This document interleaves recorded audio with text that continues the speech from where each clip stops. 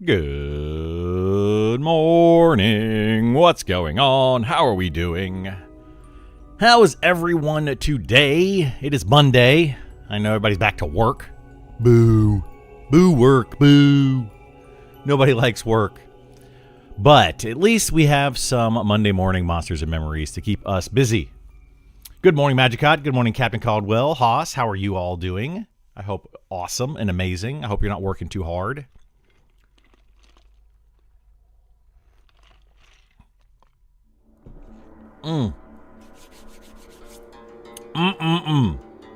Well, let's see. Doing well. Hope you had a great weekend. I did. At least there's a light at the end of the tunnel. There is a light at the end of the tunnel this week. There is. Let's talk about that light at the end of the tunnel. Let's get rid of this. Let's talk about that light. Where is it at? Under the news.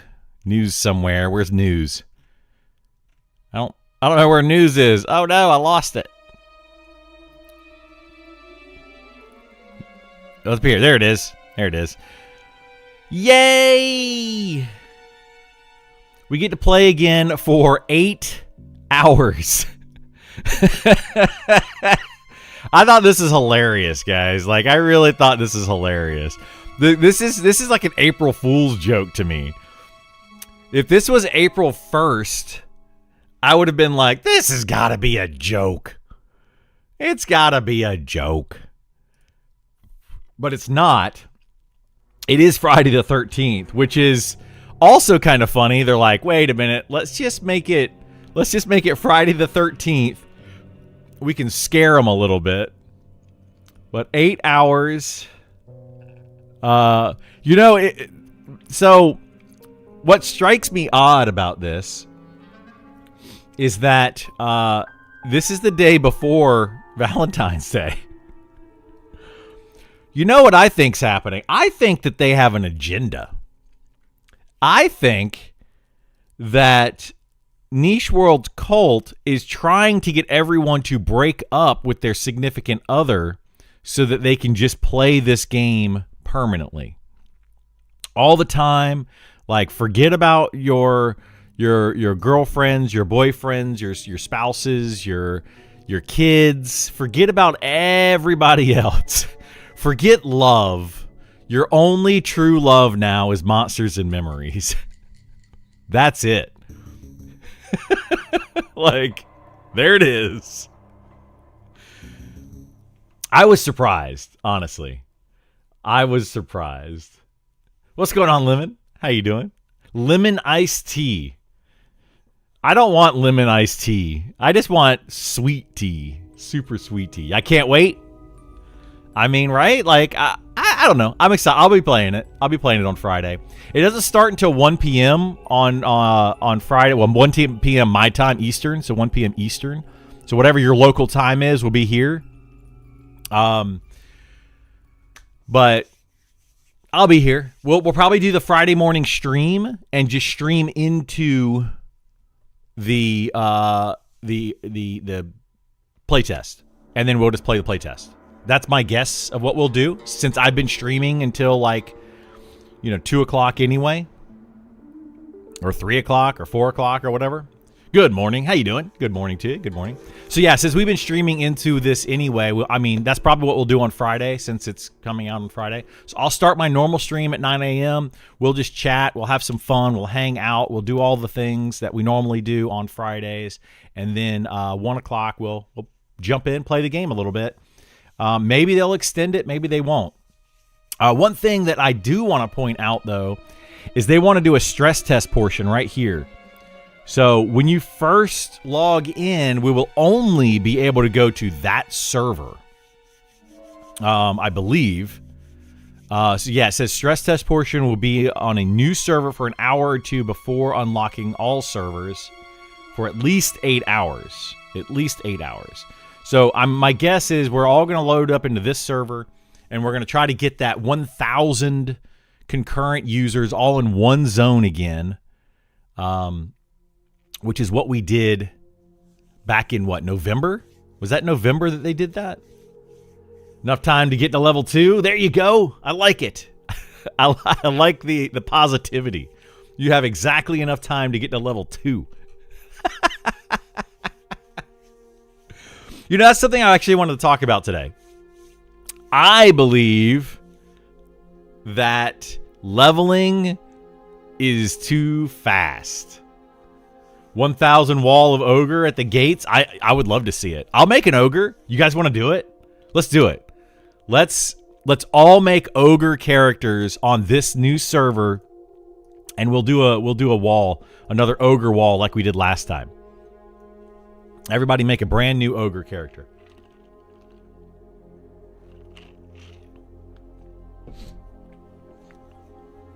But yeah, I think that leveling's too fast.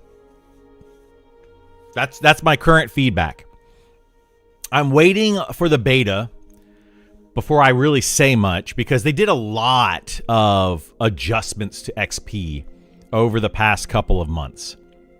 Ali specifically was doing a lot of adjustments to XP, and he increased group XP quite a bunch. Like, it was ridiculous. Like the 4, 5, and 6 player parties, specifically 5 and 6.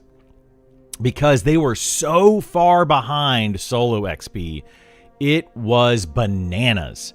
Now they are closer to solo XP, but I still think that solo, duo, and trio is still the fastest way to level. And I think with the increase, the way that they increased all the XP, it is still far too fast. People are going to be hitting max level within, I would say, less than a month as it stands right now. Right around a month is what it's going to probably take some people to get to max level. And that's playing, that's you know, the hardcore players that are playing a bunch. But I don't know, man. I don't know. I think time to kill is too fast. I do too. And make them all Criddle Fan 1, Criddle Fan 2. You don't have to do all that. But yeah. I think I agree. I've only been in a couple playtests at this point, but my worry is that gear gets outclassed too quick. Yeah. I was reading that a lot of people, I think 1 to 45 is too fast, and 45 to 60 is either slow or just right. Yeah, which damages the purposes of the trade skill, you know, low-level questing gear. 45 to 60 feels too slow, is probably good. Yeah. So I think that the 51 to 60 is about right. But I think what we need to do is, I mean, in all honesty, I would double it. That might be too much. It might be overkill for a lot of you, but I would double it. A month for a hardcore to hit max levels too fast? Yes. And here's why. Here's why. Like, I know that sounds kind of crazy, right? I know that sounds crazy, but the entirety of this game is supposed to be the journey from 1 to 60, and then some content at level 60. We are already having these big discussions about what are we going to do at level 60? What are the raids going to look like? What's the end game going to look like? Et cetera, et cetera, et cetera. These are already topics that people are talking about quite a bit. So right now, what I see happening is people are going to, especially the level 1 to about 20 or 30 range, we're going to be pushing through that way too quickly. And you're going to be going into places like Wormsbane, and then you're going to be out of Wormsbane in less than a day. You're going to be literally in and out of Wormsbane in less than a day. You're going to be in and out of Ancient Crypt in like a day, maybe 2 days. That's a couple of days out of your, hopefully, years of this game. That means that we're going to end up with the same situation as you have in EverQuest, in World of Warcraft, in other similar type of games, where the lower level dungeons become completely obsolete. People go into them, they do them very quickly, they out-level them, and then nothing. So currently that's where we're at.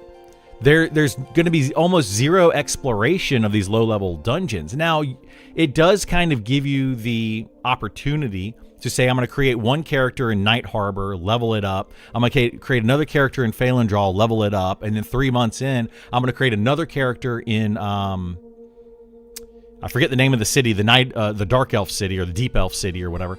I'm going to create another character there and level it up, and I'm going to get a different, leveling for those low-level zones, and I'm going to be able to explore all of those. But you have to make 3, 4, 5, 6 different characters just so you can see all of that content.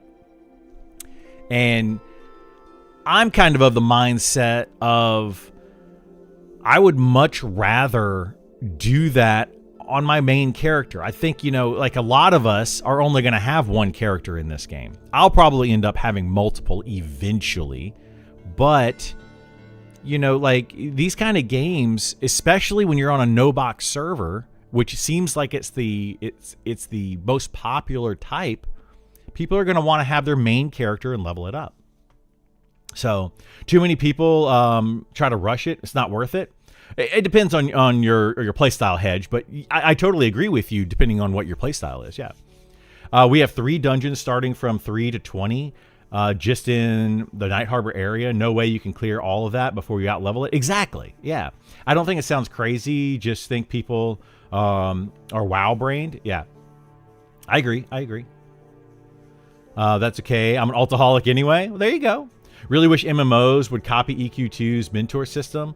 Help friends play. Yeah, that's another good one. I really like that, Italica. I use that quite a bit, actually, because I had a few friends that started playing EverQuest 2 in Tier 6. So when they went to the desert, Flames of Roe, or whatever it was called, when we went into that, and I had already, maxed out my character, level 50. I had all this great raid gear and stuff. And then we went into level 60 stuff. And I had some friends start up, and I'll say, hey, I'll get to 60. I'll come back and I'll mentor you. We'll play some stuff. And they got an XP bonus. You also got XP for your level. I also really like how Final Fantasy 14 does it. I don't know if they could do that in this game, or how that would actually function, but it would be cool.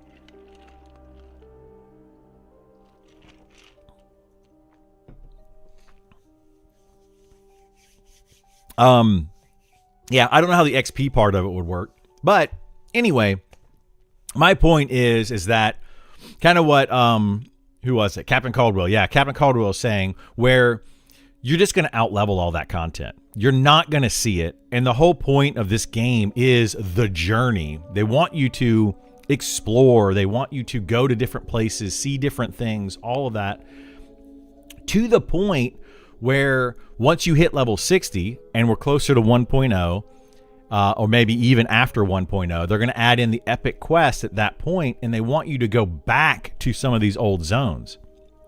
And I think that's a cool idea. It's great. It's like, hey, it's now telling you have to go back to these old zones and redo content that you may have never seen before.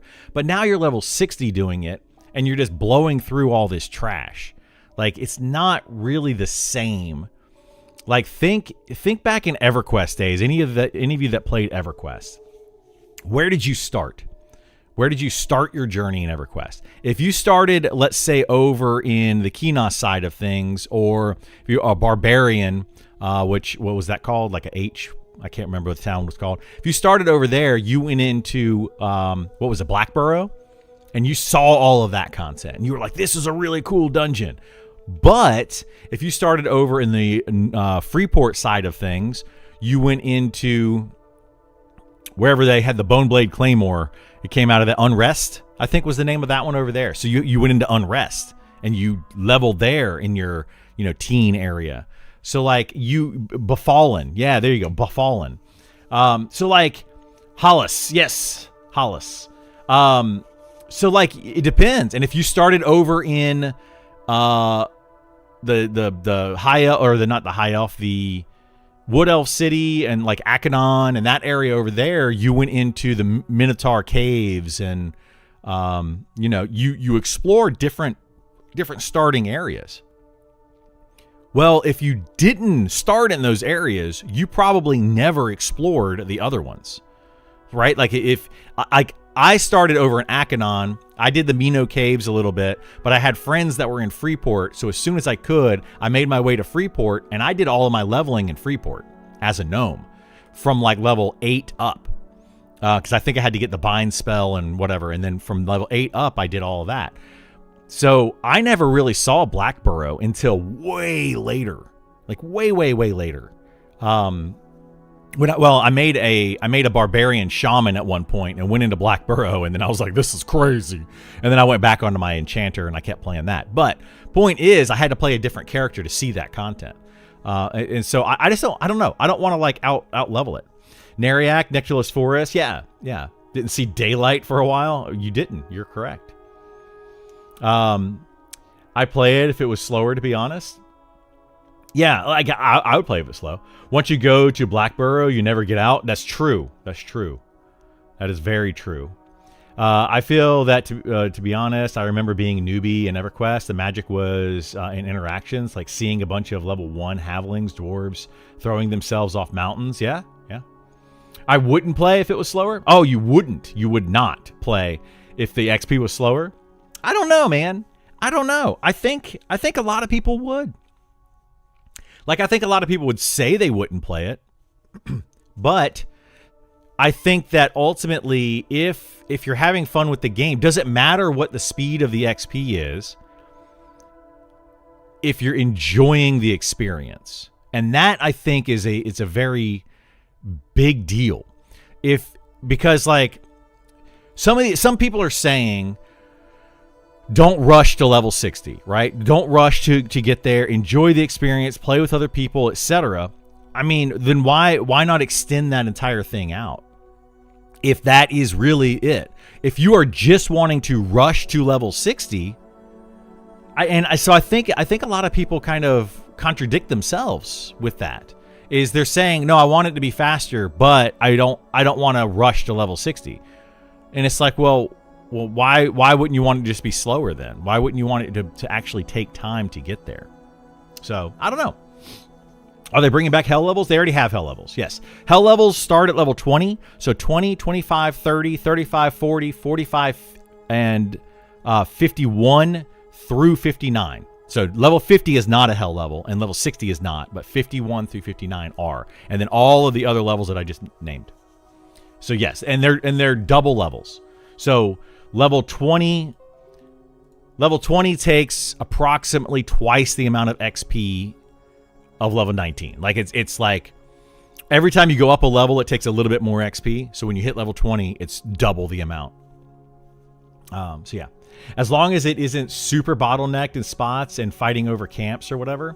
Well, I think that we're all going to have that. Is it possible they lowered the XP so more people had a chance to test level 60 stuff? I don't think so, Captain Caldwell. I don't think they did that. I definitely would prefer a much slower leveling process, but if it meant I felt like a part of the world and felt like I was really adventuring with people, exactly. That's where I'm kind of going with it. Patiently waiting for servers that won't be wiped in Pantheon and Monster Memories to do a proper deep dive. There you go. Pantheon will be a lot longer, if ever. I would love to see the time to kill increase. Me too, Knuckles. That's been a big discussion down here in my post about necromancers. This one has been continuing to go, and right here, like Fojack here said, increase time to kill. I think this guy somewhere up here, other people were saying increase time to kill. A lot of slow down time to kill. Increase it, slow it down, same thing. A lot of people are saying that because like dot classes right now are not welcome. They're not welcome in parties of 6 because why use them? Specifically the necromancer, since it's a dot class. Now, yes, they do have some support and etc. and all that. We can debate that stuff all day, but yeah, look at this time to kill. Like everybody's talking about time to kill. Like everybody's talking about it. It's a big deal, right? And the thing is, they recently increased time to kill because it was too fast. Did you guys know that? Time to kill used to be faster. and they basically doubled it from what it used to be. I think they need to nearly double it again, which if they double it again and don't touch the XP, then that's going to effectively double the length of time that it's going to take you to get to max level, right? So like if you can only kill a mob half as fast as you currently can, you only gain XP half as fast. So I think that they need to do that. I think that would be their next step, not necessarily increasing the amount of XP that you need, but increasing the time to kill on all mobs across the board. I know some people are not liking that. Some people are like, no, it's already too tough, blah, blah, blah, blah, blah. But I think they need to do that. Personally. That's just my unpopular opinion.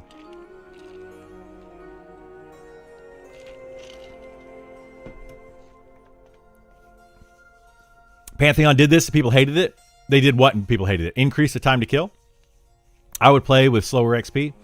I think a lot of people would play with slower XP. I really do. I think a lot of people would prefer the XP to be slower. Because if you increase time to kill again, you're going to nerf nukes. Well, okay, so that's a whole different conversation. Make mana more of an issue and make sustained melee DPS even stronger than it already is. So, Stranger, you are not wrong, right? You are not wrong. And this is a valid, it's a valid argument, right? But it's not a valid argument if you really think about it, because you're basically saying increase time to kill. Well, that's assuming you keep everything else the same. I'm not saying necessarily keep everything else the same. I'm saying increase the time to kill and then adjust things accordingly. So like, I think that spellcasters right now are in a bad spot. Wizards specifically, when they're doing solo damage, are in a bad spot. Or not solo as in quad kiting solo, but solo as in single target damage. You put a wizard into a group of 6 people, they're terrible. They're terrible. So that's a completely different discussion, right? So melee is king. I agree with that 100%. Right now, melee is king for an XP group. When you get into in-game content or killing bosses, you know, having some spell damage and utility and all that kind of stuff definitely comes into play. They could just reduce mana cost for casters. Well, there's a lot of things that they need to do for casters, right? So that's a different animal completely. I'm talking about just increasing the time to kill and increasing the length of the game from level 1 to 60. That's one conversation. Now, how do we do that is a different conversation. You know, when you start talking about casters and direct damage nukes and dots and all of that kind of stuff, those all need to be looked at and adjusted. Absolutely. You guys are not wrong with that. I will not argue that. I may have even talked about that down here in the Wizard chat recently. Where's Wizard? No, I don't think I did post on it. But like, yeah, the DPM issue. Like, people are talking about it right here. I've been hearing a lot of streams that Wizard has good burst DPS but falls off in later game due to lower consistent damage. And I agree. You know, like, I don't know what streams this person's talking about, but this stream, I'm talking about it. So, yeah. Just speed up dot damage and you fix dot classes? Yeah, not really. If it used to be 10 ticks, make it 20 for 3 ticks. Problem solved. Well, it doesn't solve it. It just changes how it works, right? Slow the game as a whole down even more, and you'll bore new players. I mean, and that's the argument, right?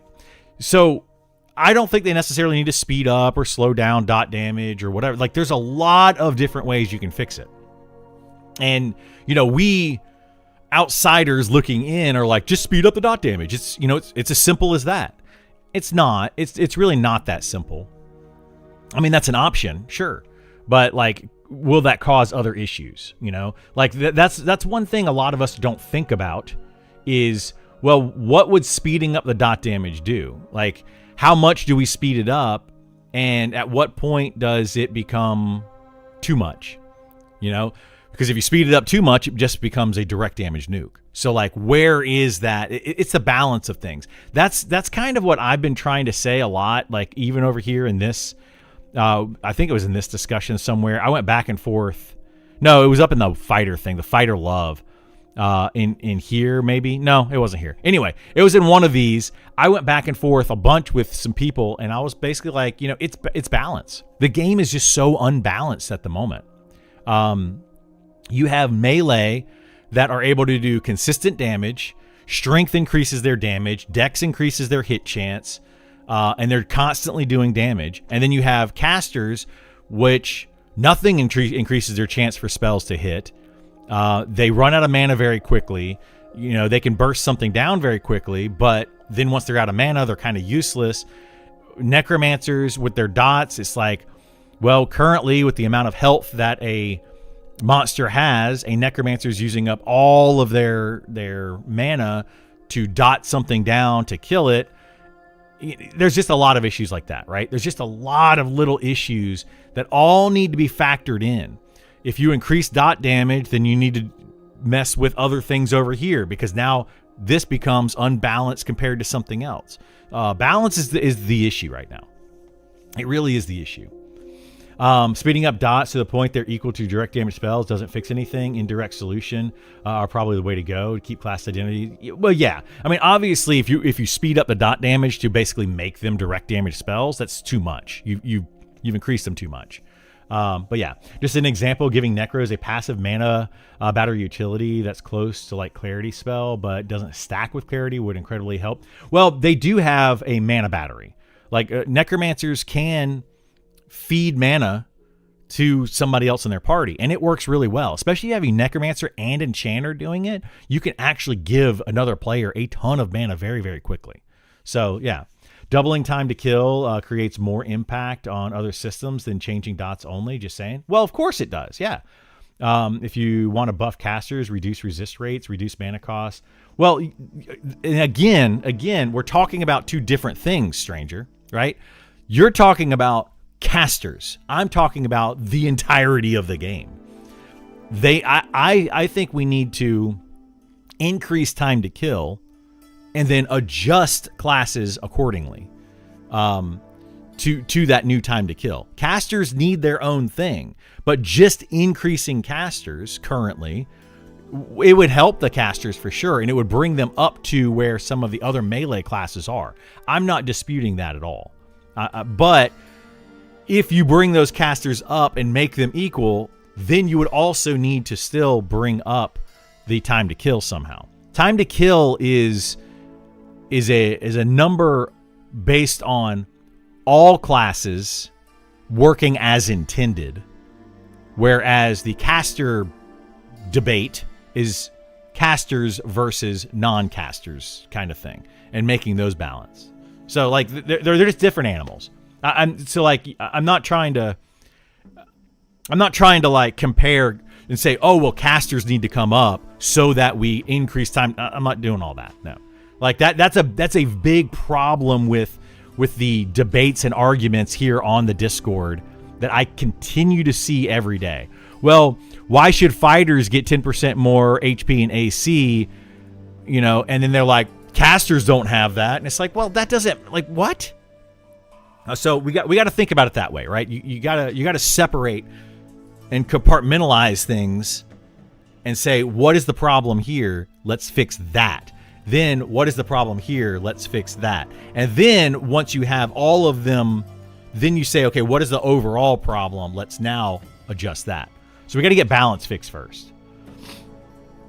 What about you apply a dot and it equates to 200 damage over 10 seconds, but if the monster drops below X amount of HP, remaining. Yeah, there's a lot of these things. Incredible. Like, there's a lot of those debates and different suggestions over here in this dot thread. Some of them are speed up the dots as the HP drops. Some of them are give the necromancer ways to instantly do all of the damage. Some of them are if you have dot damage or ticks left and then the mob dies, you refund that amount of mana. There's a lot of different options. And some people are like, no, dot damage doesn't need to change at all. They just need to give more utility to necromancers, which is it's another valid option. All of these options are valid and they're good. But which one is going to work best for this particular game with their mechanics, with their formulas, all that kind of stuff. That's the problem. Our group comp currently has a Necro Paladin as a healer tank substitute. I mean, that could work, yeah. Fat Chunk, sure. If you take the Paladin actually has really good healing, and a Necromancer can do some healing for the Paladin. It's an absolutely valid way to play, and maybe that's the idea, is like saying, hey, the Necromancer doesn't need dot damage. Maybe we can put them in as a more support role, healer, like a pseudo healer, pseudo support role, and they can lean into that rather than go dot damage for groups, right? So yeah, at this point, people will get max level in 3 weeks. Game needs to slow down. I agree with that, Ether, yeah.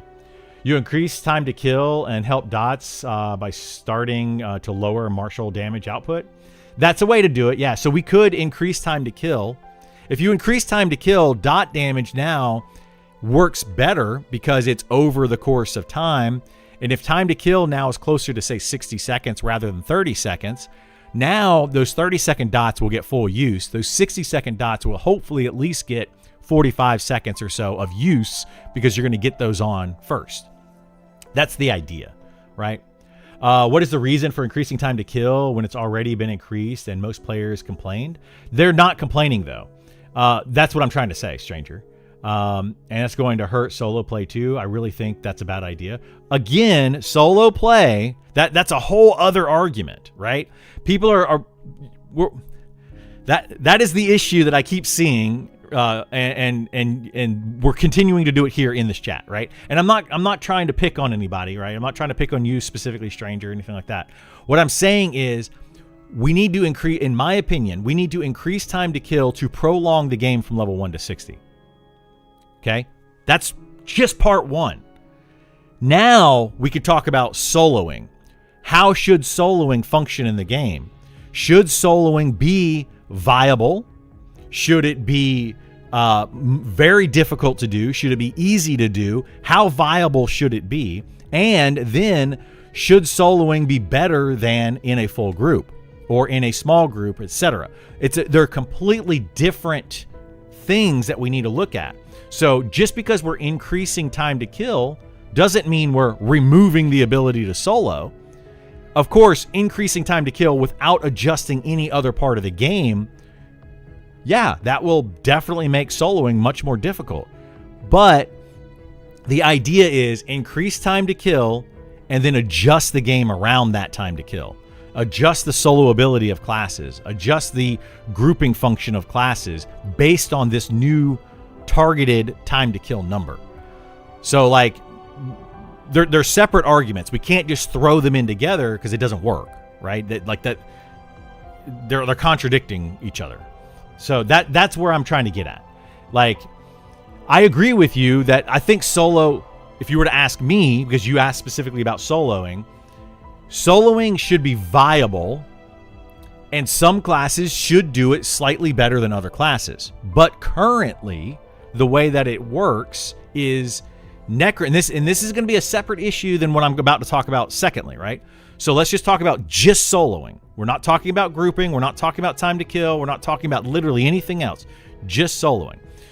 Right now, we have it where Necromancers, Enchanters, basically any charm class, and then Necromancers, if they're not charming, are really, really good soloers, right? They can solo from 1 to 60 fairly easily, and they can do that very quickly. Then you have classes like a fighter, a rogue, a cleric, a paladin, who, well, the paladin can solo really well, but very, very, very slowly. But the other classes, the fighter and the rogue specifically, they can't solo at all. Like, they literally cannot solo. If they do solo, they're killing one mob, and then they're bandaging themselves up, they're waiting forever. Whereas like a necromancer or a charm person specifically is able to solo, kill a mob, move on to next mob, kill a mob, move on to next mob, kill a mob, move on to next mob. Like, they're just constantly gaining XP. They could probably kill 3 or 4 times faster than an equally leveled, geared, and skilled fighter. And then a rogue basically can't solo at all. Like, they have 0 solo ability because all of their abilities are from behind the mob. Excuse me. So they require at least one additional person to basically level, period. So like that's the solo discussion. How big of a discrepancy should we have between the best solo classes and the worst solo classes? I don't think it needs to be that drastic where one class literally cannot solo and another class can solo better than anybody else in the game. That's too big of a gap. So we need to shrink that gap. So that means the only way to shrink that gap is to make these really good solo classes less efficient at solo. Because how are you going to make a rogue better at solo? It's going to be very hard to do without making the rogue overpowered. Very difficult. So like that's kind of another discussion.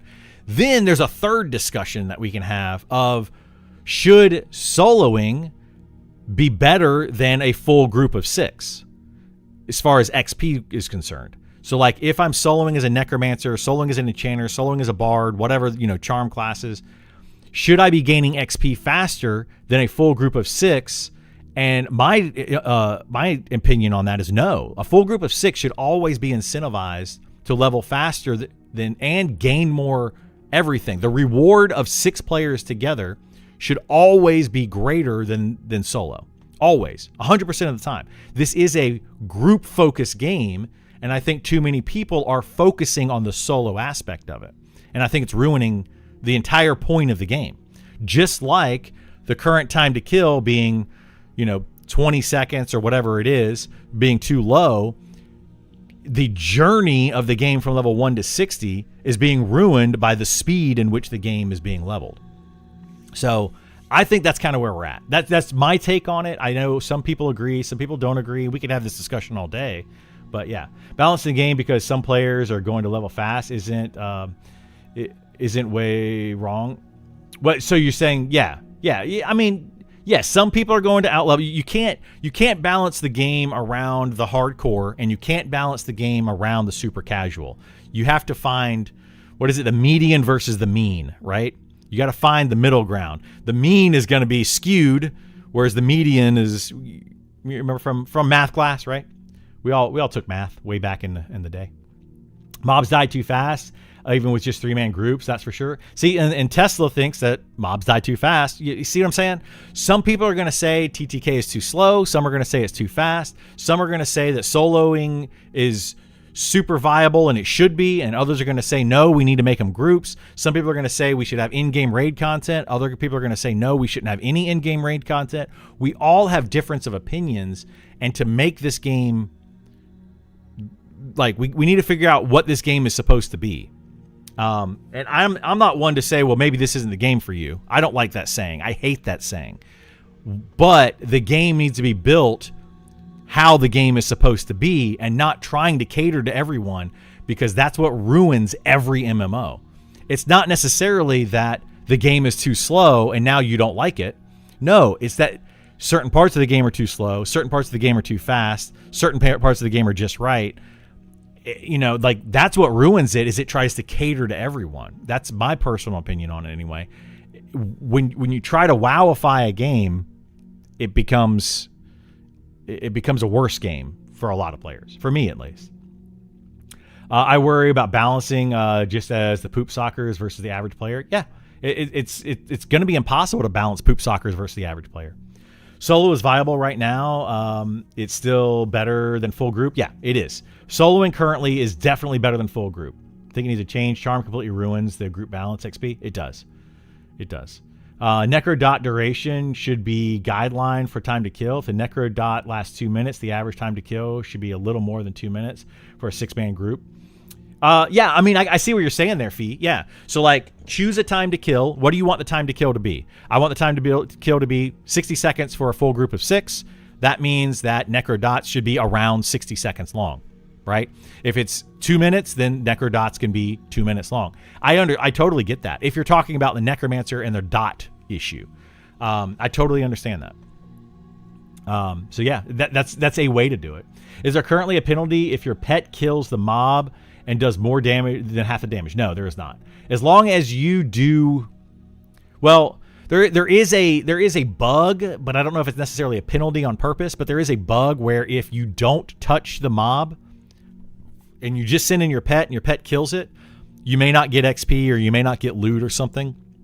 But as long as you touch the mob, do something to it, cast a spell on it, doesn't matter even if it doesn't, even it could fully resist and you do 0 damage to it.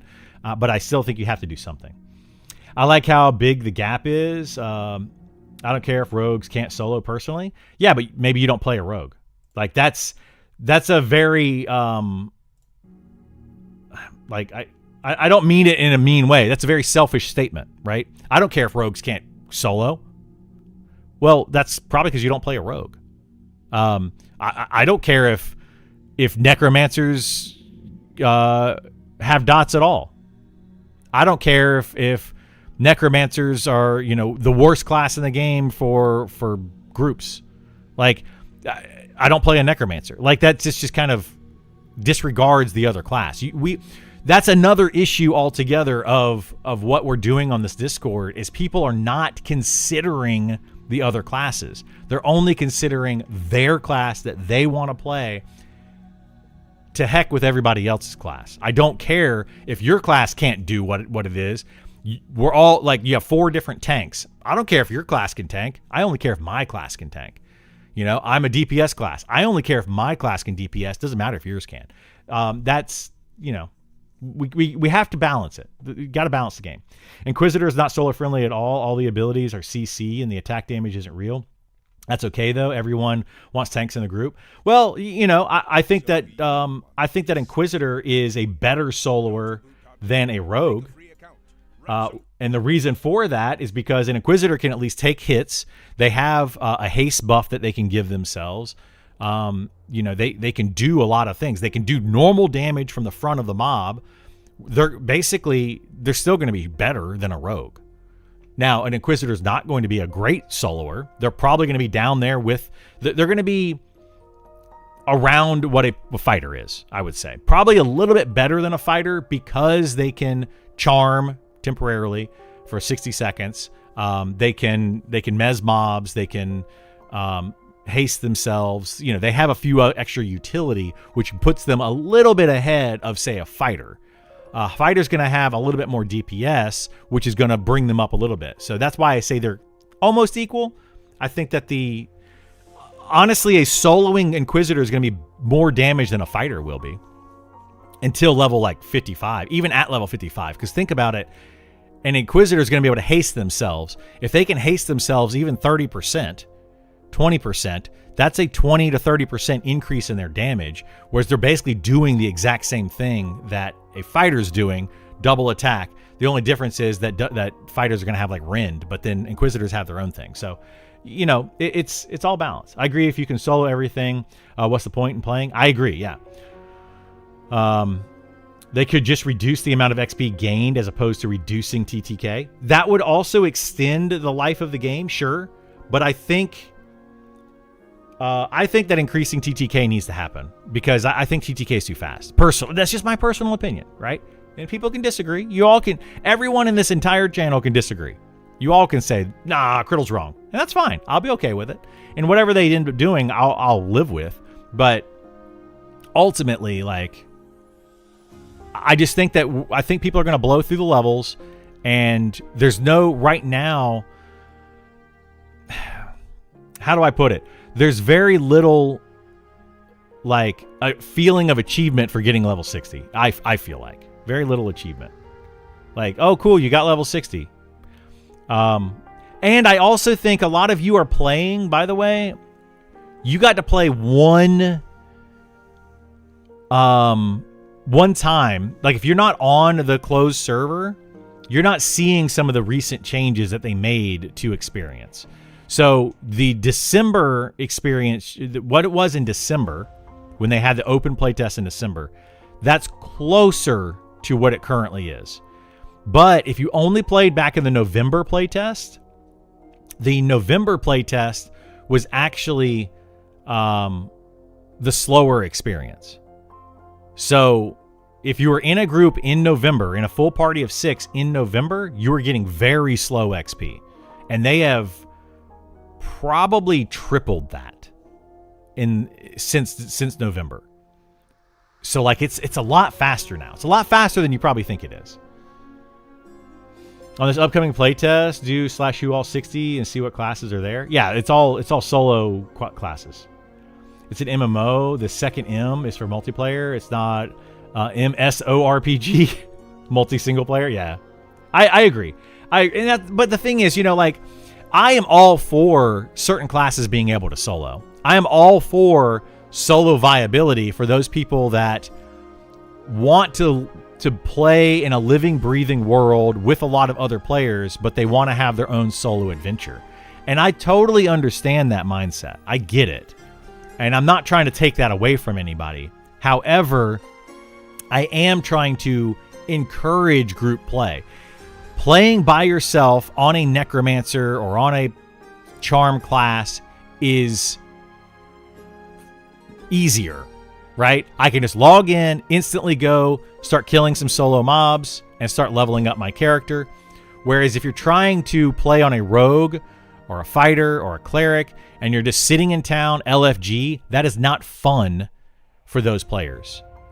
It's boring. It's very, very boring.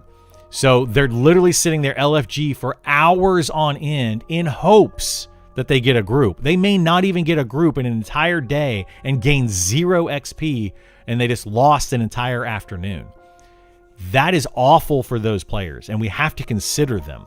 So if you have too many classes that are just soloing all day and they're not willing to group up, then it's going to be even more difficult for those classes that require groups to level up.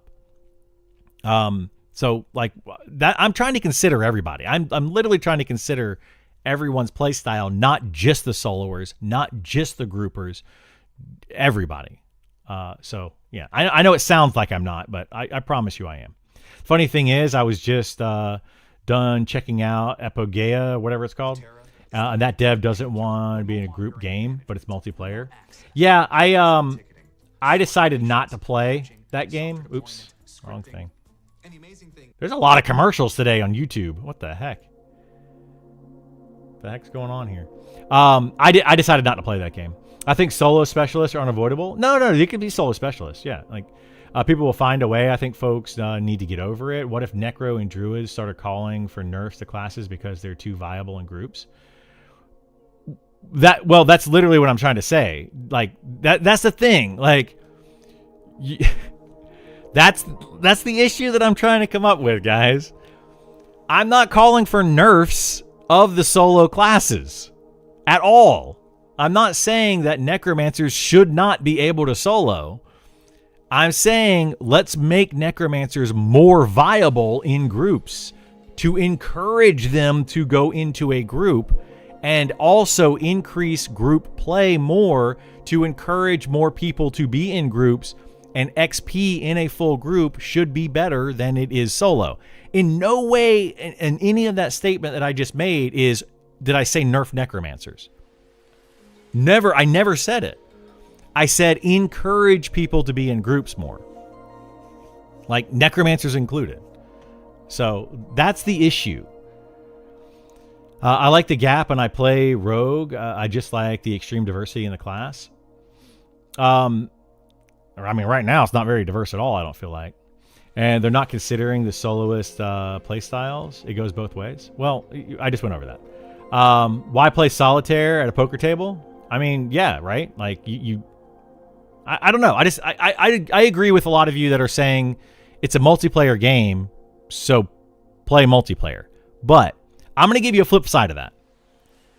It's a multiplayer game, so it's a living, breathing multiplayer world that you're living in. Some players still want to live in this living, breathing multiplayer world. They like to see other players running around, be able to interact with them for trade skills, etc. But they just want to play their character solo. And that's okay. That's an okay play style. Like, everybody's going to end up hating me by the end of this conversation because I agree with both sides. I literally understand both sides of the argument. But most people are so fixated on one side or the other side that they can't see the problems on the other, right? Like, you're so fixated that you want everything to be soloable on your necromancer class that you can't see how it hurts the group play. You're so fixated on how you want everything to work for a group and the entire game to be group oriented, that you can't see how that hurts the necromancer. That is the problem that I'm trying to portray here, is that it's a huge issue and we need to figure out a way to kind of come together in the middle and encourage group play without discouraging those that are soloing. You see what I'm saying? Like, that's what I'm trying to get at. And I know I'm probably not doing a very good job of explaining it. Everything in classic EQ is damage sponge. That's the vibe. I mean, that's a way to put it, yeah. Glad I'm not the guy in charge. I know, right? Like, dude, I would hate to be Sean right now, because actually, I would hate to be Nick right now.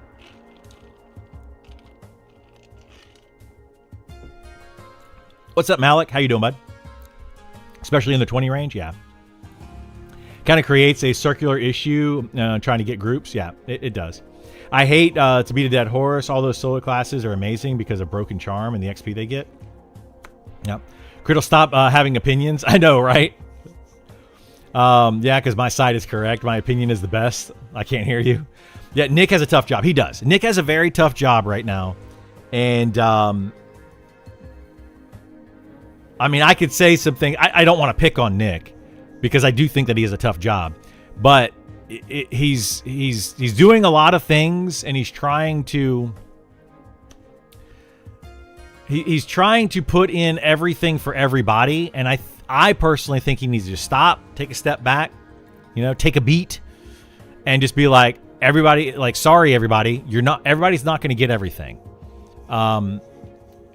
And I know that's not going to be what some people want to hear, but I think that's what needs to happen. I saw, where was it? This one right here. I literally read this morning. This right here was an eye opener to me of this exact conversation. Rogues get sapped, which is pretty conditional. It requires to be stealth and can't be in combat, but it can only have one, right? So they get sapped. Since this will be a small group game, it kind of makes sense that we give some of the other classes some hard CC. Okay, do you not know about what the other classes are?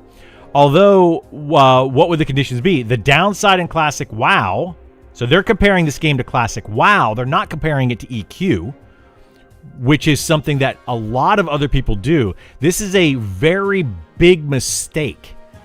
It's not necessarily comparing it to WoW, but to compare it to another game. Let's talk about Monsters and Memories, not talk about another game. But they're comparing it to Classic WoW. It couldn't be damaged or broke, and it recovered all its HP. Is this enough? Literally, they're talking about the Enchanter, or the Bard with Mez, or the Inquisitor with Mez. That's literally, they just don't realize they're trying to say the Wizard should get it. We already have multiple classes that have this ability, literally have this ability. But because they played in Classic WoW, they don't realize the Enchanter is that class. So, like, this is what the problems, part of the problem is we have people from a very diverse background of MMORPGs, and they're focusing in on their one class. This person knows about rogues and apparently wants wizards to have the same thing. And it's like, but do wizards need it? No, we have enchanters, we have bards, we have a necromancer can CC undead. You have the root spell that is a poor man CC that the shaman has, the ranger has, the druid has, the cleric has. There's tons of ways to CC in this game. The wizard doesn't necessarily need it. Now, outside of that, should the wizard get some form of CC? Maybe, right? Maybe. We could discuss that. That's a whole other discussion. But this person is assuming that only the rogue gets sap, and apparently nobody else does. This is just based on what this topic is, right? So, like, wizards do also have root. They can root. They can also snare. Like, there's a lot of things the wizard can do. I would think Sean would know how to balance TTK and XP gain. He's just been doing this for a while. Sean, I think, like, yes, I agree. Sean kind of knows what he's doing. He's got that, but he's been focusing on other things. And I think a lot of these things are kind of slipping through the cracks with Sean. So like, I don't know. I think like there's been some discussions that I've seen where Sean's like, wait a minute, that's in the game. Specifically the level locked raid encounter. He didn't know it was in the game. It was up here in a different thread, but he was basically like, okay, when did we add level locked raid encounters? There's certain things that just some of the devs are not seeing that the other devs are doing, and I think the right hand not knowing what the left hand is doing is causing some problems, especially now that we're getting closer to beta and early access, and it's causing some balance issues. It's causing some imbalance issues is the problem. How does Monsters and Memories compare to Pantheon? Monsters and Memories is... Well, now, depends on what Pantheon you're talking about. Are you talking about original idea of Pantheon or what Pantheon currently is in the direction they're currently going? Pantheon is going more of the World of Warcraft route and less of the EverQuest route. Monsters and Memories is going more of the EverQuest route and less of the World of Warcraft route, if you wanted me to use games as an example. But without doing that, Monsters and Memories is more of a slow-paced RPG feel where everything is slower, preparation is key, knowledge is more important, whereas Pantheon is going to be a faster paced, more dungeon crawl kind of game. Monsters and Memories is a sit and camp, grind XP kind of game, whereas Pantheon is going more of the dungeon crawl, move around a lot kind of game. So that's how they're kind of different. Hopefully I explained that all right. Pretty sure Sean in his last stream said he can't compare Monster Memories to another game because it is far from anything else in the market. You can't. You can and you can't. Monsters and Memories' closest game to compare it to would be EverQuest. That's its closest game, but it is a different animal, and I'm frankly am tired of people comparing it to other games. Now, as gamers, we're going to do that. Well, what is Monsters and Memories like? Give me an example of a game that Monsters and Memories is like. It would be EverQuest. It would be EverQuest with a mixture of a lot of other MMOs, the ideas from other MMOs coming in. But yeah, it's a different animal. Necro and Shadow Knight have undead mez. Druid have animal mez. Elementals have too many already. Yeah, there's a bunch. Wizards have root for CC. They also have snares and knocked back. Yeah, they exactly. They have a lot. So like that's kind of my point is like this person's coming in with World of Warcraft as their base and saying Monsters and Memories should function like World of Warcraft specifically for wizards or in that game mages, right? So like we need to get away from that. We need to say, well, what do we need in Monsters and Memories? We have a lot of classes with CC. We have a lot of classes with Charm. We have a lot of classes with pets. Like what do we need? Like we need to diversify the classes more rather than try to make every class the same. And I think that's part of the issue. I think that we need to make it to where more classes rely on other classes to do their job better. Like having a tank and then having a healer and then needing a DPS and needing a CC. Like needing all four of those classes to make a group work. But if you have some class, let's say you have a tank that can also DPS and a healer that can also CC, now we just went from 4 players down to 2 players in a party, and we're completely ruining the entire aspect of why you would want to have a larger party. So that's because certain classes are too spread out and they're too good at what they do. The Druid right now is a good example of that. It's an extremely versatile class and it's very good at a lot of different things. So, and I'm not saying we need to nerf Druid. What I'm saying is that like, if we have too many classes that are super diversified like that, then it kind of defeats the purpose of grouping up. Like you end up just basically, I can just duo or trio and I have everything that I need. And too many classes are doing that. My biggest worry is that not enough consideration is given to balance when most of the spells, abilities were typed up tacked on different classes, and now they need upset a lot of players to rebalance. Yes, I think a lot of stuff was over-tuned in the beginning, Haas, and now we're having to go back and nerf classes. Specifically, the Spellblade was way over-tuned. Charm was way over-tuned. The pets at one point, all pets across the entirety of the game, were way over-tuned. And then what we're going to do is now we're saying, oh, those were too strong. We're taking that power level down to make them on par with other classes. And everybody's like, why are you nerfing my class? Why don't you just buff the other class? Well, if we keep buffing all of the classes, time to kill is going to be way down here. Time to kill is already, in my opinion, too slow. So if all of these other classes are these are strong classes, why don't we just buff these classes? Well, now time to kill just went in the tank, right?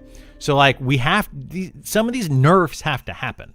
Some of the buffs need to happen. It needs to go on all sides, and the balance is just all over the dang place. I think it's going to be a big thing when it happens. Yeah, it is. Can you use Wendy's versus Burger King as an example? I can try. Wendy's has much better chicken sandwiches, and I prefer chicken sandwiches over burgers when I buy them out someplace. So therefore, yeah, Monsters and Memories is Wendy's and their chicken sandwich. That's why we're here and not on Pantheon. Yeah. I prefer the slower gameplay.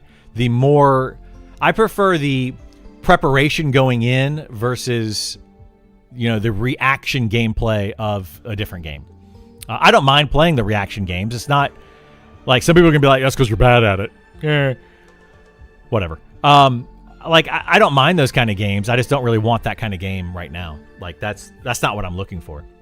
Somebody was talking about the the bone construct, and saying how the bone construct is the RNG of it. Oh, it AoE fears everybody, and everybody just runs out of the room and gets death touched. And they're like, that's dumb. I don't like the RNG of it. And I'm like, well, have you considered having people dedicated to curing fear?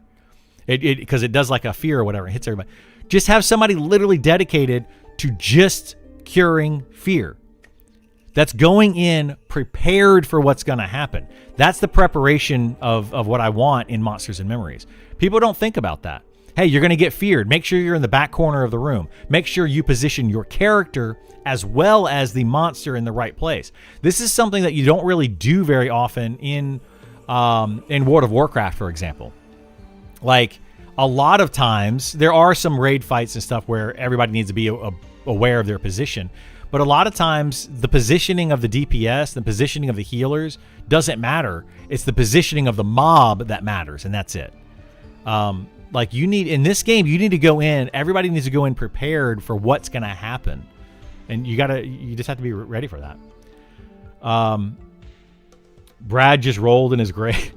Oh, jeez, yeah, dude. Like that game, Pantheon got destroyed. Once Brad left, it was over. I feel like. I didn't want it to be over. I wanted Pantheon to be good. I still want Pantheon to be good. They're just going in a completely different direction. The slap on nature to added buffs and abilities has been concerning. Just too many buffs going to be stacking coverage nightmare. I feel like they're painting bards into a corner. Yeah, that could be another thing. Yeah. I feel like I was shocked when Nick added the full fire spell line to rangers. The full fire spell line to rangers, the nuke line to shamans, the plethora of pet classes that all can function super well. Like, I just don't understand why the shaman, the druid, or the shadow knight really need to have pets that function well. Like, I don't understand a lot of the ideas. Like, and I'm not trying to say that Nick's doing a bad job. He's not. He's doing what he can with the game that he has. But I just feel like certain things that we're doing, it's like, I think we're going too much. Like, we're adding too much. Like, adding in nukes for rangers is like, wait, what? I feel like rangers should be a very high utility class with pretty good DPS and the ability to off tank temporarily. So rangers are almost a jack of all trades type of class. They have a lot, but they shouldn't do any of it really, really well. I don't understand why we're adding in direct damage nukes to a ranger. I don't think they're even going to be cast. I personally think they're just going to sit there and just be like these pointless spells that the ranger has. And at that point, why are we adding them? Like, why even put them in the game? So it will end up like WoW MOP, where it's one shot. Yeah. One shot or be one shot. Yeah. Their refactoring on haste spells was needed. Glad they did that. I do too. Yeah. I think when Nick found that, when he was like, wait a minute, 75% haste on an enchanter at the top end on the haste, like that was way too much. And I agree. I agree 100% with Nick. Like, let's bring that down. A 50% haste is very strong, especially when you stack it with secondary haste, because they had secondary haste in the game. So you had it to where you could get like 150% haste at one point. Now you can get like around 100%. They knocked down 50% of that haste. That's partly why melee were so strong, is because a melee is doing this much damage. Now you're doing over 100% more damage with their haste abilities. 150% haste is huge for the DPS of a melee class. Crazy. I prefer FD that works. Yeah, Monsters and Memories, FD works. Pantheon, FD is like, what? Ditto, prepping for a big fight, a big XP camp, then holding it down for a few hours is so fun. I agree. I think that's awesome. I love that gameplay. Be interesting to see what each game is like by the time they full launch. Yeah, I think that Pantheon is going a direction that it's going to go, and I don't think it's necessarily in a bad direction. I just think it's going to be made for certain players, whereas Monsters and Memories made for different types of players. And like we went into earlier, and I don't like to say, one of these games is probably not going to be for you, and the other one, both of them may not be a game for you. And that's kind of the and I know a lot of MMOs are saying that, right? People that were playing Ashes of Creation, maybe this game isn't for you. People that are playing Pantheon, maybe this game isn't for you. Monsters of Memory, same thing. All of these games are maybe the game isn't for you. And I hate that term, even though I'm using it right now. But it's true. Right? It's true. If I don't like platformers, I'm not going to go play Mario. Right? Like, I can't go into Mario and be like, no, sorry, this isn't a camp grind game. Okay, maybe that's not the game I'm looking for at the moment. Because it's not well, it is multiplayer, but not in the same sense. Like, you're not sitting there grinding out camps. It's not an RPG, etc., etc., etc. Even though they do have Mario RPG. But I wasn't a fan of the remake of Mario RPG. I thought it was kind of bad. I'm not a fan of adding elemental damage to Rangers. I don't mind the elemental damage, but I think it should be exclusive to what druids get. Like, Rangers are all about nature. So, like, I don't mind it being like, you know, like watered type, like they call upon nature or whatever to do certain things, kind of like druids do. But I also don't like mixing in ranger with the druid. I think these hybrid classes need to be separated. So, like, a ranger shouldn't be a druid fighter. No, it should be its own thing. A shadow knight shouldn't be a necromancer fighter. Own thing. A spellblade shouldn't be a wizard rogue. It should be its own thing. Like, that's my preference on it. As a shaman, take my pet and my nuke and improve the effects of my stat buffs and efficiency of my heals and dots. Yeah, I would be for that, Hoss. I don't know if we can improve the efficiency of heals too much, because then you're going to start getting into cleric territory. If you improve the efficiency of a shaman heal to the point where it's equal to that of a cleric, then the cleric needs to have more utility to compare with the shaman. And I think that's kind of where the problem would lie. But I do agree that, you know, take away the nukes and add more to the shaman in a different way. I think better dots on the shaman is absolutely a great way to go. Add-ons in WoW have taken people's ability to think and movement raid strats. To some extent, yeah. We could talk about that all day. Like, I could go into World of Warcraft and how easy and or difficult it is. I think that they made World of Warcraft too easy for level like 1 to max, like just the leveling process with their add-ons, but the in-game rating and Mythic Plus scene, it requires those add-ons. Otherwise, you wouldn't be able to do those dungeons and those things because it's too difficult to do without the add-ons. So I don't know. It kind of goes both ways. FD works until it randomly doesn't.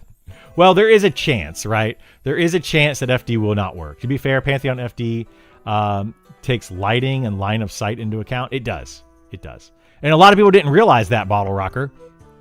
A lot of people don't realize, like, when you're pulling as a monk, it's more than just pressing FD and then standing back up. I don't know why people think, oh, I can just press FD and I should be able to feign death. No. You need to go around corners. You need to, break line of sight. You need to try to separate the mobs. Use your terrain to your advantage. But I don't see monks doing that. There's a monk in my group that does that, and it took him some time of practice and patience and stuff to learn that. But that's how it works. I mean, yeah, you gotta. It's knowledge. Knowledge is the biggest thing in Monsters and Memories. It really is. The more they work on Pantheon, the more Monster Memory sounds amazing. I agree with that, yeah. Random FD failure is important. I agree. I don't. It shouldn't be 100% chance. I only like my scams when they're built on MLM scams. My games. Wait, you only like your games, not your scams? Golly, dude. So many scams out there. Occasional FD failure is fine. In Pantheon, it's more than occasional. Yeah, in Pantheon, it was like...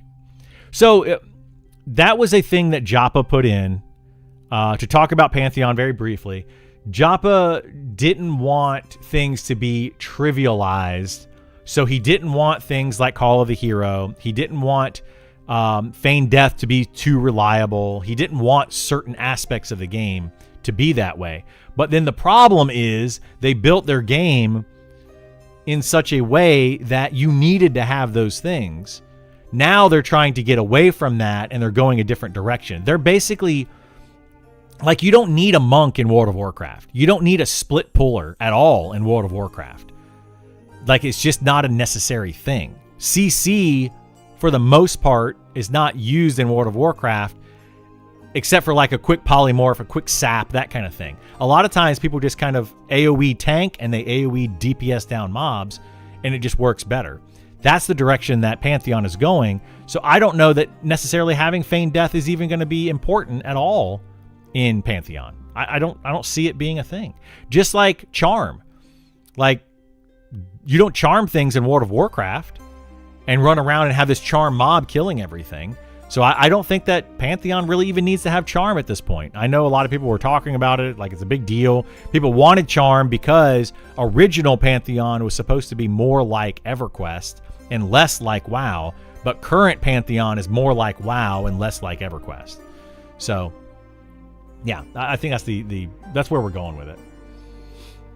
Cleric just needs mana. Other than that, Cleric healing is good. Yeah, I think Cleric healing is good with their rune shields, their stun, their what else can they do? They can remove root if they fixed it. I think they did. Hopefully they did. Their damage and vulnerability. Cleric is in a pretty good spot, I feel like. What is this? Mentioned? I was mentioned somewhere. Moving spells between spell books. That was where we were discussing, yeah, being able to move spells between spell books. I was talking about that the other day. Was sad when the Inquisitor went from anti-magic specialist to an enchanter hybrid. Hope they take another look. That's exactly where I was going with. Like, the Inquisitor is a enchanter fighter mix.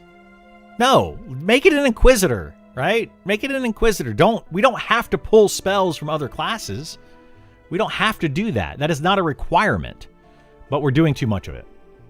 This game isn't for you is the only used as an attack by gamers against any legitimate criticism of their game.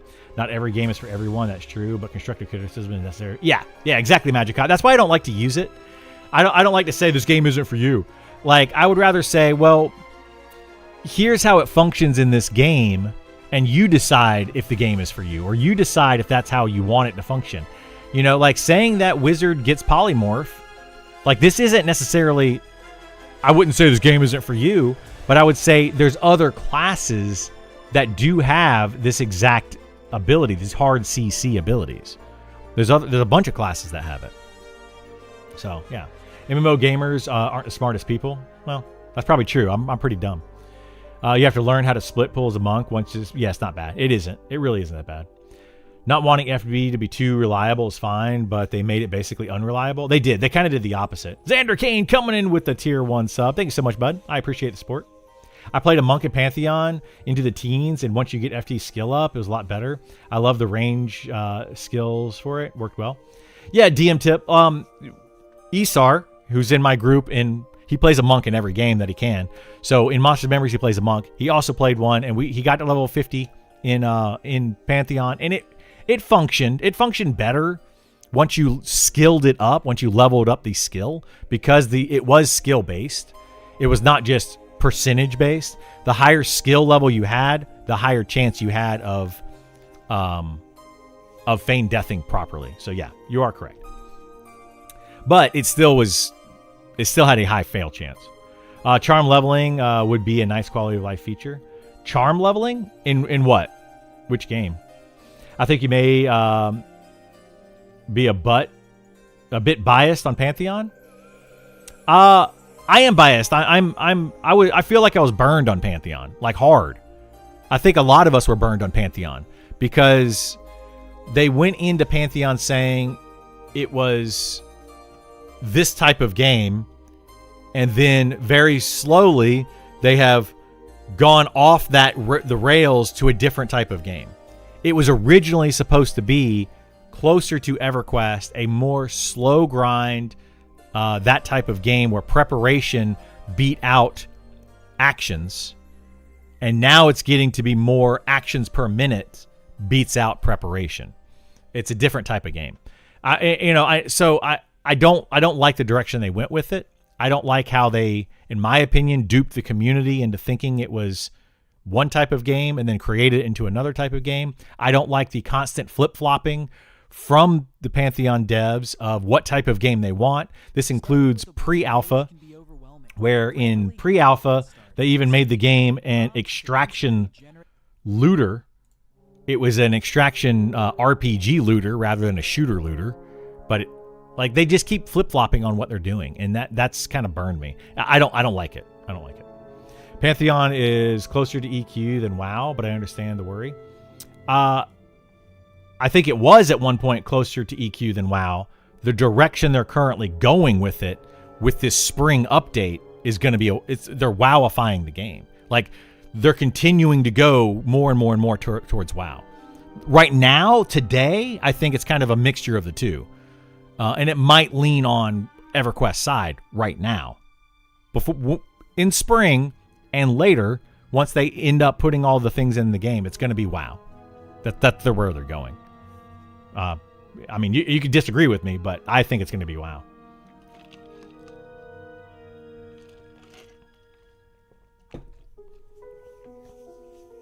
Thoughts on the stress test time frame, 1 p.m. EST? I'm okay with the stress test time frame. Yeah. So if you guys don't know about the stress test, it is coming up on Friday. I don't understand why they did it on Valentine's weekend. So it's going to be Friday the 13th, starting at 1 p.m. Eastern. Your time will be here, but I live Eastern, so it's just 1 p.m. Eastern. And it's going to last for at least 8 hours. I think they're just trying to stress test before beta goes in. I'm surprised that they're only doing just that. I expected them to do a weekend test on the 21st, that weekend, and allow people to play it more before beta goes in. But I don't know. I don't know what their plan is. I mean, I don't talk to the devs directly, so I don't know what their idea is, why they're doing all this kind of stuff. But we'll see. We'll see what happens. Like charming animals for druid, charming undead for necros, using them to grind. You can do that. Yeah, you can do that right now, Spoonbard, in Pantheon. Really, or sorry, not Pantheon. Monsters and Memories really well.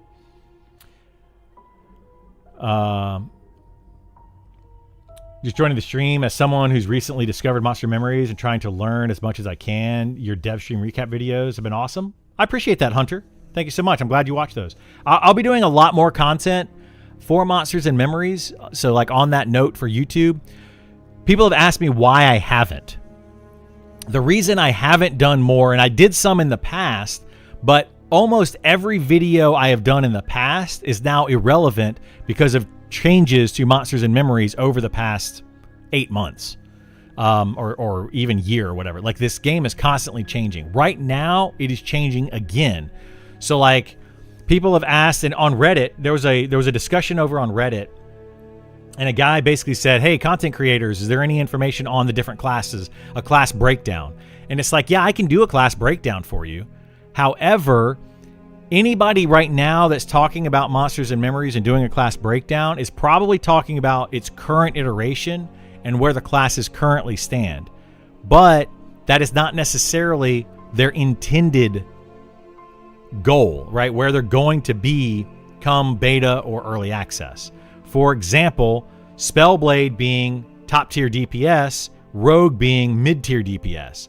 That needs to be flip-flopped based on what they want to do, what Nick wants to do with the classes. Because Rogue is more of a martial class, it's going to get very little utility, high DPS. But the Spellblade is supposed to have decent DPS and more utility. The Spellblade and a Ranger are going to be very similar as far as their DPS output, their ability to tank, and the amount of utility that they have. I think the Ranger is going to have slightly more utility, and the Spellblade is going to have slightly higher DPS in the end. I think that's what's going to happen, but they're going to be fairly equal balance-wise when it comes to that. Your Rogue and your Wizard and your Archer are going to be definitely higher DPS. At least that's the plan. And that's why I'm not making a lot of content, though, is because these changes are happening too quickly, and it's hard to say, here you go, right? I want to make one about tanks and healers and then DPS and then utility and, you know, like a video on all of those things so people can pick the right class for them. But I kind of want to do that as we get closer to early access so that people know what they're getting into. I don't want somebody to start on a Spellblade expecting it to be high DPS and the ability to tank, and then it ends up not being that in early access. Like, if I say right now what it's going to be, they may change it. So, yeah. But anyway, I do appreciate you watching my videos, Hunter. It helps a lot. Helps keep me motivated to continue to make more videos. So thank you so much for stopping in. I stopped with it due to the direction, Monster Memories, more my speed. Yeah. Once Pantheon changed the art style, I knew it was done. I didn't mind the art style. I like, the art style doesn't bother me. I don't care what a game looks like graphically, as long as the game is fun. I personally love Monsters and Memories art style. I really, really like it. I know it's low poly count, and a lot of people are just like they turn away. They instantly look at it and they, I don't want to play that crap. That looks like garbage. I like the art style, but I don't like the art style of World of Warcraft, to be honest. But I had fun playing World of Warcraft, so I don't mind. My goodness, dude, there's so many commercials today. Holy moly. That's craziness. Sounds like Sean does want to talk, though. Sean did say in his last stream, when we rated him, he wants to try to have a discussion. So, I don't know. I would love to chat with Sean. Hopefully we get a chance to actually chat. I'm going to reach out to him maybe this week if I don't hear from him, you know, and see when we can schedule a call and just chat about some stuff, because I don't know what he wants to chat about. I don't know if it's about streaming, if it's about Monsters and Memories, if it's about, I don't know what it's about. But he mentioned that he wanted to. So I would love to do that. Most people are working, so just my thought, but maybe they want to capture EU. Yeah. Agree with you. Recaps are awesome. Thank you. Yeah, thank you so much, School. I appreciate that, bud. Yeah, that makes sense. I'm sure things will continue to change as well, but it's been hard to find information content about the game rather than just hype videos. Yeah, Hunter, I can give you all of the information you could possibly want about this game right now. My content my life right now, as far as content creation and my gaming life, is 100% Monsters and Memories. It's literally all I do. So if you have questions, I have answers for you. If you have development questions, I can give you my opinions. I don't know much about the development, where they're going, what their plan is, because I'm not a developer. But as far as playing the game is concerned, I can tell you so much. So feel free to ask any of your questions. I will try to also make some new videos for YouTube, especially as we get into beta and early access. I will get you guys all the information, I promise. I'm going to give you all the information I can possibly give you. Just certain things that we can't talk about and are constantly changing. Thoughts on Project Gorgon? I love Project Gorgon. I think the idea is great. I think for a single person team, it was a husband and wife team. I think that they did an amazing job with that game. I played it several years ago with some friends of mine.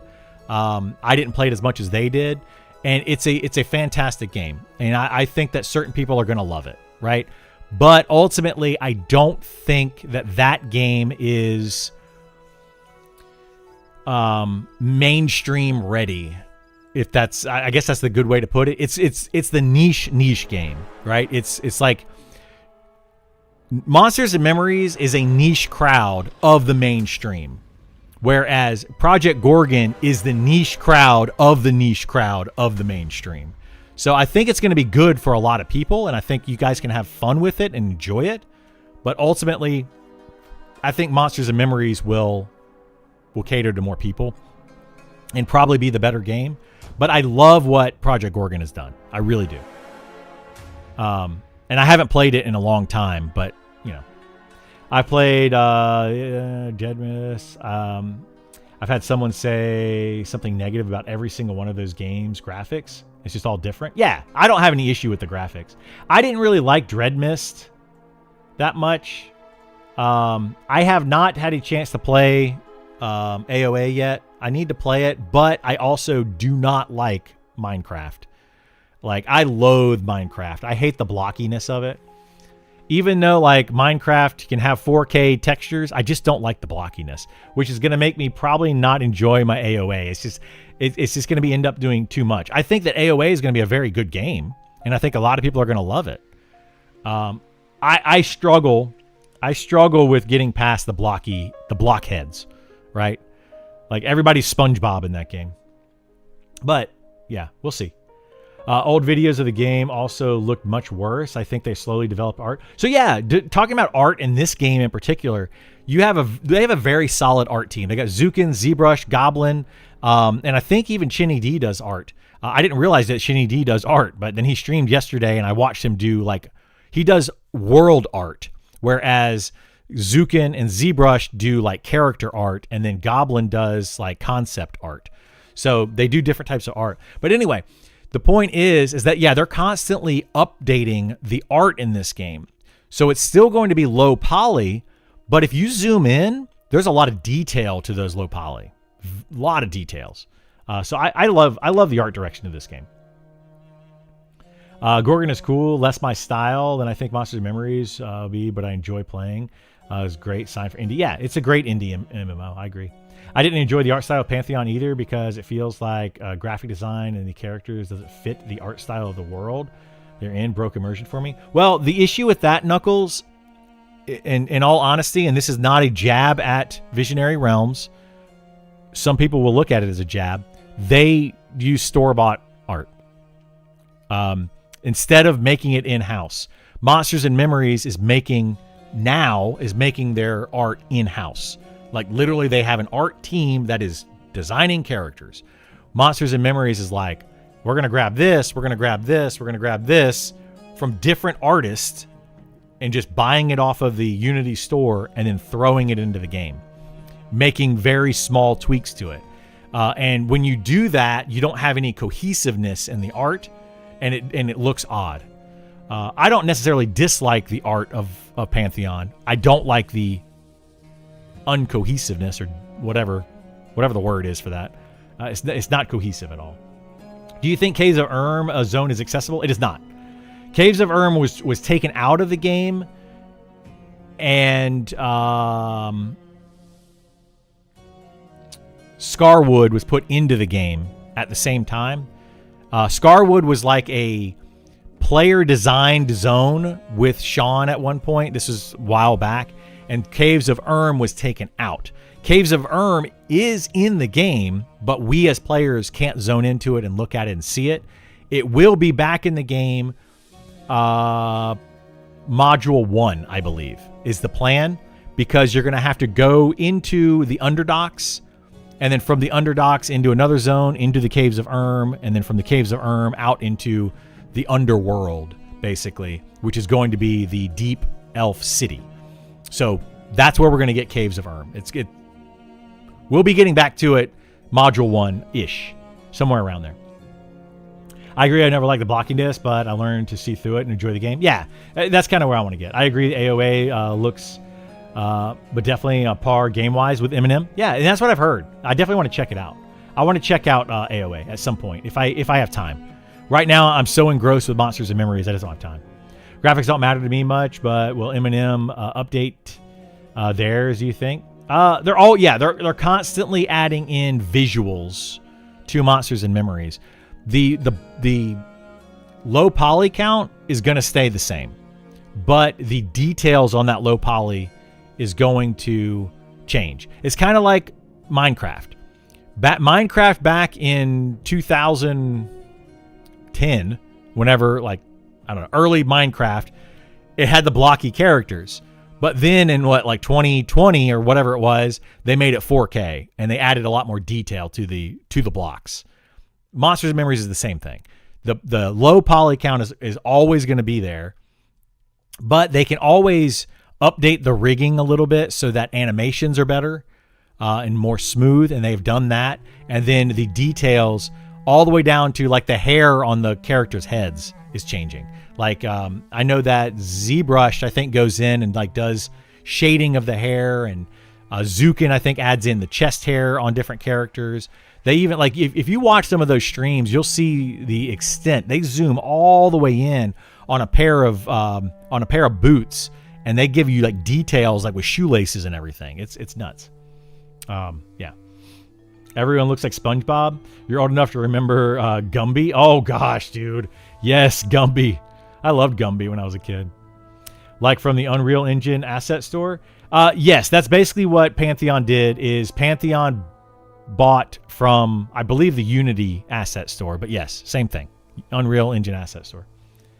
Yeah, that's where a lot of their art came from. And then they made adjustments to it after they bought it, right? They made some slight adjustments to it.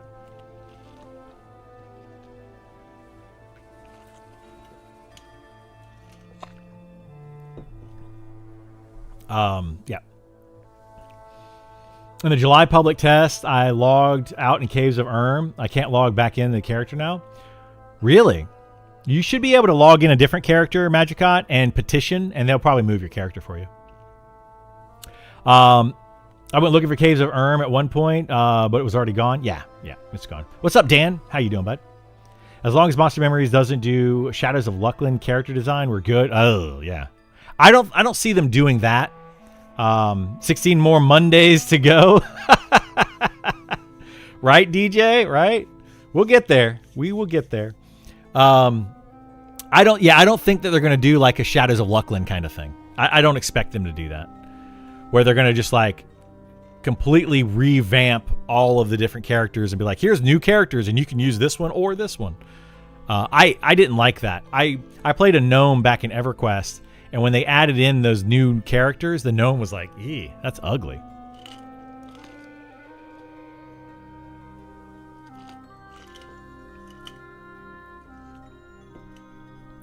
A new hairstyle's already in the game? I don't believe so.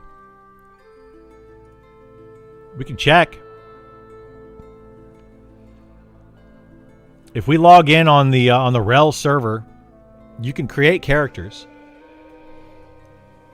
So like and anybody can do that. We can look. I don't think they are though.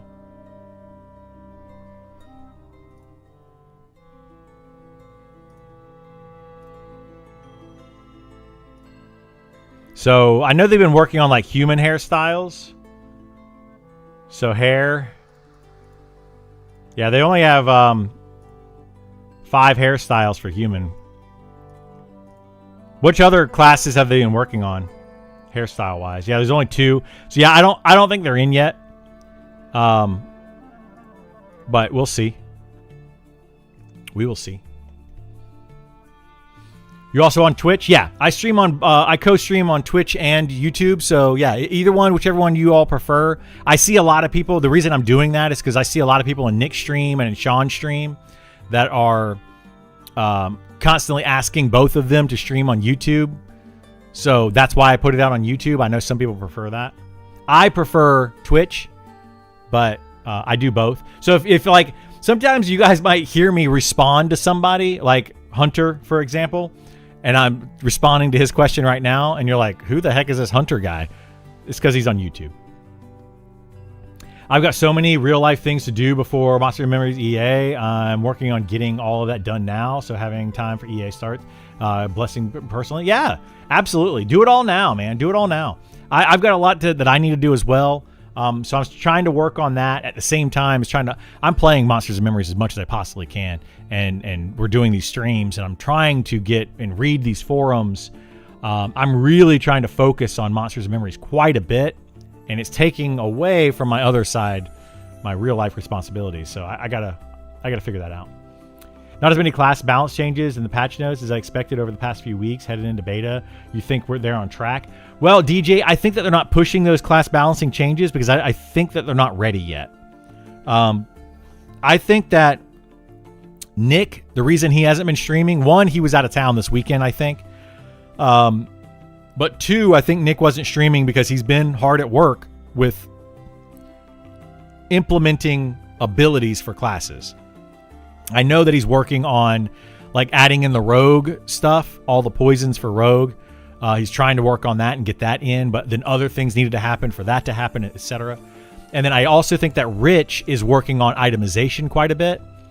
And we're starting to see some itemization changes, but I think that that's all going to come in one big patch, hopefully soon.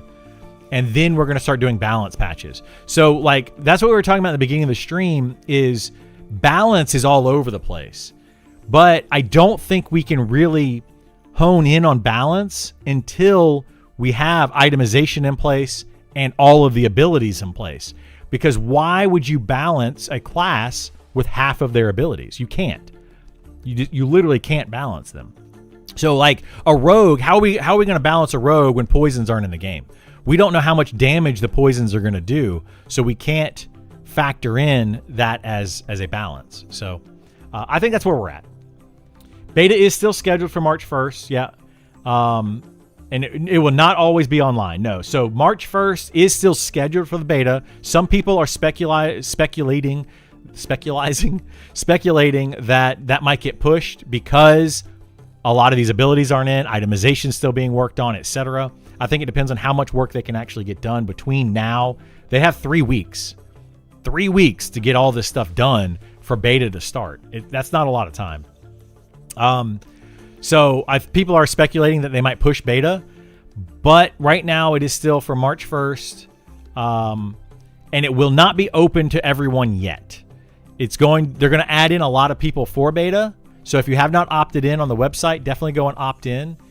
And then as beta goes, I think they're going to add in more.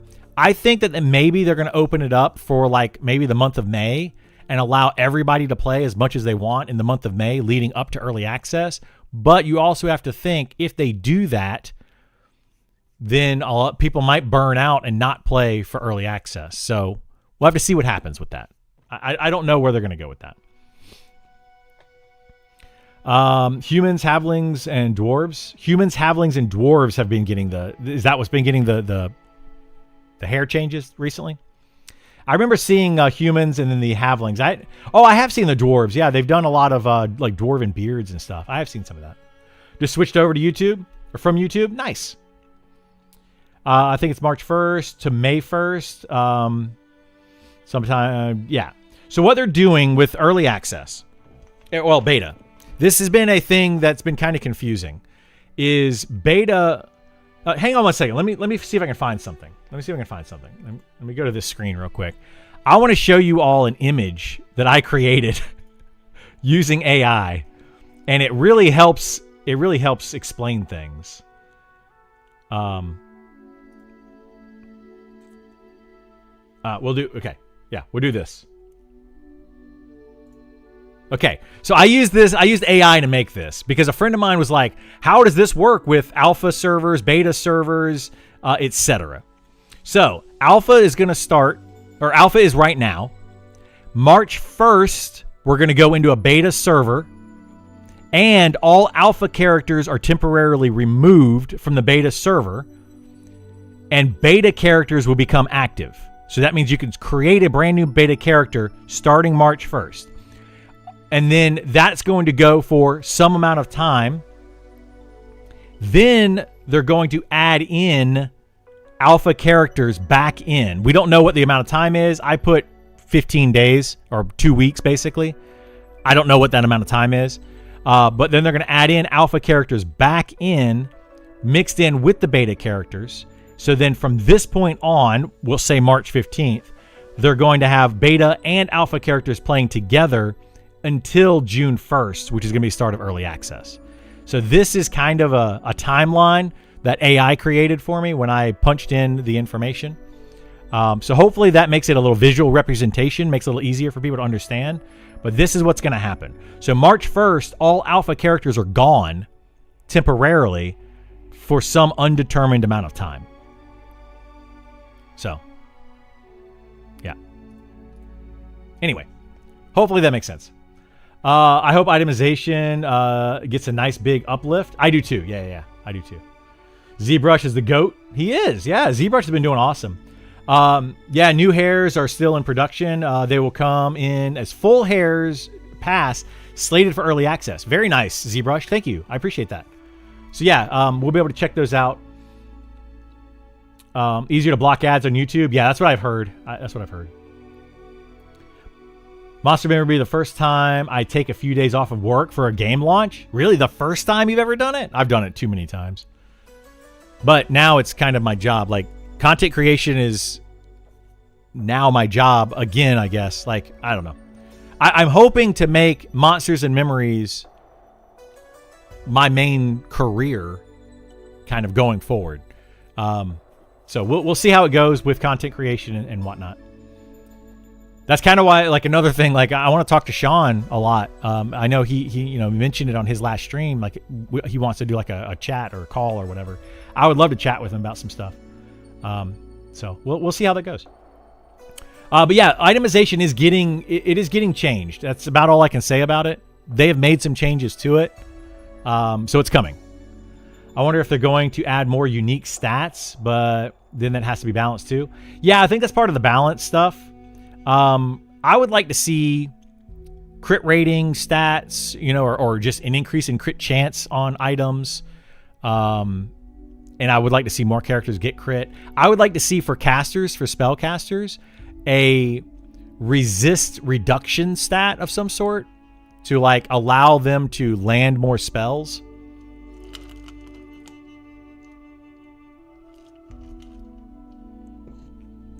Like a few more secondary stats. But I also want them to lean into their primary stats a little bit more.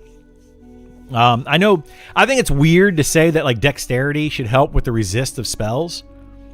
I think it's weird to say that, but I like the idea because it gives spellcasters another stat to go after. So right now, spellcasters are basically all int or all wisdom with maybe a little bit of extra stamina. And that's pretty much all they do. It would be nice to have something else. That's the CBT, right? Won't be open one.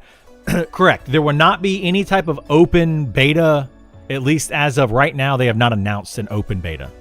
Not 100% open. So yeah.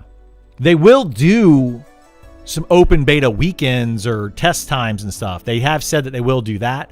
They haven't announced when. But during beta, so starting March 1st through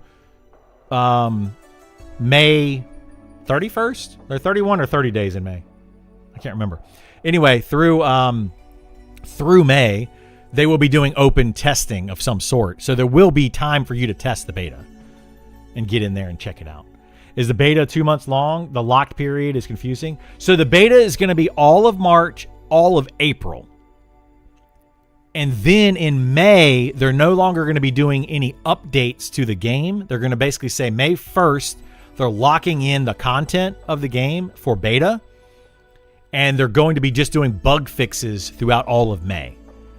So the game will still be there. It's just not going to be getting any additional content and additional things. They still might do a little bit here and there, but it's May. The whole point of May is fixing bugs so that when they release it into early access, it's ready to go.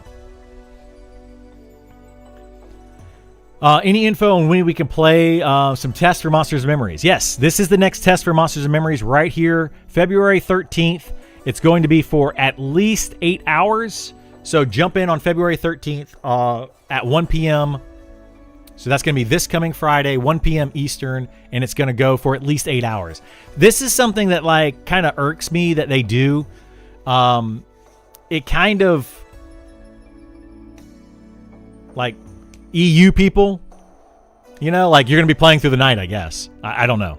Like people that are like, depending on your time zone, you're going to be playing through the night. Or if you're in, let's say West Coast, this is at like, what would that be? 10 a.m. your time? No, 11 a.m. your time. So like for the next 5 or 6 hours, you're going to be at work until 5 p.m. So you're going to miss out on a good chunk of the time. Like, anyway, but it's for at least 8 hours. The first 2 hours, 1 or 2 hours is going to be a stress test though, only on this one server. So like, I don't know. It's a weird test thing that they're doing. I don't know if they'll extend it. They might. Weren't they also open beta for early access? Weren't they also doing an open beta before early access? They're going to be doing open beta weekends, but not opening it up. As of right now, they're not opening up to everybody for an extended time. They have their own launcher or through Steam. It's their own launcher, and they're actually updating that launcher. We're going to be getting a new launcher soon. Hashtag soon. We don't know, but hopefully the new launcher soon. That's going to be working better than the current launcher.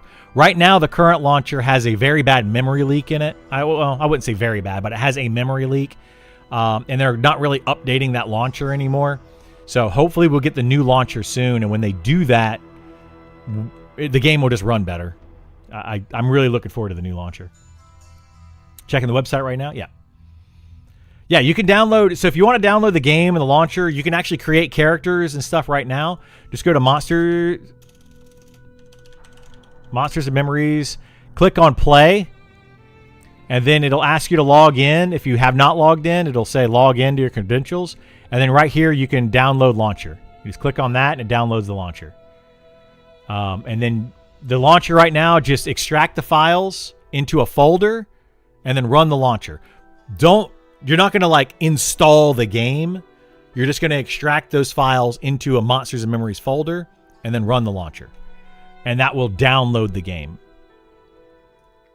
Oh, I wanted to check the community page too. How are we doing on this server poll?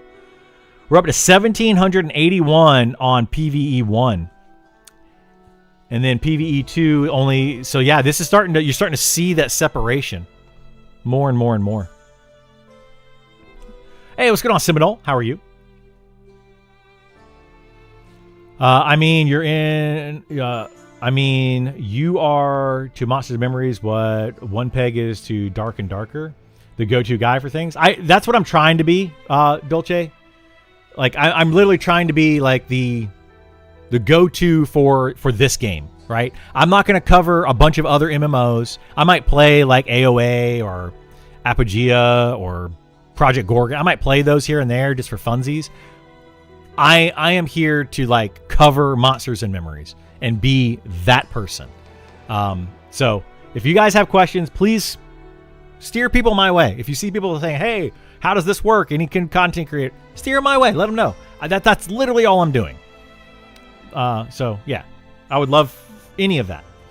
And you're not afraid to voice your opinion, which is great. I am not afraid to voice my opinion. Actually, that's probably a bad thing in some ways. I'm a very outspoken person. My family, my friends, everybody in my life will tell you that I sometimes say things that I shouldn't.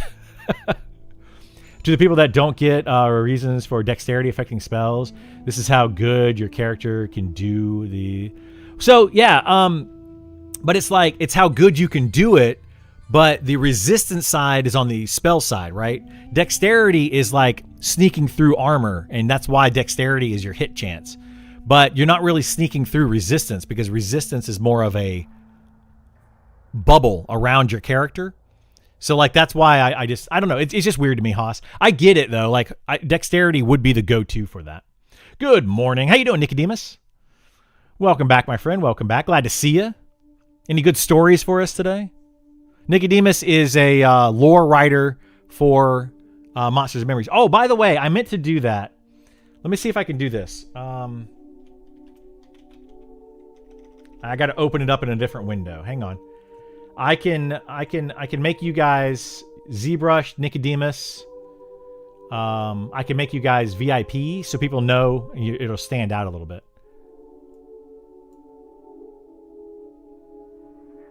So if we do...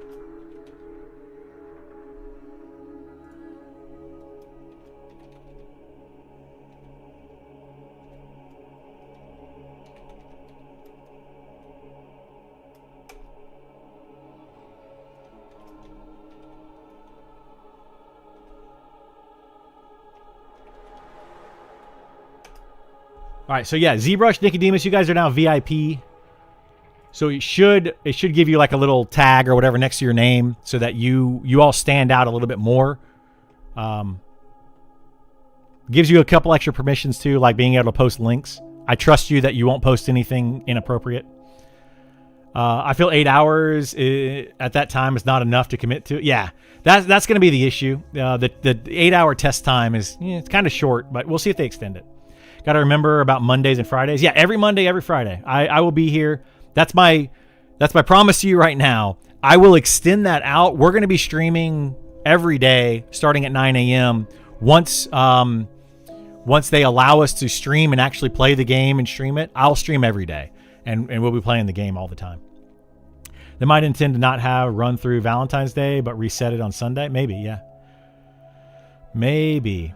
Too locked in, getting work done. Need my background noise. There you go. Soon trademark. Yes, exactly. I had people say the same thing about AOA when they did just a weekend flash. Wasn't enough time to commit. Yeah. I was watching Chinny D stream last night, and he mentioned he thought it was possible that they would do a full weekend test before beta. So in the next couple weeks. Yeah, I still think that the full weekend test is going to be maybe next weekend. They're doing like a stress test this weekend and then maybe a full weekend test on the 21st weekend. They just want to make sure they're getting some things right for, I don't know. I don't know. That would be a question you can have for the devs, but I don't think any of them are going to answer that for you. Can we check the server vote? Yeah, there we go. I got it. You're my Pantheon go-to guy? Oh, well, I will keep an eye on Pantheon, but I'm not playing Pantheon right now, so I can't do too much. Take care, Magicot. Have a good one, bud. Super excited that they are fully hosting from the U.S. You talking about Monsters and Memories? Eventually, yeah. Right now, the servers are French. Did you know that? And it makes it very bad for lag, for me at least. I have so bad lag on this game sometimes. Like, it just spikes up, and then it comes back down. Then it spikes up, and it comes back down. Drives me nuts. Like, it's actually a pretty big problem. Should archers get 200 weapon blunt and perhaps mail armor? No. No. Short answer, no. They should not. Nah. I can see mail armor, but it's really not needed for our role. I don't even know why you can see mail armor. I don't get that.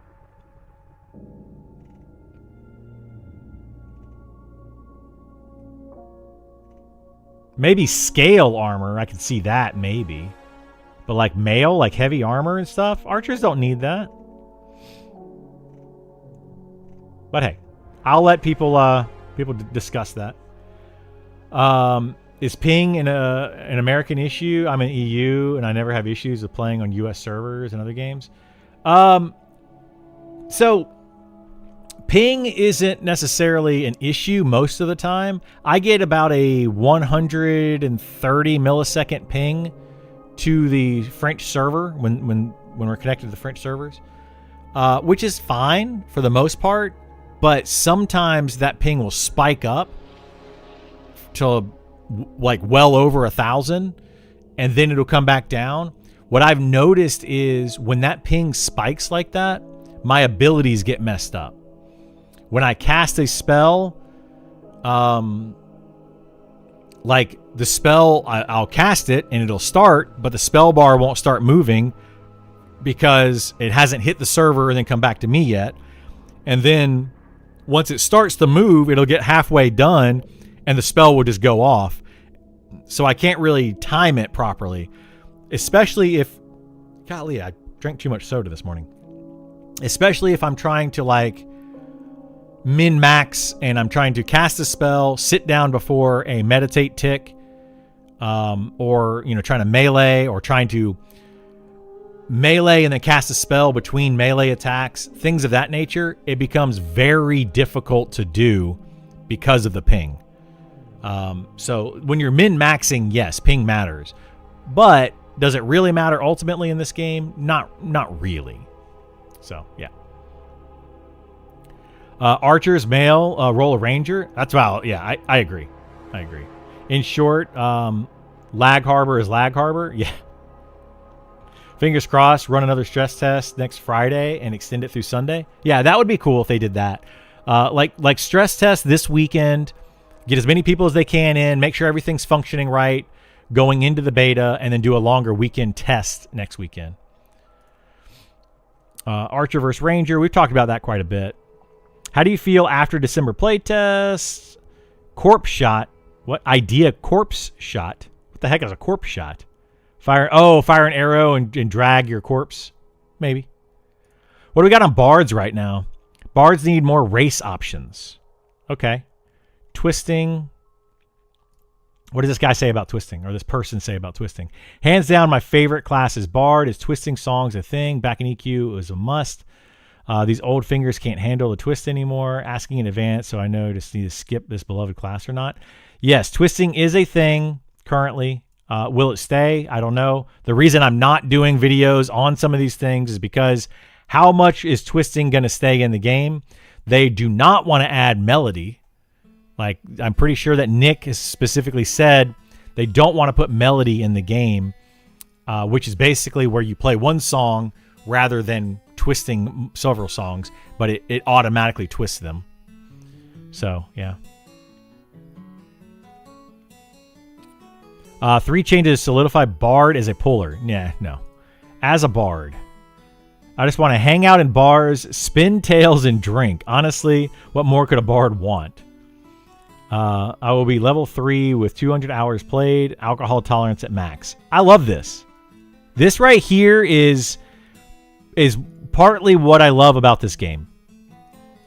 There will be people that just sit in town and this is it. I would love to see Robert Ingstrad, right? Ingstrad make bard playable music. Like, did you guys play New World? And how you could play instruments in New World? Dude, that would be so awesome if he allows them to do that.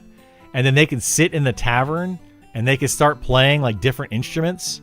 And they could play together and sync it up and have like a whole band. And then have somebody like telling tales at the same time. Oh.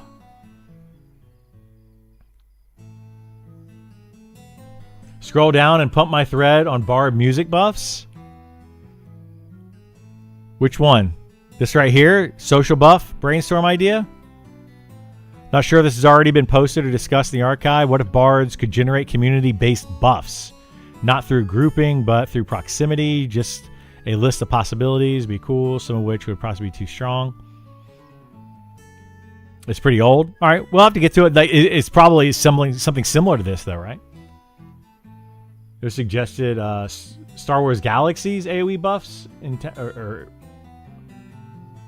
Yeah, like I like that idea. Master of Puppets played a loot starts. Yeah, that would be awesome. That would be absolutely awesome. Why is Bard always a musician and not like a spoken word poet?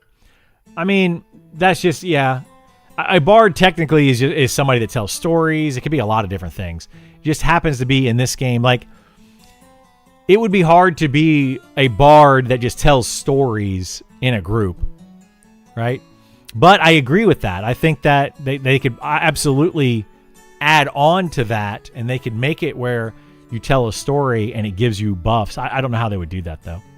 But it's easier to make them in a video game just play music, I think, is the reason why. Golly, I got some sleep in my eye. Could do the New World for town buffs. Yeah, that's what I would like to see. Bring people into taverns instead of having everyone sit outside the bank. I agree, yeah. I think that, yeah, that would be like a thing that you would have to do in a tavern. And you would put the bard, like a group of bards over in the corner, playing music, you know, telling tales, that kind of thing.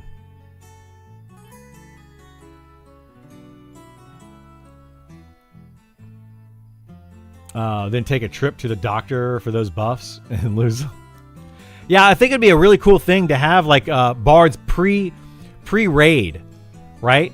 The bards, a group of bards comes up and they do some sort of bardic entertainment thing, and it buffs the entire raid for an extra 5% stats or something, you know, just like a little boost to everybody in the party. All stats go up by 5% to the entire raid if you have 5 or more bards working together to do so. I don't know. I'm just spitballing, but it could, something like that would be a lot of fun. I think it'd be really cool.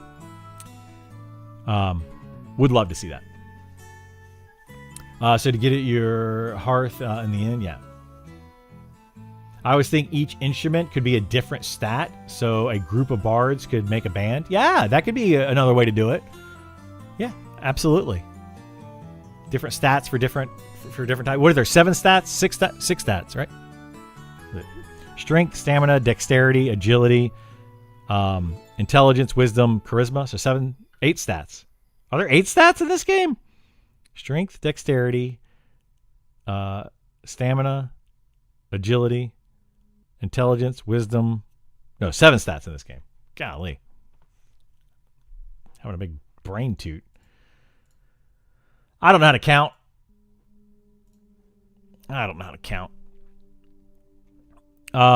But yeah, I don't know. I want to see more things. AC and resist too. Yeah, those are different. That's another topic that I want to bring up, and I might make a post on it soon. We'll have to see.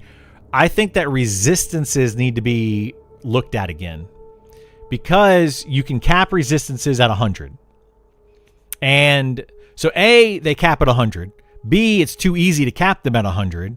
C, resistances are a big problem for spellcasters and their damage because of the way, and they recently made this change, fixing this or helping it, where it's either all or nothing damage. It now has a larger range of damage. So I don't know. I just think that resistances should go higher, like, and they should mean more. But like right now, it's just 1 to 100. And it's way too easy to cap. Like a single resist. You're not going to cap all of them, but a single resist is way too easy to cap. Like you go into a fight, you're going to fight a fire elemental, you just cap fire. Cool. You of course, to do that, you have to take away other stats. Because True Florida Man can't count. True. I run out of fingers. Counting to 7 and I run out of fingers. But no, like I think that what was I saying? Something about I don't remember. Something about resistances being too easy. But yeah, anyway, I think it's too easy to cap resist right now. Had a complete brain toot. Stacking resist on jewelry and enchants. Yeah, that's where I was going with it. If you want to get to 100 resist, you pretty much have to get jewelry to do that. Well, if you take jewelry for resists, and stacking that up, then you're taking away strength or another stat, right? Like I might take away strength and agility jewelry. I can get +5 strength, +5 agility on jewelry, but then I'm not getting the resistances. But strength agility is really good for tanking, but is getting armor class better for tanking. I could get, plus 28 armor class through a piece of jewelry, through if you use the right gem, but then you don't have the strength and agility, and it's like, well, which one's better? There's a lot of min-maxing going on with that. I've been trying to test armor class recently. Like, I don't know how much armor class means. Should I be going more armor class, more agility, more stamina? Which one of those is going to be better for defensive? I don't know. It's tough call. Shape-shifting. What do we need? The class description provides an emphasis on shape-shifting into animal forms. So far we only have rat form, and I have seen the benefits, other being small. What shape-shifting forms do you like? I don't know. I don't know on that one. The rat form's kind of cool.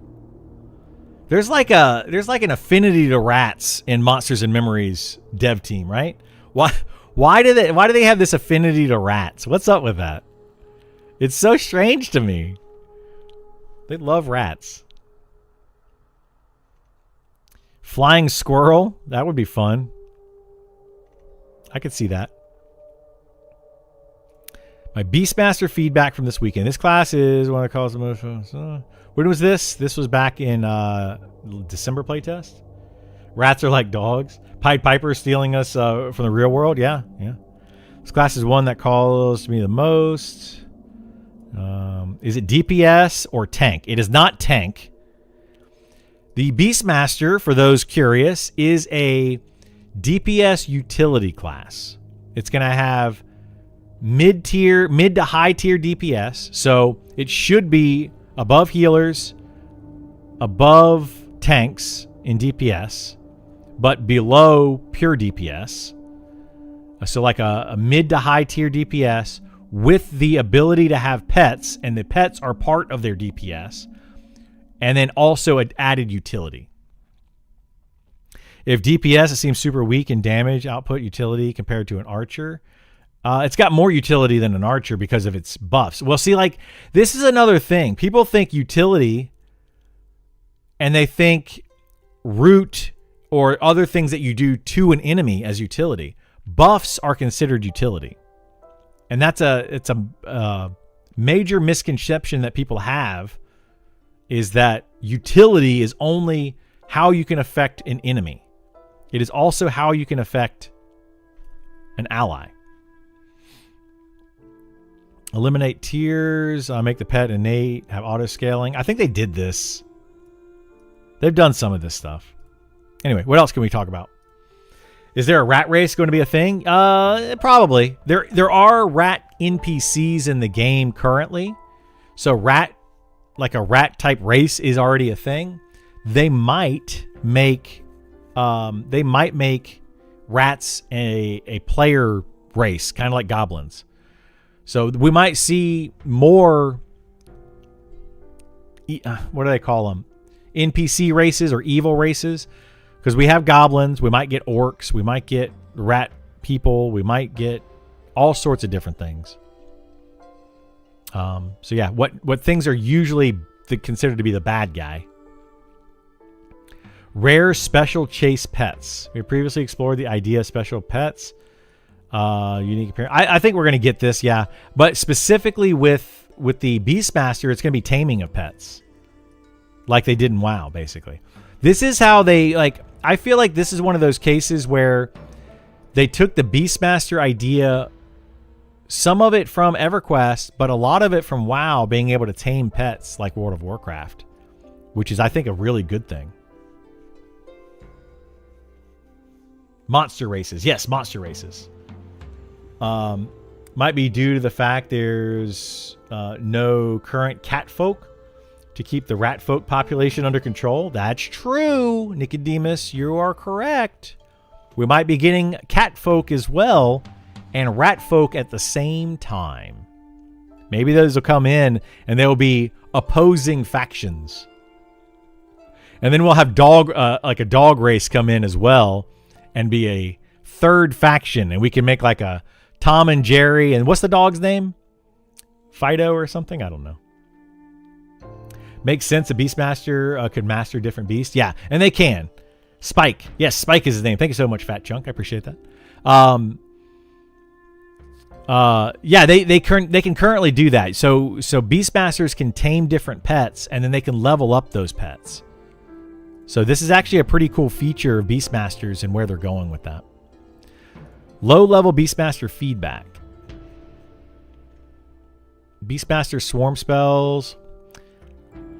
I'm not going to get too involved in these. Like these, I haven't played a Beastmaster, so I don't really want to like give too much feedback on them as what they should or shouldn't do. Their pets, though, were very strong. New classes, races. Wait, what? Are there new classes and races coming in? Shamans need a cumin? What? What? What for? I don't know.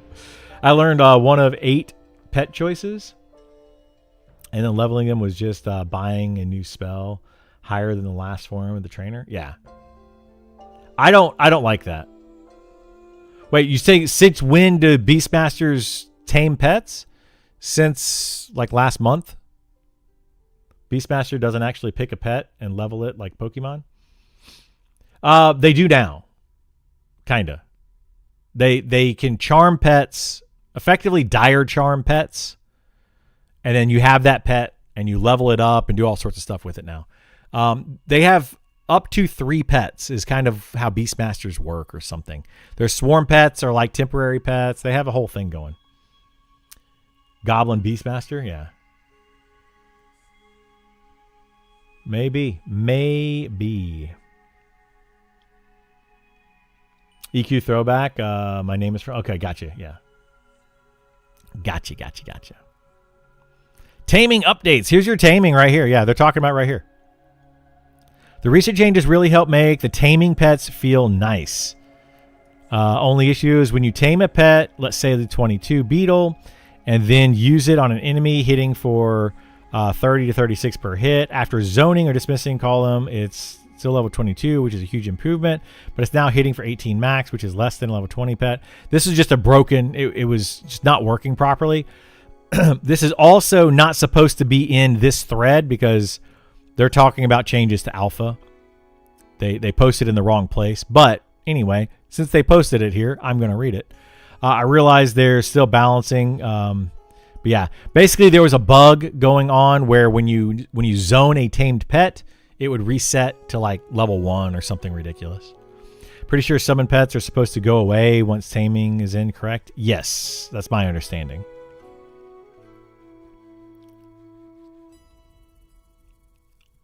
Yeah. Anyway, this entire thread is in the wrong place. Oopsie poopsies. Beast puller. Would be neat if Beast could control the pet and use it as a puller. Why can't you? The spell would probably do best as channeled from a meditative state. Say you have a pet spider.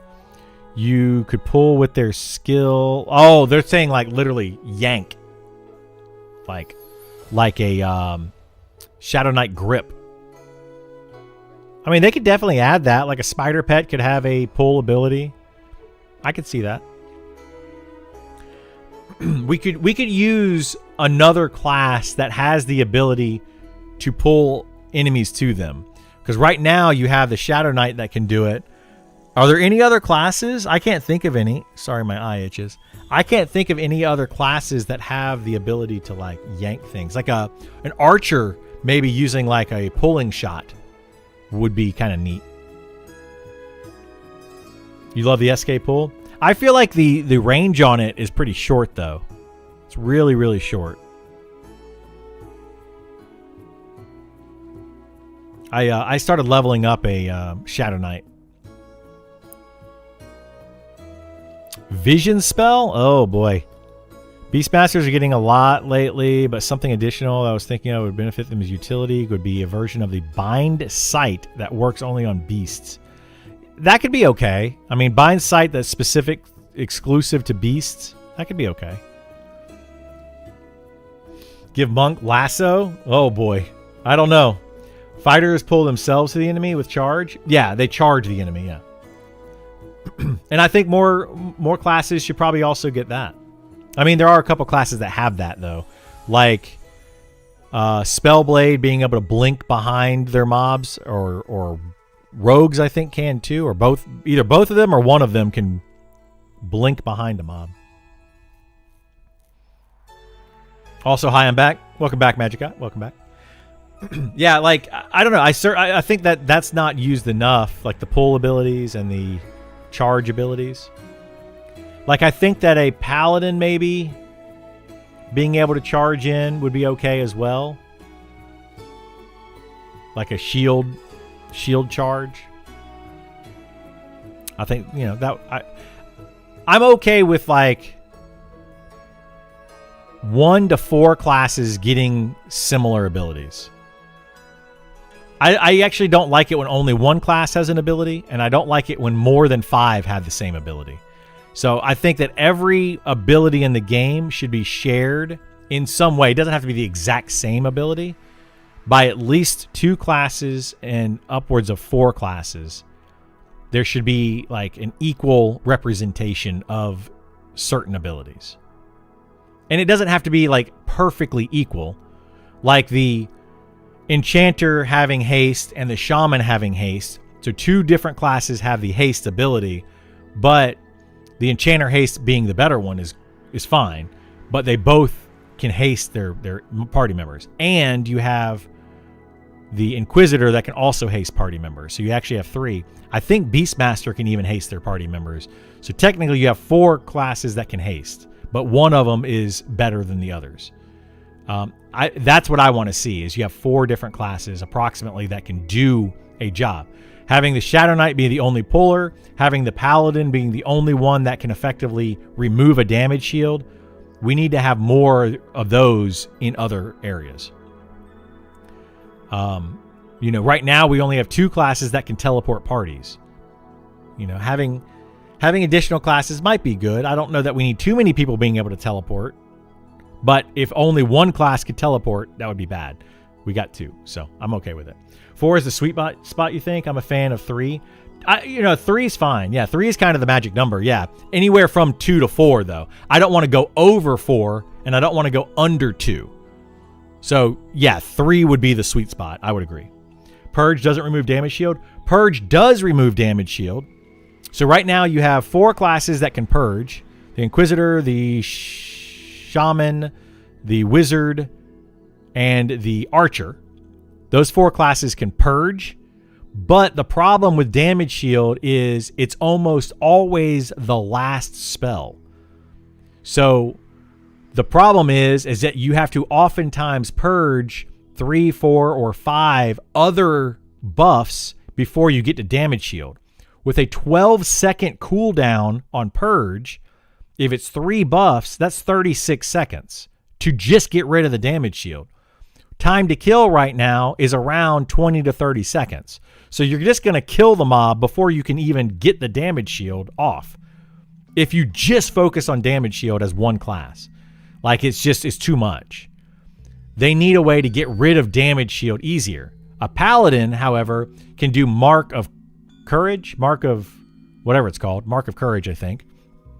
And it just, boom, damage shield gone. It just removes the damage shield. So they're the only class in the game that can currently do that. Maybe having a focused purge would be better. So like I think that Inquisitors should get a better purge. They do have a really good, they probably do have a better purge. But anyway, point is that purge right now, the way that it functions, it takes off the first buff and it works its way down to the last buff. And the last buff is almost always damage shield. It's an issue. especially in the higher level mobs when their damage shield is like 20 to 30 damage every hit, and then you have a monk or a fighter that's triple attacking. You see where the issue can come in, right? It becomes bad. You don't want triple attack on high level. Everybody's like saying, oh, rogues should get triple attack. If you give a rogue with fast weapons triple attack, they're going to kill themselves on damage shields. It's just constantly going to happen. That could be another thing that gets rid of damage shield. We could give rogues a poison that gets rid of damage shield. Maybe it like burns away the damage shield. That could be a good thing to add into rogues. I'd be okay with that. Gives them a little bit more utility. Gives them another reason to be in the party outside of just DPS. And it gets rid of that damage shield. That'd be a really good one for that. I'm going to have such a hard time deciding on a class in this game. Well, what do you want to be, Hunt? I can try to help you out. Watching rogues kill themselves on damage shields improves the game for everyone else, though. That's so mean.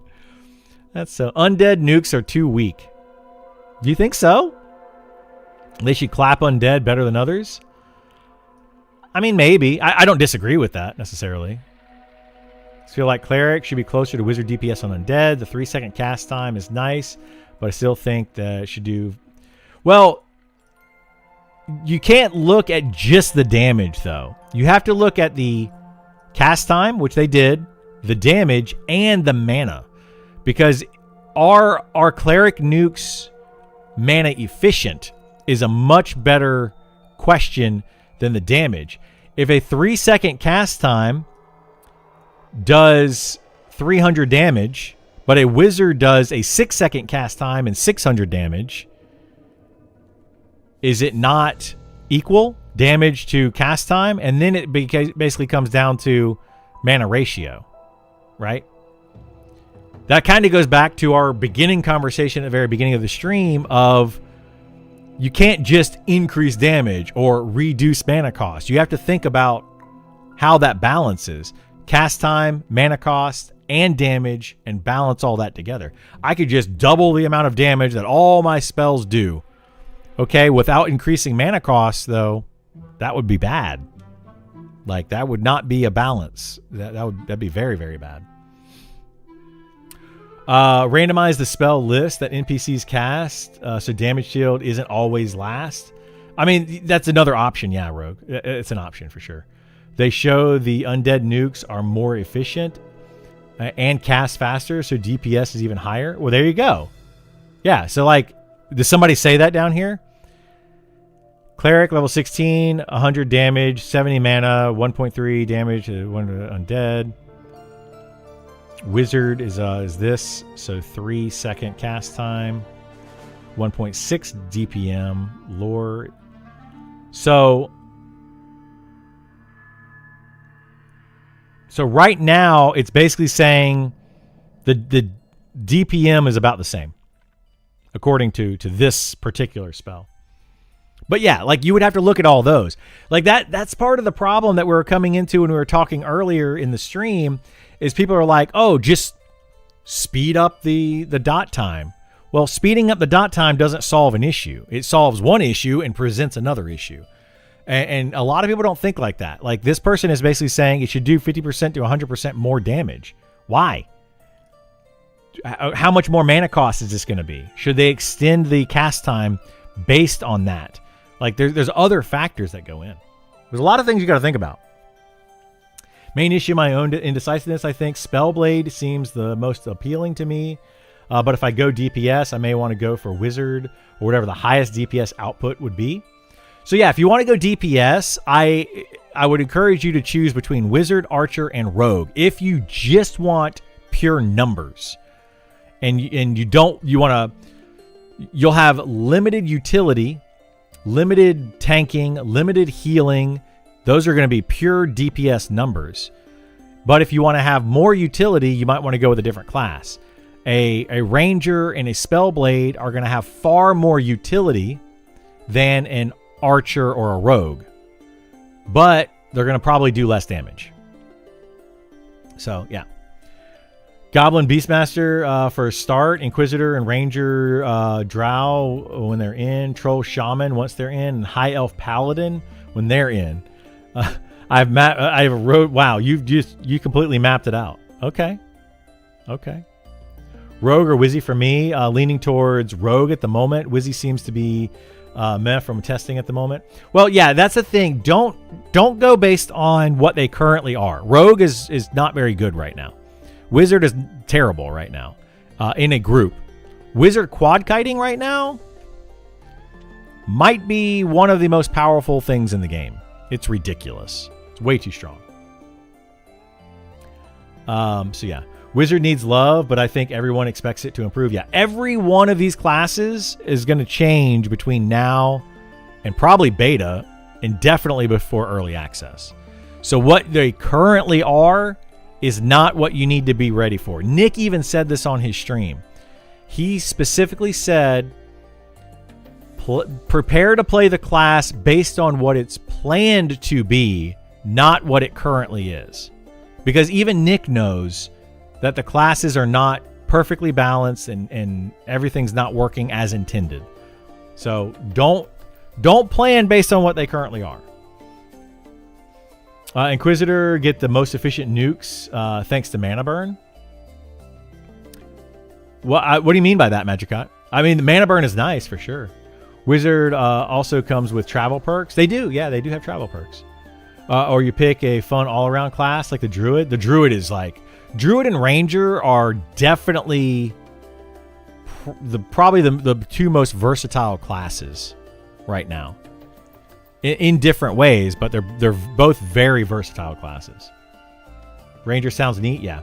Druid would be a great starter class. Druid is going to be an amazing starter class, and then use the Druid to power level your other classes. They need to look at power leveling. That's another thing that I kind of want to make a post on. I'm all for twinking out characters, and I'm all for being able to power level characters. But if you take a level 60, you can power level some characters so fast. Like we were talking about in the beginning of the stream, how I think XP right now is too fast. It's too fast right now to go from 1 to 60 the first time around.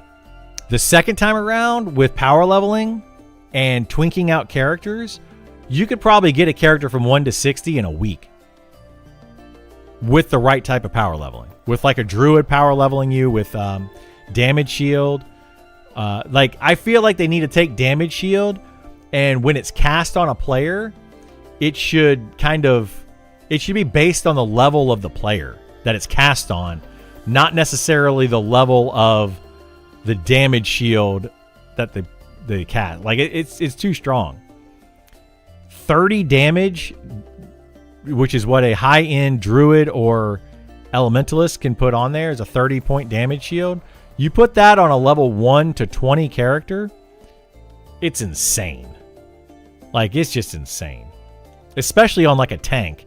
You power level a tank, you put that damage shield on them, and they just start running around and just like aggro everything. Everything dies. XP just like chunk.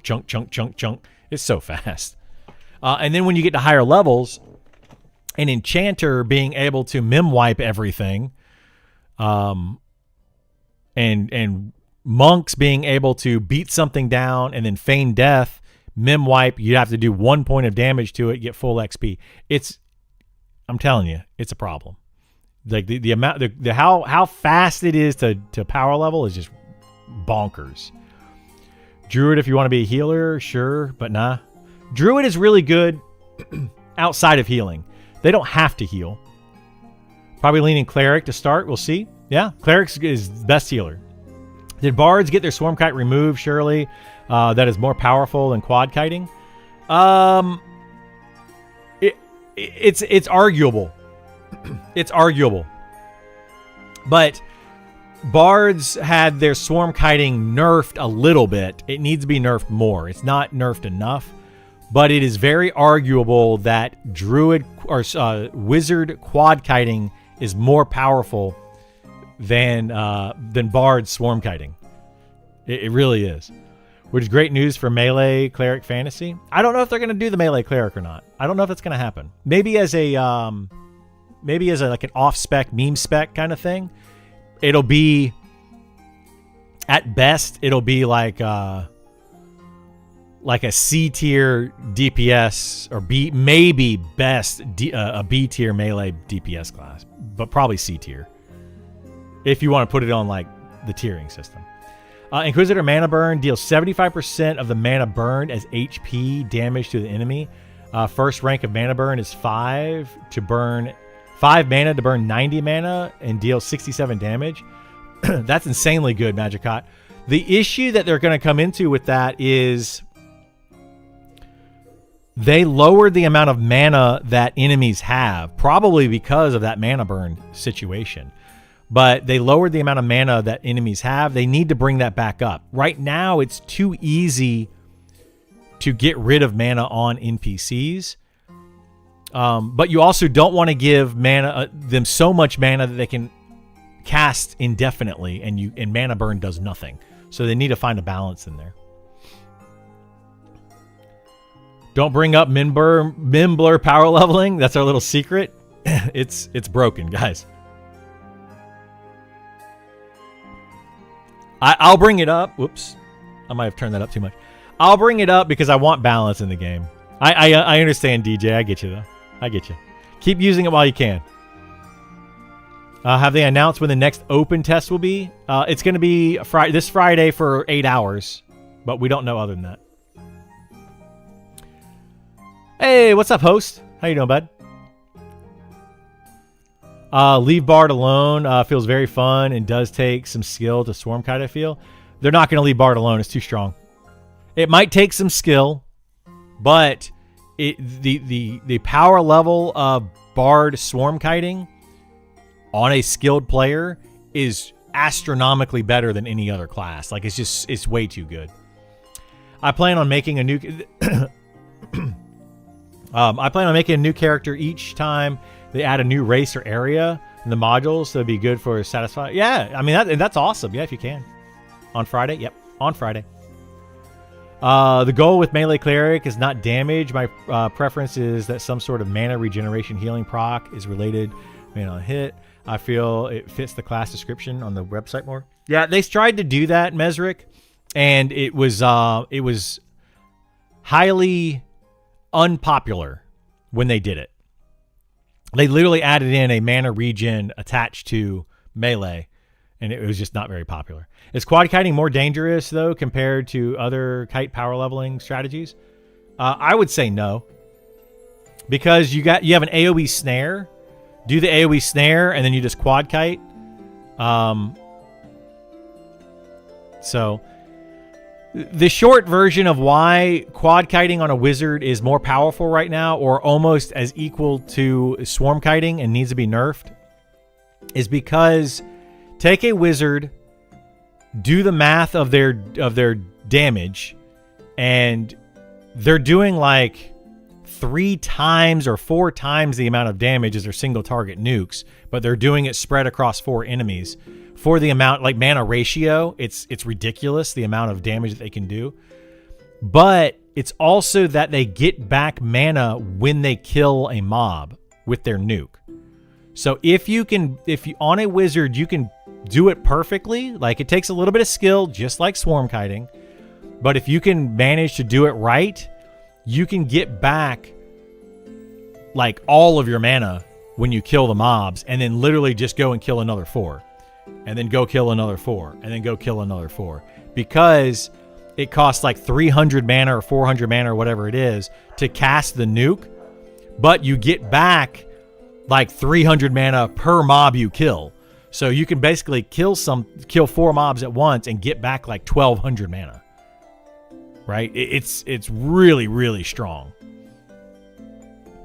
Charm is too strong. Bard is not. Correct. Yeah, I would say that. Bard as a whole is not too strong. It's the charm swarm kiting that's too strong. Yes. Bard, I think, is okay outside of that. And I think that Bard should be able to charm. Like, I don't have an issue with charm. I have an issue with how charm can be used and how strong it is when it is used in the way that it is currently implemented. So, yeah. I love mana on hit. Yeah, and that's the way they can do it. They did that in Pantheon, so the cleric was actually going to get more mana when they meleeed as a cleric than they do by meditating. And if they do that in Monsters and Memories, I don't know if that'll be a good thing or a bad thing. It just depends on how they balance it. But I don't know. I think that how I look at it is this. A cleric, much like a wizard, is a low APM class. So you want to have low APM classes and you want to have higher APM classes so that you have different types of play styles for different people. You can't make all the play styles high APM. You can't make all the play styles low APM. Then the game only caters to this one set of people. And I think that's how we need to differentiate and open the game up to more players, is by having different classes that are geared to different play styles. So then we don't have a game where it's like, I guess this isn't the game for you. No, I guess that's not the class for you. You should pick a different class based on your play style.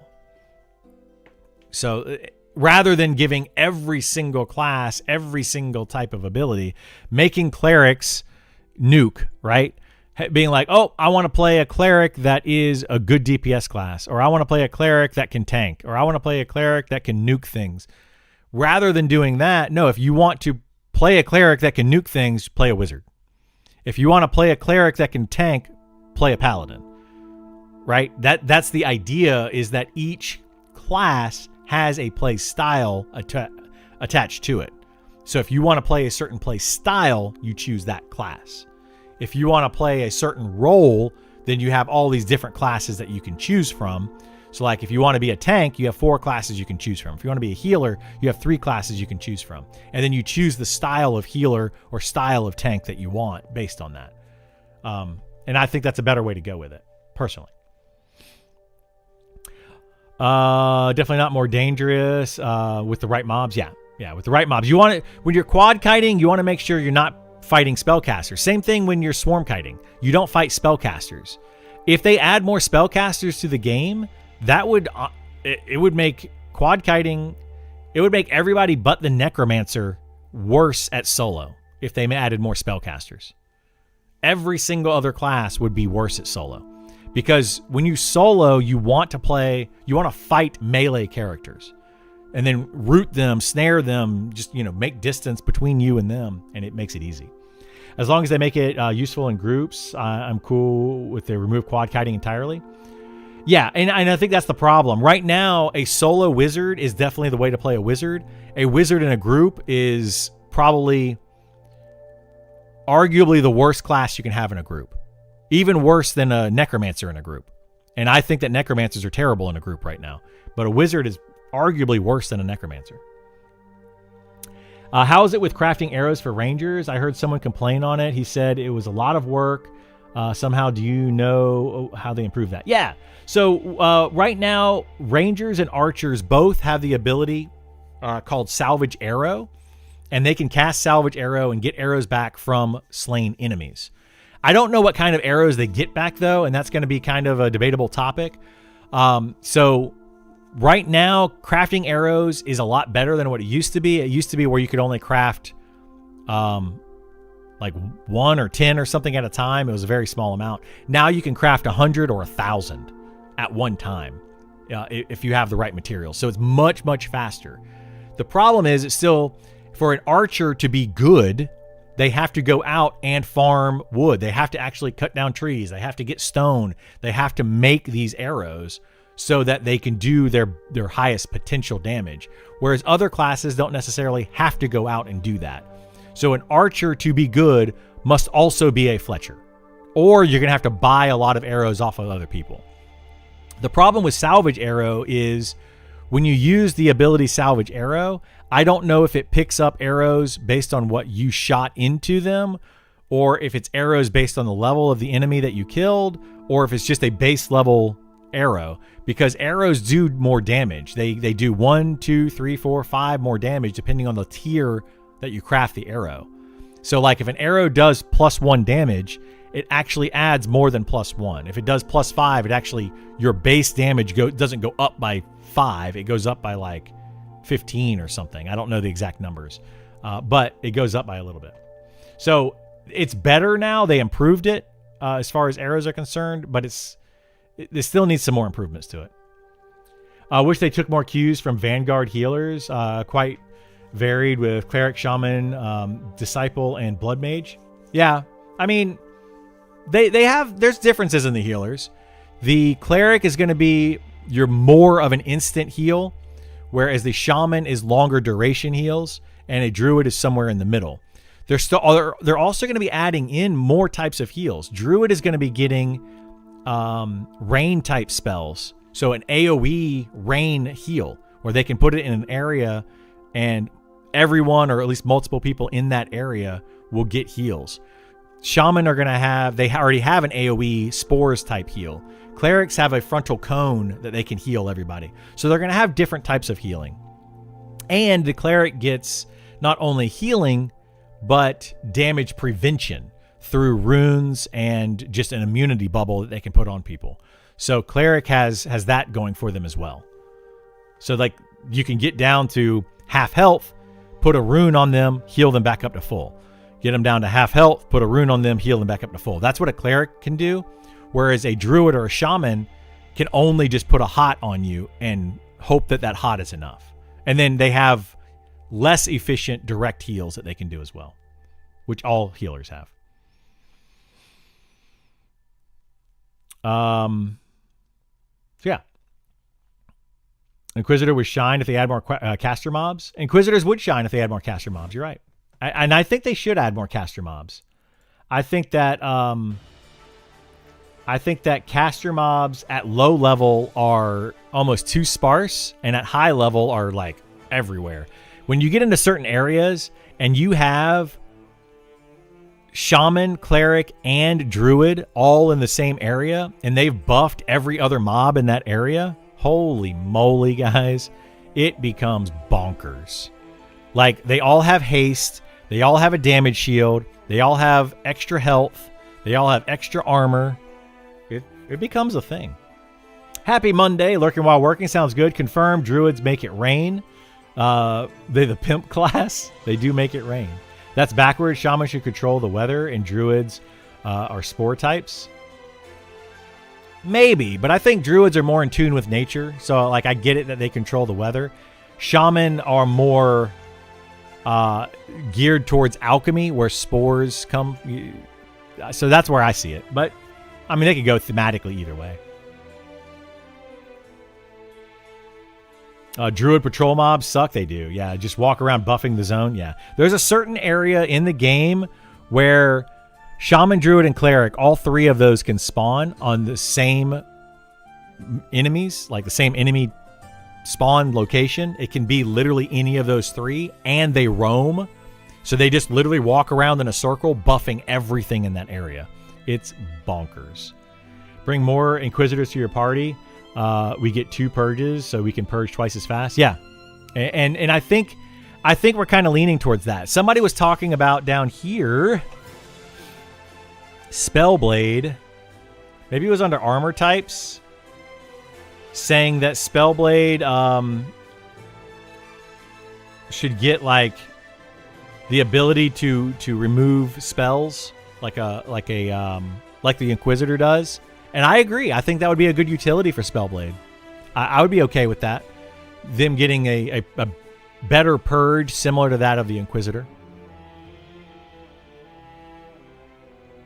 In KB, at the Orcs, you get Cleric, Shaman, and Inquisitor in the same pool. Yeah, that's rough. That's super rough. Yeah, if you get the wrong combination of enemies, oh my gosh, dude. I think it was in the current state thread. Okay, yeah. I like that. I personally like that. It makes it to where you need to have a diverse group to go into these certain areas, right? So if you try to go in and solo a spellcaster, you're not going to be able to do it. If you try to duo a spellcaster, depending on your duo, you might be able to do it. but you're probably going to need like a trio or more to really have all the abilities in place, because you're going to need to be able to purge certain buffs like damage shield. That's a big one you got to purge. You also want to purge haste. If a mob has haste on it, it's doing 30% more damage. Like, it does a lot more damage to you. You want to take the haste off and then slow the mob. So a shaman is really beneficial because it can not only purge, but it can also slow. So shaman are really strong. Stronger than you would think. People say that they're the worst healer, but are they? When you're talking about healing directly, yeah, they're the worst healer. But when you're talking about the amount of healing that they need to do versus the other classes, a cleric doesn't have the ability to strip buffs off of enemies and slow the enemy. So a cleric is going to have to heal more than the shaman will. So the shaman is actually overall a better healer for a small group, because it reduces the amount of damage that your tank takes while still having the ability to keep them healthy. I think casting slow on a hasted event should purge the haste. That could be a way to do it. I don't know how powerful that would be. It might be a little too strong, but it may not. It's kind of like casting Mark of Courage from the Paladin to remove the damage shield. It's kind of the same thing, right? So maybe that would be a way to do it. People often say worst. They see gold, silver, bronze. Not in reality. Cleric is at 100, Druid is at 95, and Shaman is at 96.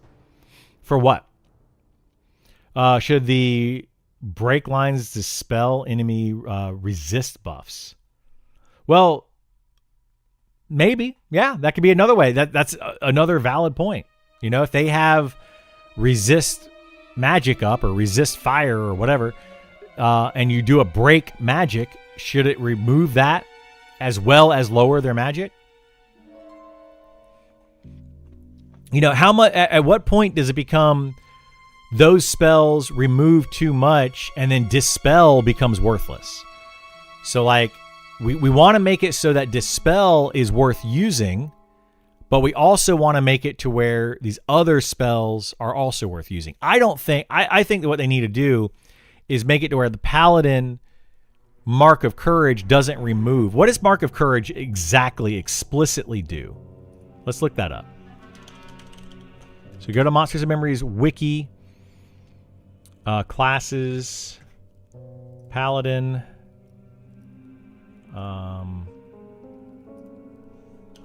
Mark of Crusader is what it's called.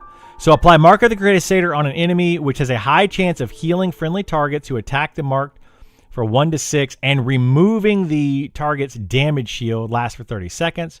Only primary hand. So like this right here, they could make it to where it doesn't remove the damage shield and it only heals, which effectively removes the damage shield, right? If they're healing for, like, if it's a 6-point damage shield and they're healing for 6 every time they attack, that effectively removes the damage shield.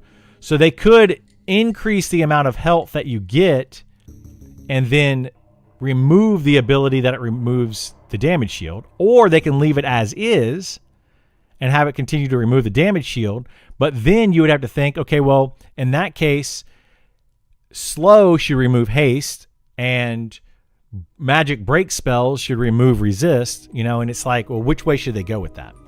So I think, again, it's a balancing issue that we have to kind of think about. Kind of weird that a skill specific to damage shields. It is. I agree.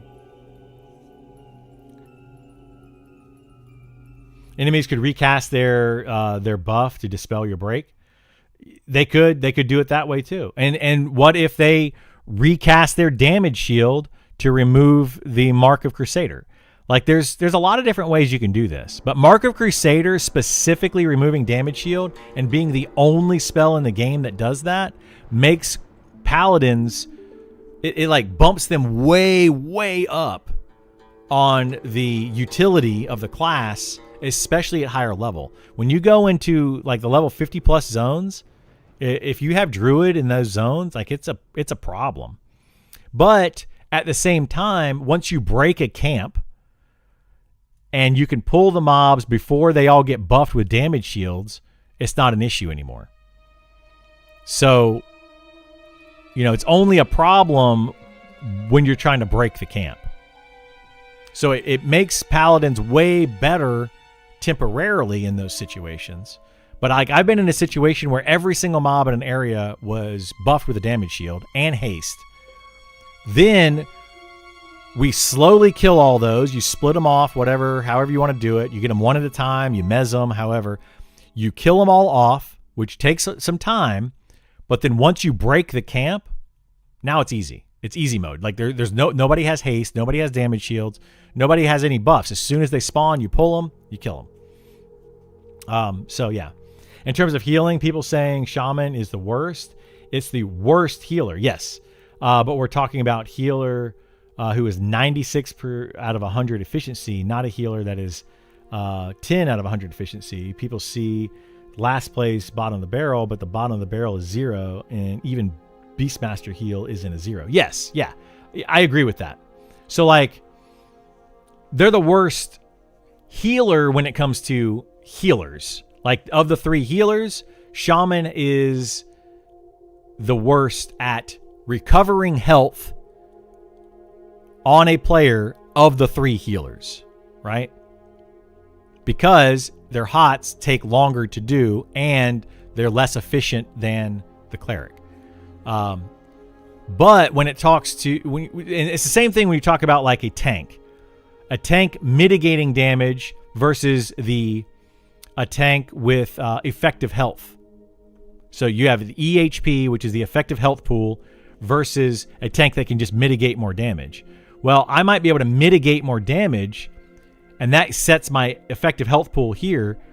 But if I can not mitigate as much damage, but I can heal myself, my effective health pool is a little bit higher. Same thing can be said for the healer classes, where they might be able to heal the amount of damage faster, but who can prevent the most amount of damage from happening?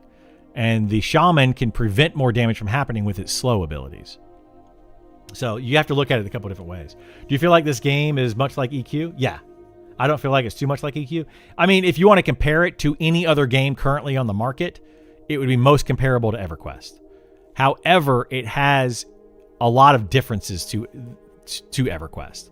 There's a lot of similarities, and why people like can directly compare it to EverQuest is you have a lot of the same classes. You have your bard, and you have your enchanter, and certain classes are very similar in what they do, but the underlying formulas, the enemy types, the way certain classes are played, all of that kind of stuff definitely changes. I don't feel it's too much like EQ. Yeah. So like, I would agree with that. I think it's different enough to EQ, to not make it an exact copy. You completely done with Pantheon? I'm done with Pantheon for now. I might try it again with their spring update, but I don't think their spring update is going to be all that it's made out to be. I read a recent thing on Pantheon on Reddit or something, and it was Nefel talking about it, and basically it's exactly what I've been saying, and people don't believe me. For some reason, they think that I'm just like completely oblivious to how this actually functions. But Pantheon and Visionary Realms' idea for Pantheon is that by spring, they will have the foundation of the game that they want to create going forward. They're literally completely changing the foundation. Other people are reading it like Pantheon is going to be ready and in its state that it's supposed to be in by spring. There's no possible way that's going to happen. There's no way that's going to happen. Pantheon is so far from being finished. It's not coming anytime soon. But anybody that thinks it is just grasping, hoping that they can latch on to something. But that game is so far from being finished. Like it's years away. years away, because they're just getting the foundation this spring. So, yeah. Pantheon's Achilles heel is content. Well, it is content. I agree. I think that they could have left Pantheon alone and not changed the foundation and added in more content, and it would have been good. But they're deciding instead to completely redo the foundation of Pantheon. And it's like, you guys keep redoing the foundation, you're never going to finish the game. The fact is that EQ class design works, so they aren't trying to rock the boat too much at launch. Yeah, exactly, DJ. That's kind of where they are. This game's DNA seems to be 60% Pantheon, 30% WoW, and 10% all new. I might tweak those numbers a little bit, but yeah, I wouldn't disagree with that, Magicot. It's similar to those. Tearing out and pouring a new foundation again, yeah. Who reads it that way? Who reads it what way? The second way that I was talking about, Mike? Where they think that it's going to be ready to go in spring? All of the like completely blindfolded people that are just like, or they have their blinders on, they can't see anything. Like, just go to the Reddit and just read some of the stuff. Like, somebody will say something like, you realize this is a whole new foundation for the game and they're starting over, and people are like, no, it's not. And it's like, what? It's crazy. It's crazy, man. How many more times are they going to change the foundation of the game? That's the problem, yeah. That's the issue. I'm not fooled. Yeah. Fool me once, shame on you. That it will be done. People read it that way, Mike. I don't know. It's weird. It's weird. There's still so many like lovers of Pantheon that they cannot see the flaws at all. They are just like, it's like Stockholm syndrome for video games or something. It's crazy. They cannot see the error in the ways of the development. It's Reddit. Yeah, it's on Reddit. I'm talking about I'm talking about on Reddit. The moment Pantheon announced redoing the foundation, a spring wipe, I left. Yeah, like everybody's going to. Like, what? All those poor fools are drunk on Pantheon's 10-year-old Kool-Aid. It is. It's turning into Ashes of Creation. It's the same thing. Like, Ashes of Creation, I've been saying for years, Ashes of Creation isn't going to come out. It's not going to be the game you think it's going to be. But you have the people drinking the Kool-Aid and drinking the Kool-Aid and drinking it and just being like, this is amazing. I love this Kool-Aid. It's got pure sugar in it. Where are we now? Ashes of Creation did a pretty hard rug pull. You tell me where we're at. I'm not saying that Visionary Realms is going to do the same thing that Intrepid Studios did, but it's similar. It's very similar. I don't trust whoever's running that company. I just don't. I hate to say it. I love Pantheon, but I'm not crazy. I like the idea of Pantheon. I think that what they were setting out to do 10 years ago was a great idea, but they just keep rechanging it, like more and more and more redoing of it. You can't start over a dozen times. Like, you can't. You're going to run out of money. Have you seen Josh Strife Hayes' recent video on MMOs in the community? I have not, no. I wonder if these people are just happy with the community they have around the game and they just want it to work out. Maybe. I don't know. People also like smoking crack. Doesn't mean it's good.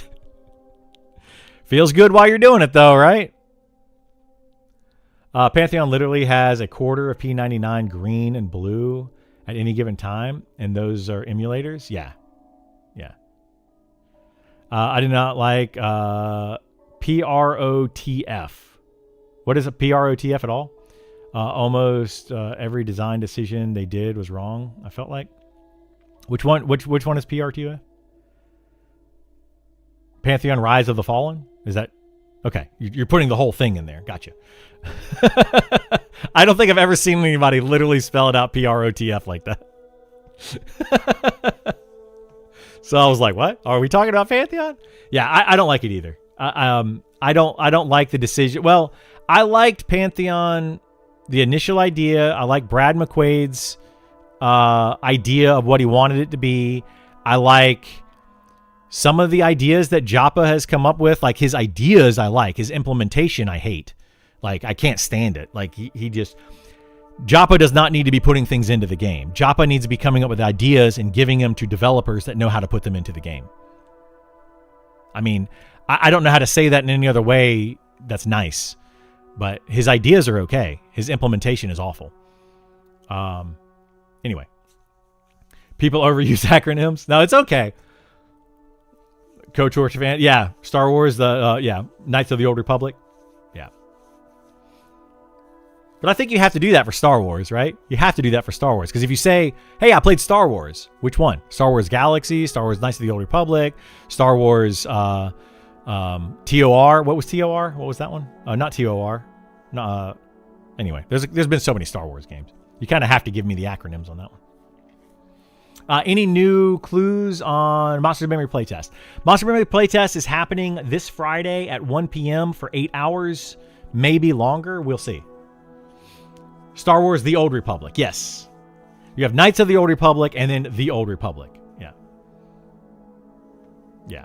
Exactly. Yeah. Knights of the Old Republic is a single-player RPG, and it was really good. It was actually a really good single-player. What was that, like 20 years ago? Man, that was a long time ago the game came out. When does Monster Memory plan on launching? 1.0 or early access? The official launch of Pantheon for early access is going to be June 1st, and there's going to be no wipes going forward, and it's going to be a $15 a month subscription fee after that point. Anytime from June 1st onwards. 1.0, they don't have a date for. I suspect it's going to take them a couple years to get to 1.0. I don't know how long, though. Knights of the Old Republic 3 is coming. Nice. That could be awesome. I like Star Wars games. I've always enjoyed them. I played them on like the Super Nintendo, and I played a bunch of Star Wars games. I like some of the newer ones. I just wish there was more customization in the newer ones. The ones with Cal. Those two games that came out with him. I just don't like there's really very little. It's very, very limited customization to it. And I want you to be able to customize a little bit more. I mean, there is some customization, but yeah. 8 hours not long enough. I'll miss the first hour. Yeah, that's the thing that I've been kind of saying. I don't know. What's going on, Soulfire? How you doing, bud? I don't know what they're going to do with that. They said it's going to be a minimum of 8 hours. According to their news up here, it's going to be at least 8 hours. Right there. Like, this is a very important... Well, this is in a very important 2 words. At least. For some reason, though, like, we as gamers, MMO gamers, we like to skip words. Just all servers for 8 hours. What? Only 8 hours? At least 8 hours. It changes the entire sentence. But we'll see. I don't know if they're going to extend that. The thing is, it's on February 13th, whereas the next day is Valentine's Day. Are they going to extend it to the point where Valentine's Day, it's going to have a problem with Valentine's? Like, I don't know. Who knows?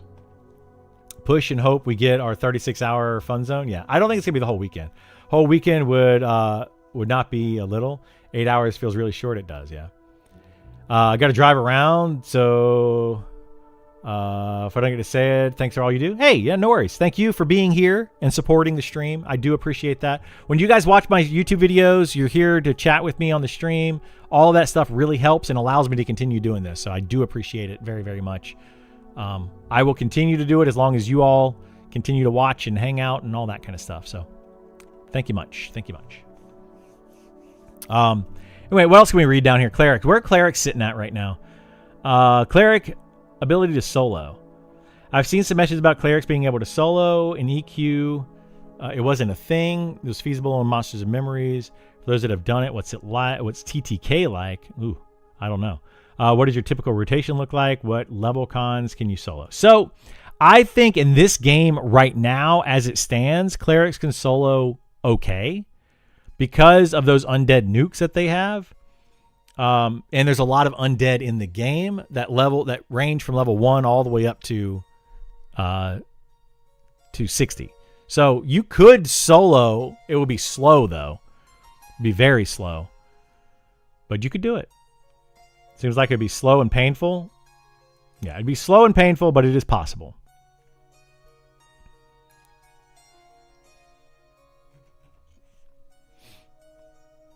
Horrible timing. Uh-oh. Bopping around, level 20 Spellblade. Changes feel good. Do you like them, Soulfire? I have heard a lot of negativity from higher level players about the Spellblade changes. And it's like the changes came in, and then instantly they're like, I hate it. It's awful. It's a huge nerf to the class. Wow, there's no reason to play Spellblade anymore. It's terrible. And I'm like, dude, it's been 5 minutes. Literally, you've tried it for 5 minutes. I don't think it's terrible. I think they needed it. Valentine's Day, commercial holiday, money grab. I agree. I don't like Valentine's Day, but I don't like the commercial side of Valentine's Day. However, it is a good time to, let your significant other or family and friends know that you care about them. So I'm okay with that. But I've always been that person. I'm a sayer, but not a doer in this. So like, I'm talking to myself when I say this, but Valentine's Day is an unnecessary holiday, or an unnecessary day in general. Why is it unnecessary? Because you should care for your family and friends and significant others and whatnot every day, not just once a year on Valentine's Day or on their birthday or whatever, and be like, oh, I care about you. I'm going to do something nice for you today. You should do it every day. I am also very, very bad about that. I don't do it enough. I don't do it as much as I should. It is definitely an issue on my end. And then we make up for it on Valentine's Day and birthdays. I think we should just care more, ask. One thing that I'm trying to get better at, and I think everyone should get better at, is ask somebody how their day went and then listen to them, right? I'm trying to do this a little bit more with my girlfriend recently, like talking to her about it. And like, I'll go downstairs and be like, hey, I had a really good day on my stream. I did this, I did that. Here's what's going on in my life with whatever it is that I'm doing. And then she responds, cool, I listened to everything you said. Now here's what happened with my work. And a lot of times, we as individuals will be like, oh, I don't want to hear about your job. But the thing is, it's like they also want to talk about what it is they did in their day, and we should listen to them. Like I know what's going on with her job, her coworkers and things. Where I draw a line at, though, with that is the drama side of things. But she does too. Like, she's actually really good about talking about what's going on and how it affects her and her job and her life, that kind of thing, rather than, coworker A and coworker B are doing all of this drama stuff over here. I don't care about that. But how does that affect you? That I do care about. So I think we all need to get better at that. We should do it every day? Yeah. My partner broke up with me like 2 days ago. I hate Valentine's Day. I'm sorry that your partner broke up with you 2 days ago. I agree with you that Valentine's Day is terrible. It is, but my wife cares about it, and she is the one planning it. Oh, your wife is planning the Valentine's Day? See, that's where I think it comes down to the men a lot of times. Women almost always plan everything in a male-female relationship. In my experience, I would say that in 80% or more of a male-female relationship, the female is the one that is planning the things for the two of them to do together or the family to do. It almost always happens. It's really nice, and the women love it. They absolutely love it when the guy takes the initiative and plans it for a date night or a family outing or something. They love it because then they don't have to think about it. It doesn't concern, like you tell me what to wear and we go. And they love that.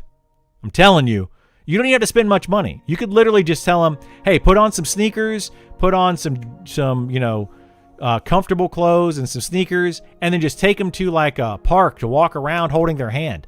They're happy with that. It's simple, but we as guys don't do it enough. But they love it. I'm telling you. It's actually way easier than you think. We often overthink it. I overthink it all the time, especially when it comes to money. Like I have an aversion to spending money. And I'm like, oh my gosh, every time I have to take her out, I got to spend, $100 on this or whatever. Like it's expensive and it's just like, but you don't really have to. You could do some very simple things. What I like to do for Valentine's Day, and I might spoil it. She might be listening to me right now. I'll probably just go to the store, buy some food, and just cook dinner here at the house. Honestly, and that's enough usually. Get some flowers and be like, here's some flowers, and I'm gonna cook dinner tonight. And I cook dinner often. I'm not gonna say every night. I cook dinner probably 2 to 3 times a week, and she cooks dinner 2, 3, 4 times a week. I don't know. It just all depends. We go back and forth on who cooks dinner. So yeah. Anyway, we're going to cook and eat good food. There you go. And I think that's all you need. So I've been trying to ramp up the sponsored memory knowledge and all of your class videos outdated on them. New ones coming. So yeah, we talked about that earlier, Mike. Those are all outdated. The reason I put outdated on them and the reason I haven't made new ones is because there's a lot of changes happening right now.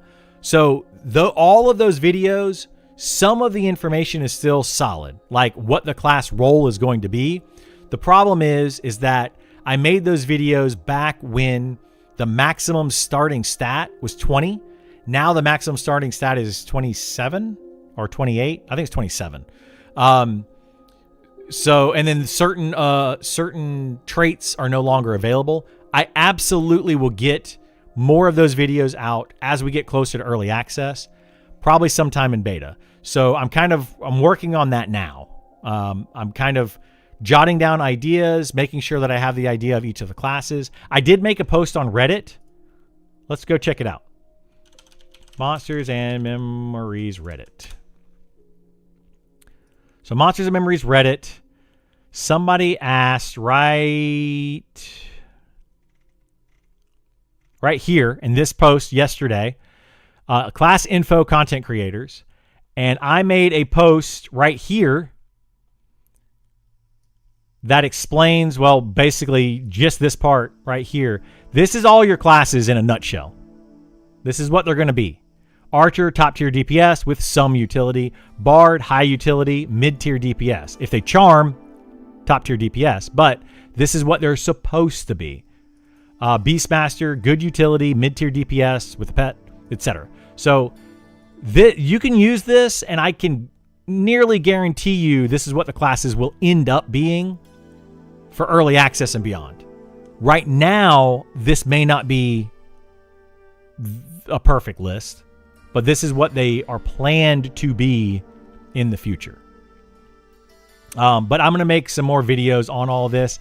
I think what I might do is make a tank video, a healer video, a DPS video, and then a utility video.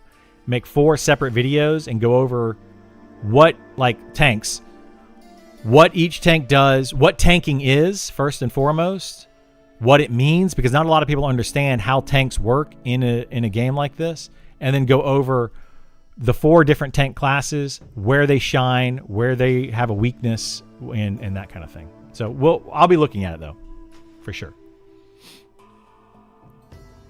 Never put off tomorrow telling somebody how much it means to you today. Yeah, absolutely, Magic God, I agree. It just becomes expected and takes the magic out of love. Yeah, it does. Yeah, Valentine's Day does become expected. My wife and I don't celebrate our wedding anniversary or birthdays. We think one day to celebrate each other is silly. We find, yeah, and that's another way to look at it. That's another way to look at it. We have 4 kids. We don't do Valentine's Day. We do stuff with the kids, but everyone is different. Yeah, and everyone is different. Everybody is absolutely different. Like some people want to have, my girlfriend and her daughter, for example, I've always grown up with, this is your birthday party, and that is how we celebrate your birthday. We go out to dinner, we have like some presents, whatever, that's your birthday. Then I've had other people that their entire day is revolved around their birthday. Then I have other people, it's like, nope, this is my birthday week. That's where we get to my girlfriend and her daughter. They have a birthday week. Like we're leading up to your birthday. We're doing all sorts of things. You have a full day for yourself, but a lot of little things happen throughout the week leading up to your birthday as well. Or just after, and things like that. It just is the way it is. Some classes can go to 29, I think. Haviland Cleric can go to 29. Can it really? Hang on. I want to check that. I think that some of them getting to 28 is a bug. 29 I haven't seen. Got to go. Thanks for the info. Yeah, no worries, Mike. Have a good one, bud. Appreciate you stopping by. Definitely come by anytime you guys have questions. I'm here every Monday and Friday, and I will answer as many questions as I can. So if we go to Rel, we go to new character. You say Haviland Cleric, stats, wisdom. Go to 27. What else can go to 27? Anything? This one? 27. Yeah, they can go to 27. One of them go to 28. Gnome on an int on a gnome. Intelligence. Gnome like what? Wizard? Ooh, 29. I wonder why that is. Is it because they start... I wonder if it's anything that can start at like a 24. Like a dwarf fighter. No, a ogre fighter. 24 strength. Can go up to 29. That's what it is. Anything that starts at a 23 or 24 can go over.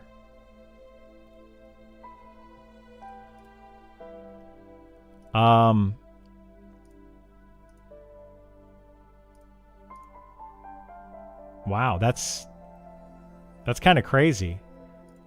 Let's see what else. I'm trying to see what else can go 23 or 24.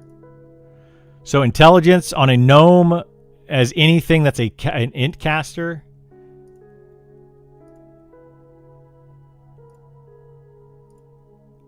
Yeah, they're going to have to go and adjust these. So this should get to 28. Wait, that can get to 29. Why can this get to 29 from 23? But dexterity stops at 27.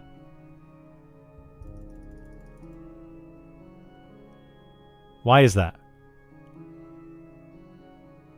Any plans to do any alpha key giveaways today? I don't do alpha key. I don't have any alpha keys. I can't do any giveaways. I am not a dev of any sort.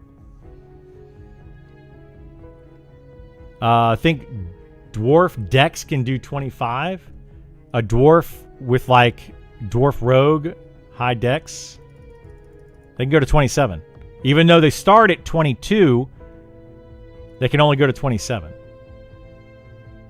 So I don't understand why. I don't understand why a gnome can go up to 29. I don't understand that. That's got to be a bug, right? Ogre Elementalist. Stamina can go up to 29. That can go up to 28. I don't understand that. Try agility on a gnome rogue agility. 25. Even though we got points left over, it can only go to 25. Can any gnome class get 29 intelligence? Let's see. No. Cleric can't. Fighter can't. Necromancer can. Paladin can't. Goblin have high dex, but not an alpha. Well, you don't have to be an alpha. This is not alpha. I'm not showing any alpha content here at all. This is all on the Rel server, guys. Anybody can do what I'm doing right now. I will not show any type of alpha content because we're not supposed to. So you're saying that like a rogue, they can get to 28 on dexterity or 27 on agility. I don't know why they did that. I don't know if that's on purpose, if it's an accident. I don't know.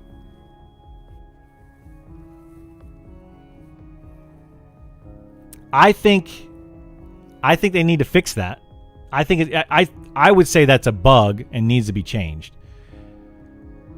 But I don't know if it's intended or not. Because, like, you got to look, like, I don't know. I'm a little weird when it comes to this type of stuff. So, like, if I'm going to make a dwarf fighter, I'm going to need these 4 stats, right? So that's going to be 21, that's 40, 41, 59, and then 65 total stats for a dwarf fighter. And these are the main stats for a dwarven fighter.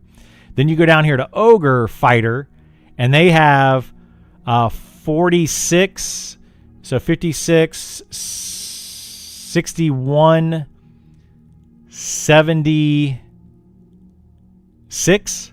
They have 76 base stats on an ogre. So an ogre fighter has however many more stats than a dwarf fighter does. That's a huge amount. That's a lot if you think about it. So is an ogre fighter the better way to go than a dwarf fighter? Maybe. But dwarves have a really good tanking trait that they can use. Whereas the ogre trait is ogre smash for the 2-second stun. So which one is better? To have the extra 10 plus more stat points overall, or to have the dwarf cooldown? Tough to say. So yeah, it's tough to say. Min-maxing is going to be a thing for sure. Do they make sense for the class though? Gnome wizard main stat is int and can go to 29. Yeah, but like a gnome fighter can also go to 29.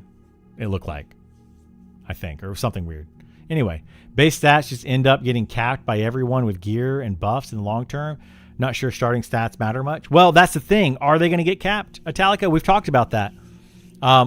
Is there a cap? What is the cap if there is a cap? And how long is it going to take us to get to that cap? I think that there is a cap. I'm almost 100% sure there is a cap. But what's to say that they don't increase that cap later on before people actually hit the cap?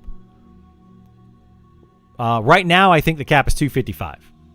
That's based on a lot of assumptions and a lot of different types of testing and things of that nature. But I think it's at 255. But I don't know anybody that can hit 255 in a single stat.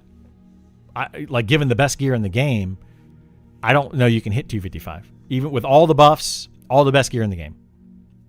I don't know. Imagine there's a base stat cap. They do something like heroic stats like EQ did. Maybe, yeah. Ogre Fighter, just like Ogre Warrior and EQ, was best with stats. Well, Ogre Warrior and EQ was best in the beginning because it had immunity to stun from the front.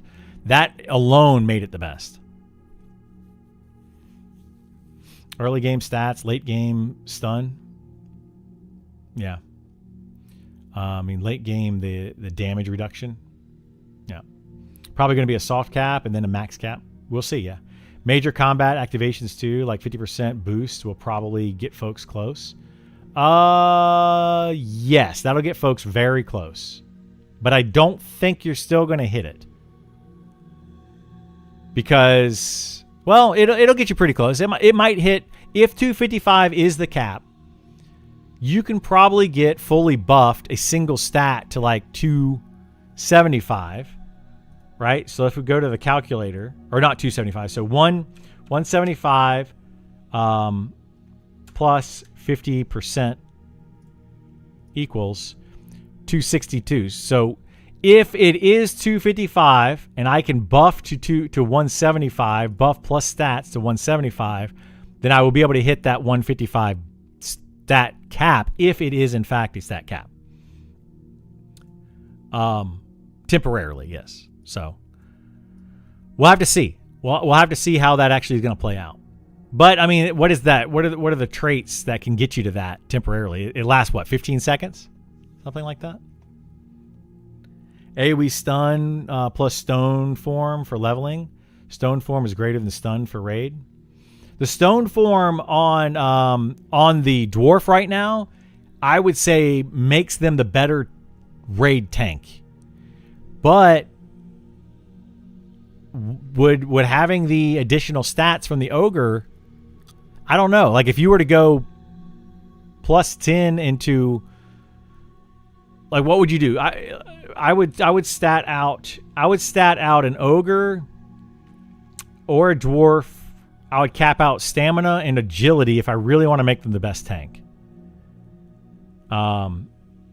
Let's see what we can do with that, just out of curiosity.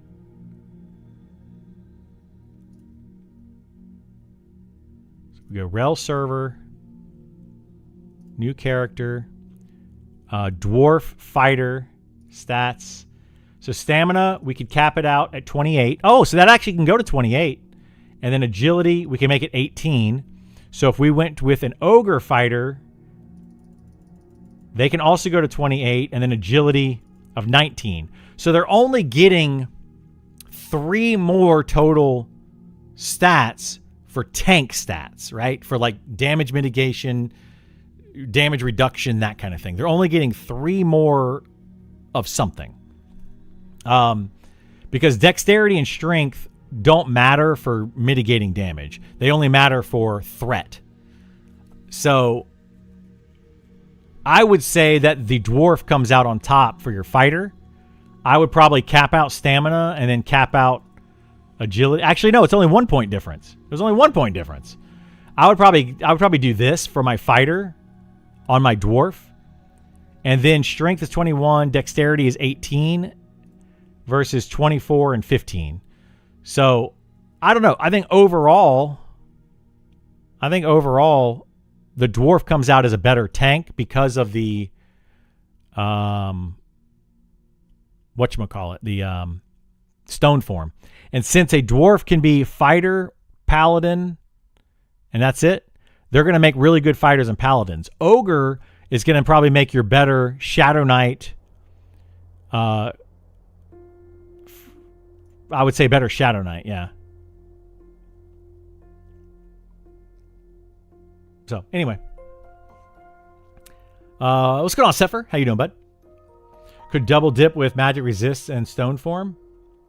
Is magic resistant? Yeah, you could. Major combat, magic resistant.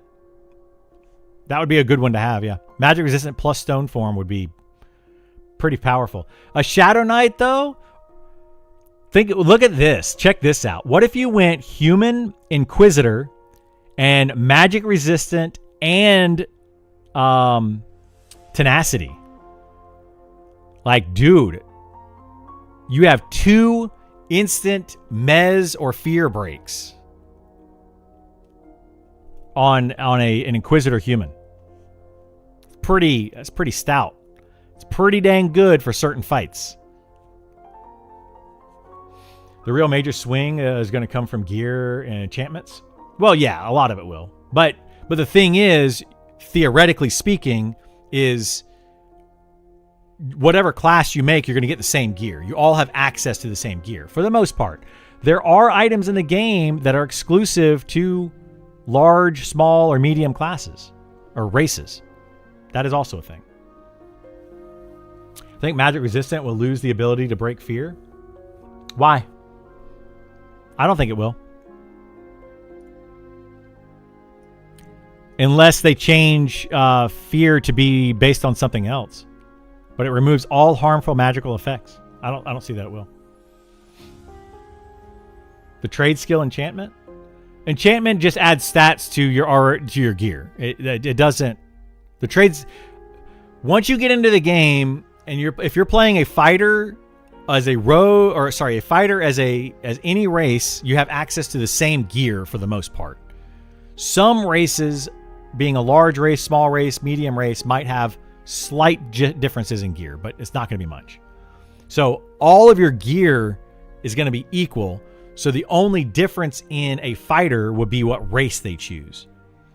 It's going to be literally the only difference. Fear is already tagged as corruption. Tenacity didn't break fear when I tried it. It did not break it Okay. Well, that changes things. Nobody wants to play human.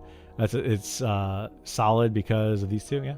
I mean, if fear is tagged as corruption and tenacity doesn't break, but tenacity specifically says it breaks fear.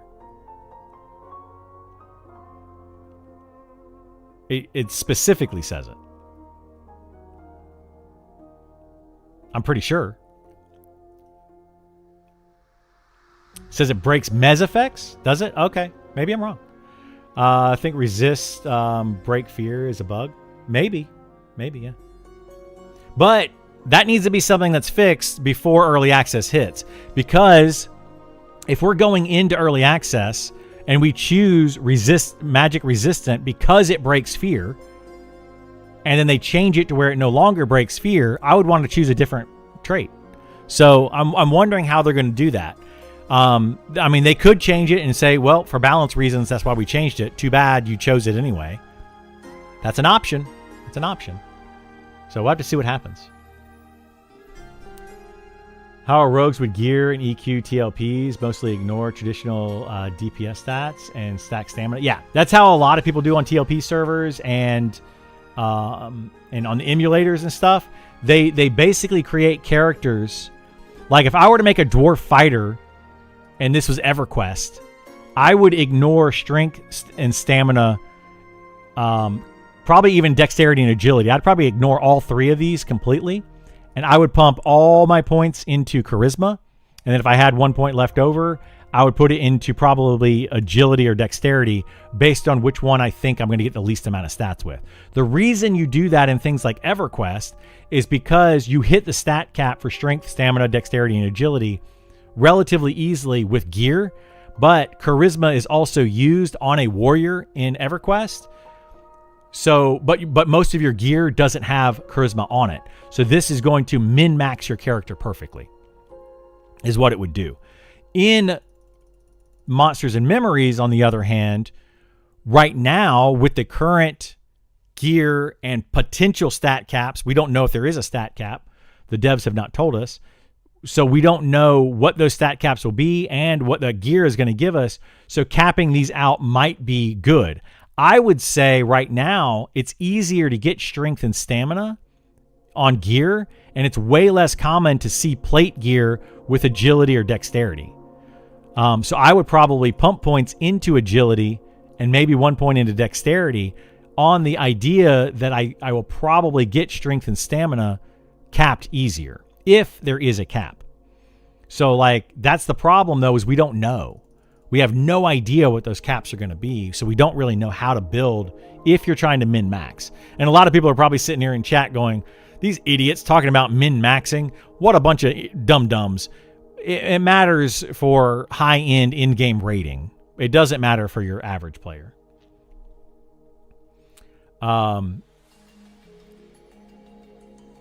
So it should hit specifically resisted by magic resist, yeah. Tenacity breaks, incapacitating, which is Mez, and stun. It definitely breaks stun now. They changed it, I think. Well, I don't know if it breaks stun or not, but it might do that right now. Magicot would know better than me. But now they have like the wizard and spellblade spells that do break stun. So dexterity feels like a dump stat. Gets passed around quite a bit. Dex is really only good for proc-based classes, specifically the Spellblade. If you play a Spellblade, you want to, let me see, who can be Spellblades? Dwarf can, Gnome, Human, and that's it. So Dwarf, Gnome, and Human. If you go with these, you're going to want to put points Spellblade, Dexterity, Human, Dexterity. So right now, a Gnome Spellblade with the most amount of dex. I mean, they're all going to cap, though, it looks like at... Nope. Look at that. Only caps at 25 Dexterity on a Dwarf.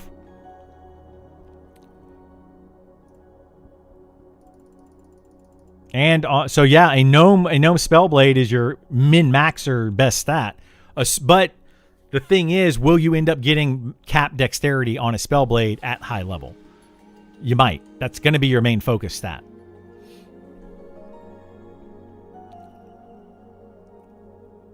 Hi, team. What's going on, Swartz? How you doing, bud?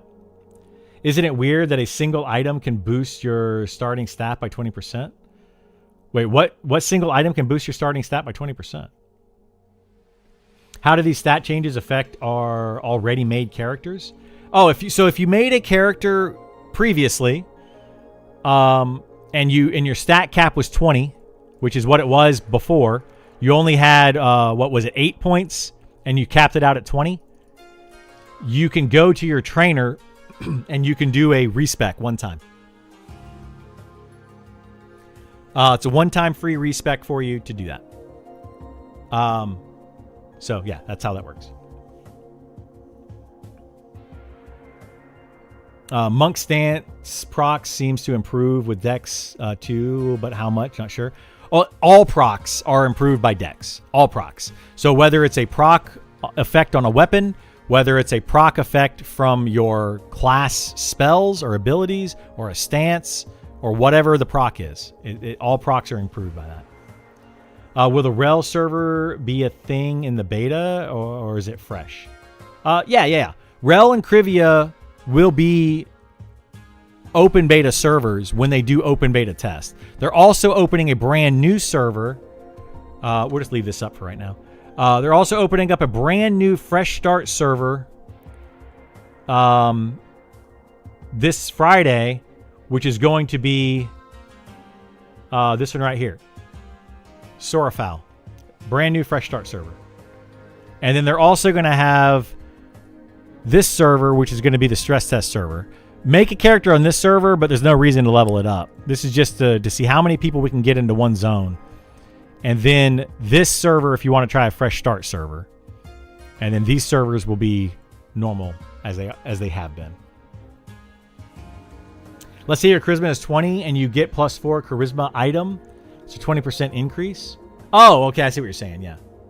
But like, you know, that's the thing is like that item is, yeah, it's a +4% increase, or sorry, +20% increase when you're level 1. But a level 60 player is probably going to have multiple items that's going to give them a little bit of charisma. EQ, you had 60 to 70 charisma and +4 was a tiny boost. Yeah. The starting stats is a big boost in this game. It's a very big boost because your starting stats are lower. So where you put your starting stats makes more of a difference, especially since in-game stats. In EverQuest, you had stats like 255, and getting to 255 cap was not hard when you got into like Velius era and onward, especially Planes of Power. We were talking about that the other day with some buddies of mine, where we were saying that in the beginning of EverQuest, gaining stats was hard. And then each expansion, it made it easier and easier and easier, to the point where a tank at level 50 tank early on, having 3,000 to 4,000 health meant a lot. But in Planes of Power, you have like 100,000 health as a tank. It was just ridiculous. The way that the stat curve went, it was just dumb. I'm curious what they're going to do with Monsters and Memories. If it's going to be, I hope it's going to be more of a gradual change. And it's going to continue to go, gradually. It should go up faster while you're leveling from level 1 to 60. But then that horizontal progression needs to be much slower. I think the horizontal progression in EverQuest was just this huge steep curve. And they had to do that though, because they wanted you to do like level up raids. Like I did this raid to get gear to be able to do this raid, to get gear to be able to do this raid. But if the stat caps are so small, then skill would allow you to jump tiers much easier. But if the stat cap is huge between the tiers, then you have to gear up in previous tiers. So I don't know what they're going to do in Monsters and Memories. I like the level up raids, but I also don't want huge jumps in stats. I don't like that. Even things like double and triple strike. On what? What are we talking about on that? I mean for closed beta. For the closed beta, closed beta is the same server as the closed alpha. I'm not sure where we're going with that, but yes, closed alpha and closed beta are the same server, or will be the same server. Do you think stamina becomes the main stat for melee classes if raid boss is mostly AoE? It quickly becomes the main stat because you're probably going to cap out your other stats. Your strength and dexterity are going to cap out since you're going to be focusing on those. And if you cap those, then stamina is the one that you want. And most of your gear isn't going to be focused around stamina. But we don't know, right? We don't know. Without known math behind it, you don't know if 4 is 20% of a stat of 20. 20 agility could be 0, like 10 in D&D stat. It could be, yeah. Could be. I feel stamina trait should be reworked to grant temporary HP boost instead of just an increase in your HP pool since it's so short, like a mini lay on hands. I think so too, DJ, because currently with the fighter ability, there's a fighter ability that increases your health by 10% for 30 seconds. That ability increases your it increases your current health and your maximum health by 10% for that time. And at the end of it, it only reduces your maximum health. It doesn't reduce your current health. So it would be like a little small 10% heal, effectively. I agree with that. I think that stamina needs to do that. I think intelligence and wisdom also need to do that. They should be a temporary boost to your maximum and your like, we can look at it really quickly. It should be a temporary boost to your maximum and current mana pool. I think that the intelligence trait overall is not a very good trait to take right now. It increases your intelligence by 5%. So if you have 100, now you have 105. But it doesn't increase your current mana pool. So if we go to like Gnome Elementalists and we chose intelligence, become intelligent, increasing your intelligence by 50% for 15 seconds.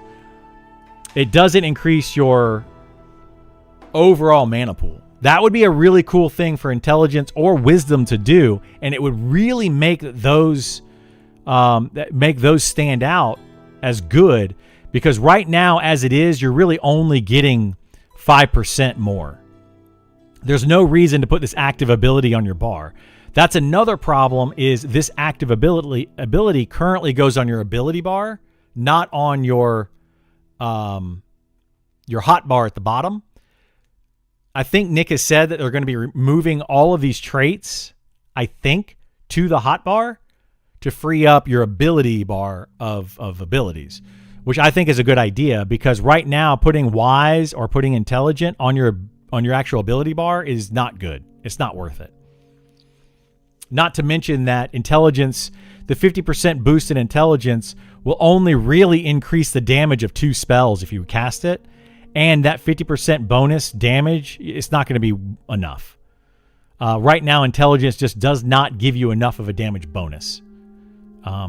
So this active ability is kind of worthless right now. But if it gave you 50% more intelligence, think about that for a second. Like if I have, let's say I have 100 intelligence, that would give me 150, and I'm getting 5 mana per intelligence. So now I've got 500 mana that I'm getting from my intelligence, and I use this ability and I get 50% more. I'm getting an additional 250 mana bump. That's basically like a free spell that you get every 15 seconds. It's effectively, not every 15 seconds, sorry. That's a free spell they're giving you every 10 minutes with this, or 5 minutes, or whatever it is with this cooldown. I think it's 5 minutes. Might be 10 minutes.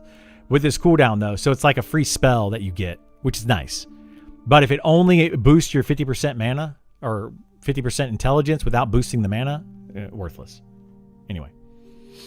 Yeah, I think that they need to change these, because right now, I would say magic resistant is the more powerful, since it helps you get rid of mez type effects and different types of abilities that might get on you, right? It might even get rid of root. I don't know. What's root considered? Is root magic, or is it corruption based, or is it poison based? I think it depends on the type of root or snare, because like a Shadow Knight or Necromancer Snare is probably based on poison damage. Root is magic currently? Okay. So, like, what about a Shadow Knight or, you know, like different types of root should be based on different types of resistances, I think. Or maybe disease. I don't know. Major combat and racial trait should all go in the aura bar. That's a possibility. That's a possibility. That might be coming. I don't know. Root, the spell is magic. Who knows if it would poison will be added to it too? Yeah. Well, like, I think that like a disease-based root or a poison-based root for Shadow Knight type class or a Necromancer type class isn't unheard of. Like, their dot that has a snare attached to it is either corruption or poison based. So, but then also like dexterous. Should dexterous get you out of root? Maybe. It's an idea because you become more or agile. Should agile break root because you're now able to like use agility to get out of the entanglement that you're in? You know. Think snare is corruption? Maybe, yeah. I don't know. There were disease-based slows in EQ? Yeah. So, like, I don't know. I think that they could expand on a lot of these and make them better. Because right now they're just not better. Like, would I go as a tank?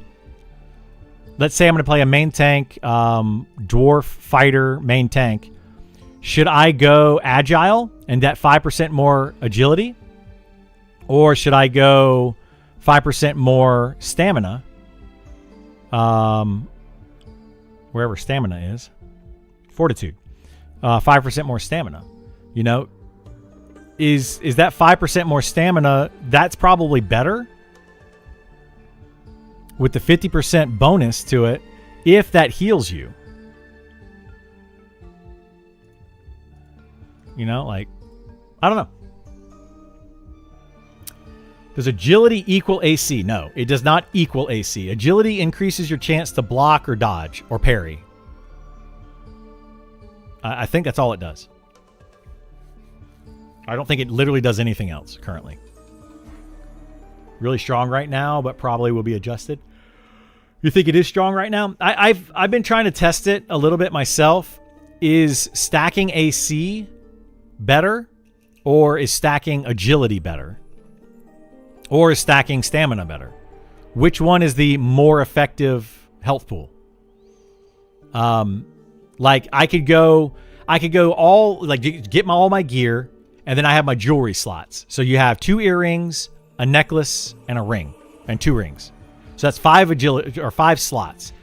In those 5 slots at high-end level jewelry, I can get plus 25 agility, plus 5 in each slot. Or I could get like 100 AC. What's better, 100 AC or 25 agility? I don't know. Agility is going to allow you to dodge or parry attacks, which is going to just completely negate the attack. But 100 AC could theoretically reduce the amount of damage you take on every single hit by a certain amount as well. So it's tough to say. Fireside theory crafting? I love to do this kind of stuff. I love this kind of discussion. I think it's fun. If you pop agile, it's like plus 50% dodge, 15 seconds. If you have full mithril jewelry for 40 agility, does it give you 40? Is it 5 times 8? Can you get 8 agility per slot for that? Is that how that works? It's like roughly 20% extra dodge. So you think that if you stack, well, mithril jewelry is also no longer available to make in the game, I don't think. Maybe it is. 8 agility each slot. They add mithril back. Assuming that, I don't know that mithril, it might be added back at level 60 plus mobs. So like raid mobs and stuff might be mithril jewelry. We don't know. But they might, they may not. But even still, if you drop it down 1 tier, it's still what, plus 7? So that's 35 agility. if you go straight agility jewelry. So is 35 agility with agile with the 50%, is that going to be a better thing to do? Because that's going to give you crazy dodge chance for, a short amount of time. But is AC going to be better? What about mithril jewelry we're already wearing? Mithril jewelry that you're already wearing is still in the game. Platinum jewelry is 35 agility or 120 AC. Yeah, exactly. So which one of those is better? That's what I want to know. Is 35 agility going to allow you to dodge more and just completely remove damage versus the 120 AC that's going to allow you to just reduce the amount of damage you take per hit? Like, I don't know how much 120 AC matters. I also think there's breakpoints. And I think that's a big factor. Because think about it this way. If I have 300 armor, but I have really high agility, and I'm not hitting a breakpoint because I need to have 400 armor to get that breakpoint for that certain mob, so that 300 armor is only doing a little bit, and then my agility is allowing me to avoid the damage. But what if I hit that 400 breakpoint using a jewelry and get to 420 armor, but I lose that 35 agility, but I hit that new breakpoint of armor? Is that going to make a bigger difference? And I think it does. I think the problem with armor class right now is we're not hitting those breakpoints because no one is focusing on armor class. Like they have their armor class and they're like, oh, armor class doesn't work. And they're just kind of disregarding it because they're not hitting those breakpoints. And I don't know what those breakpoints are, though. They dropped it to steel last public test. Did they? They dropped mithril down to steel? Or you could do platinum fire opal for 70 AC plus 140 HP. That's another solid suggestion. Because now is your effective health pool 140 HP on a tank is not a whole lot.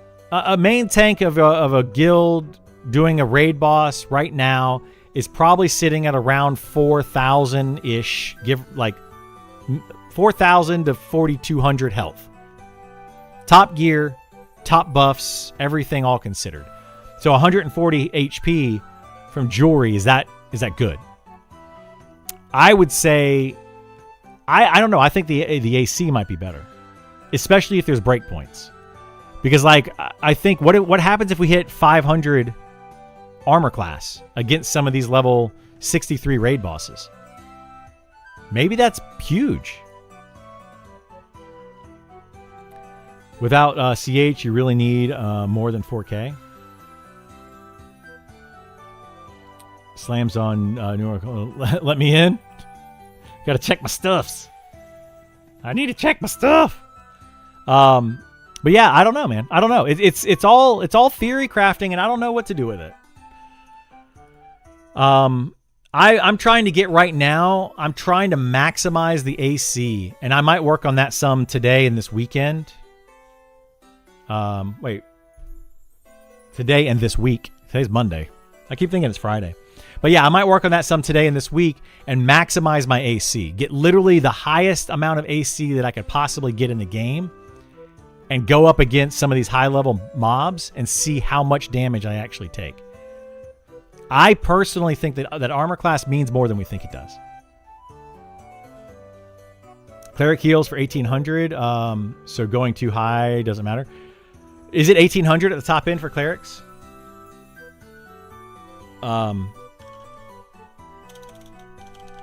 Monsters, Memories Wiki.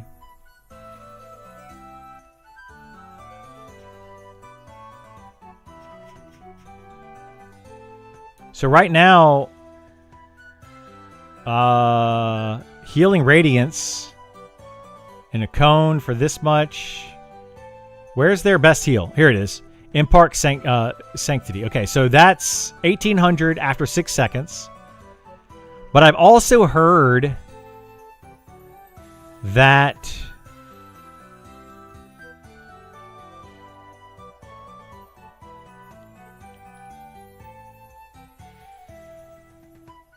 They don't have them on here.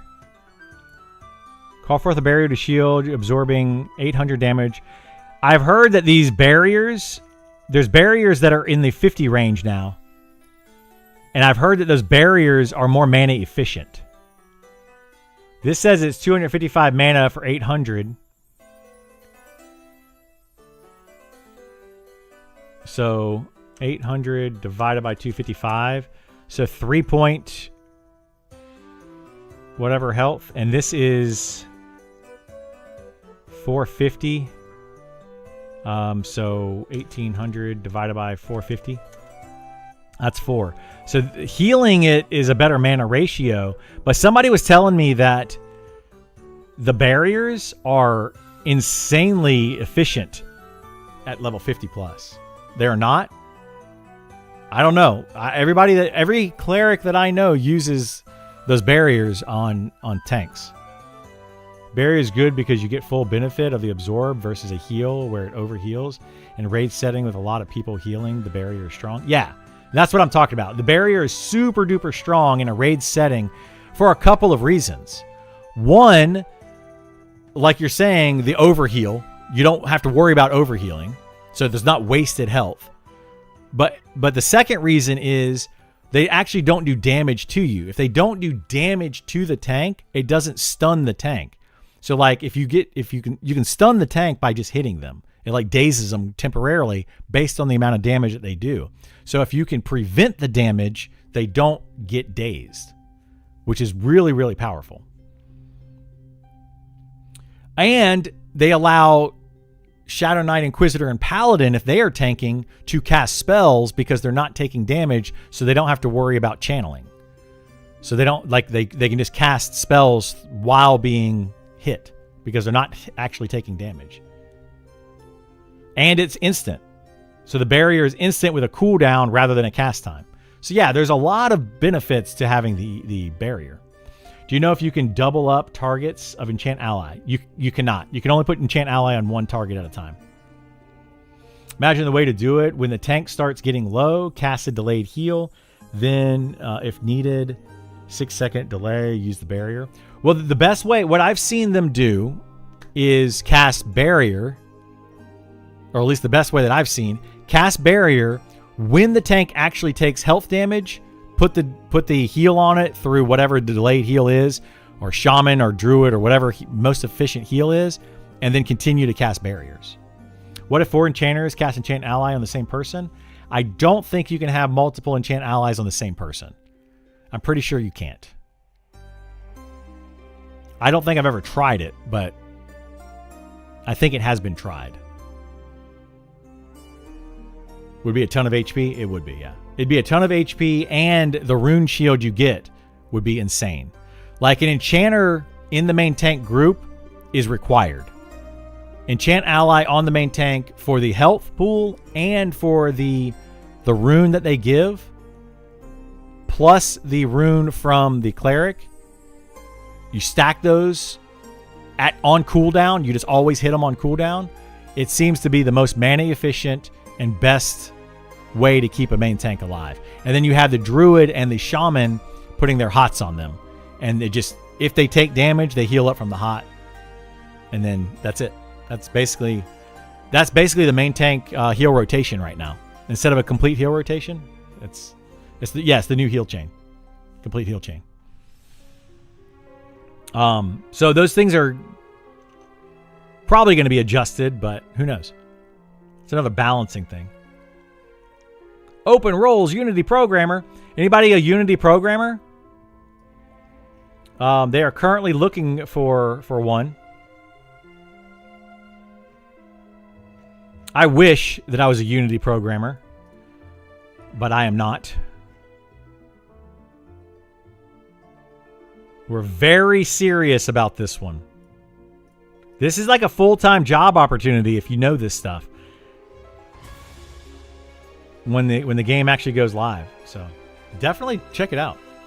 I like no complete heal so far, but we'll say that if they add stuff that starts hitting really hard, like Avatar of War, yeah, maybe. We'll have to see.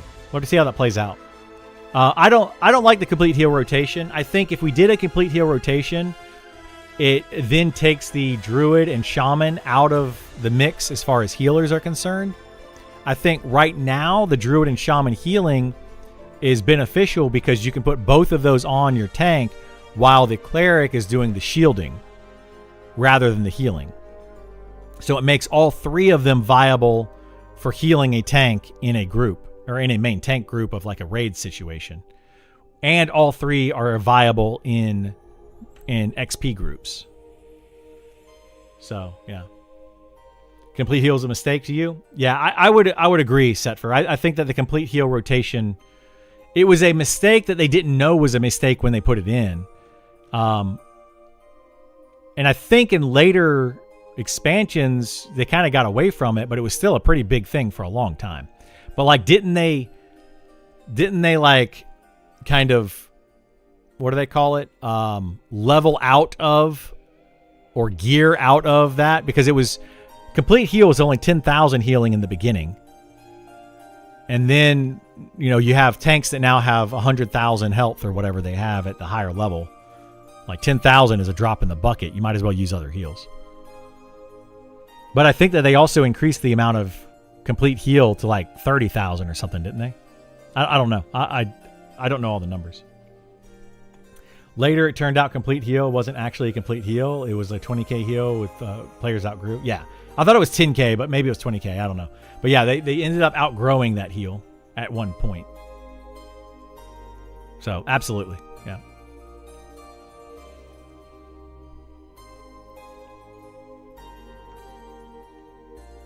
But I don't know. I think I like where the healers are at kind of right now. Cleric still being the best overall healer as far as recovering health and preventing damage to the tank.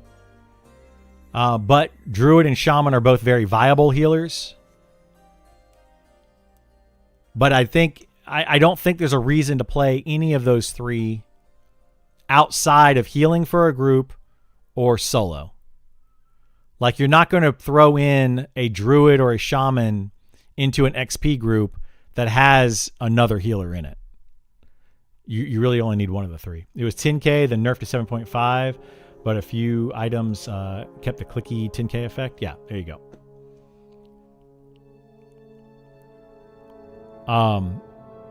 Yeah, and then people just basically out-leveled it, which I think they did on purpose, which is kind of goes back to the debate we were talking about earlier. Like, what should Monsters and Memories do going forward with their progression, their horizontal progression? Should we get more? How should that horizontal progression work at level 60? Should it be like small stat changes or big stat changes? I think it should be small. And then when you add it into all the pieces, like, you're talking, what is it? How many pieces of gear are there? Like 20? You have 2 earrings, 2 earrings, a necklace, a helmet, and a face mask. So 2 earrings, a necklace, a helmet, and a face mask. So 5 across the top. And then you have, what is it? Main hand, offhand, gloves, boots, legs, chest. So it's 11. And then shoulders, both wrists. Like, I mean, it's like 20 something pieces or something.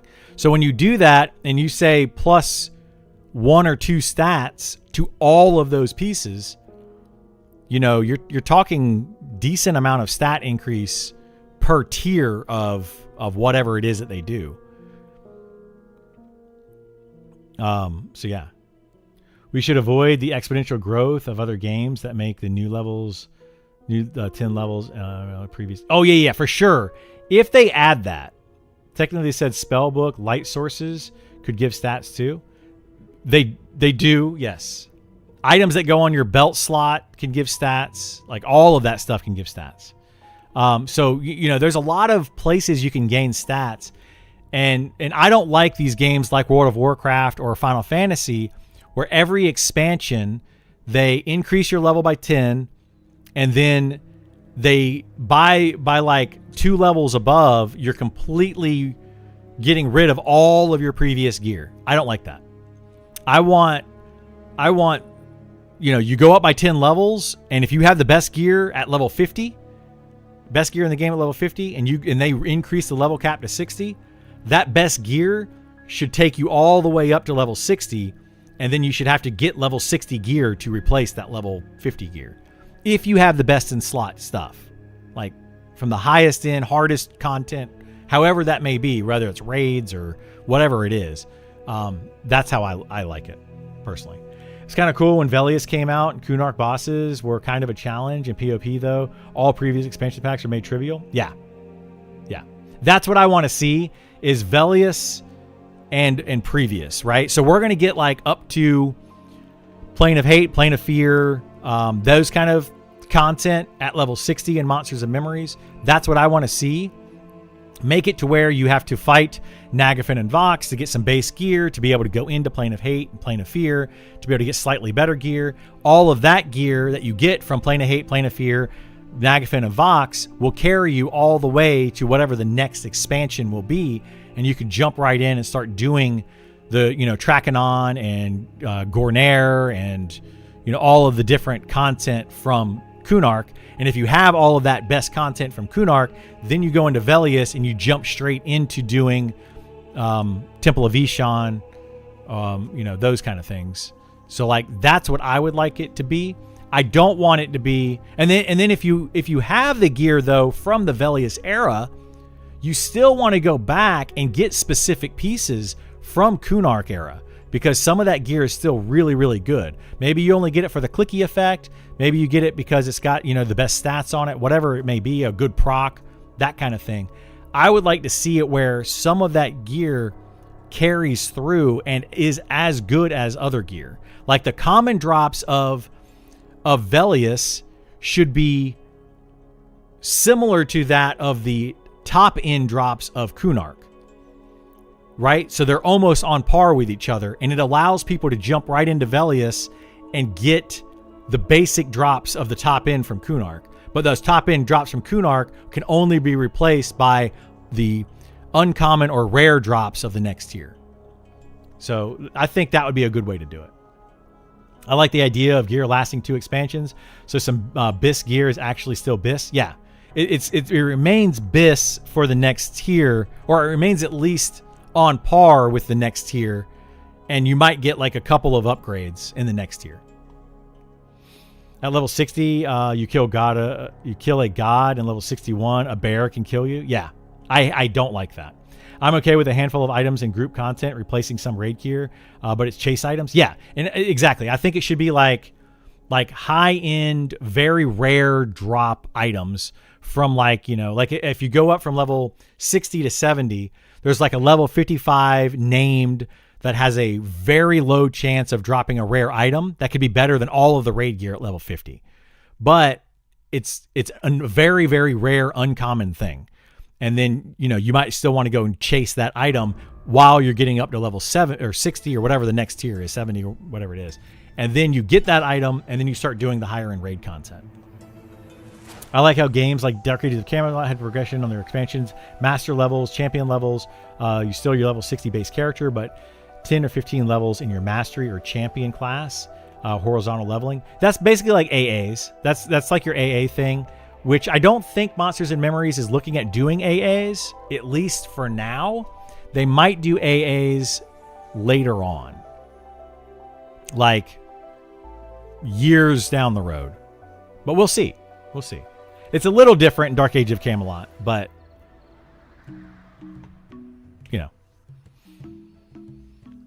I would still say they're kind of similar. What time is it? 1:14? What else you guys want to talk about or look at? Or you want to continue talking about progression? Before I go and eat some lunch and test out some more things. I want to tell what time is Sean going to stream today? Do we know? Sean streams on Mondays sometimes, doesn't he?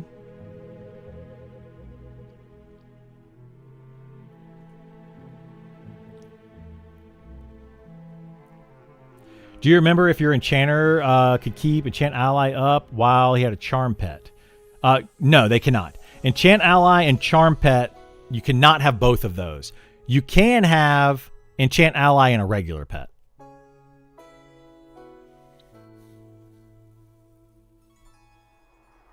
Usually after 3. Yeah, it's designed to be alternative to charming. Exactly. And I think they need to get... Well, I don't know.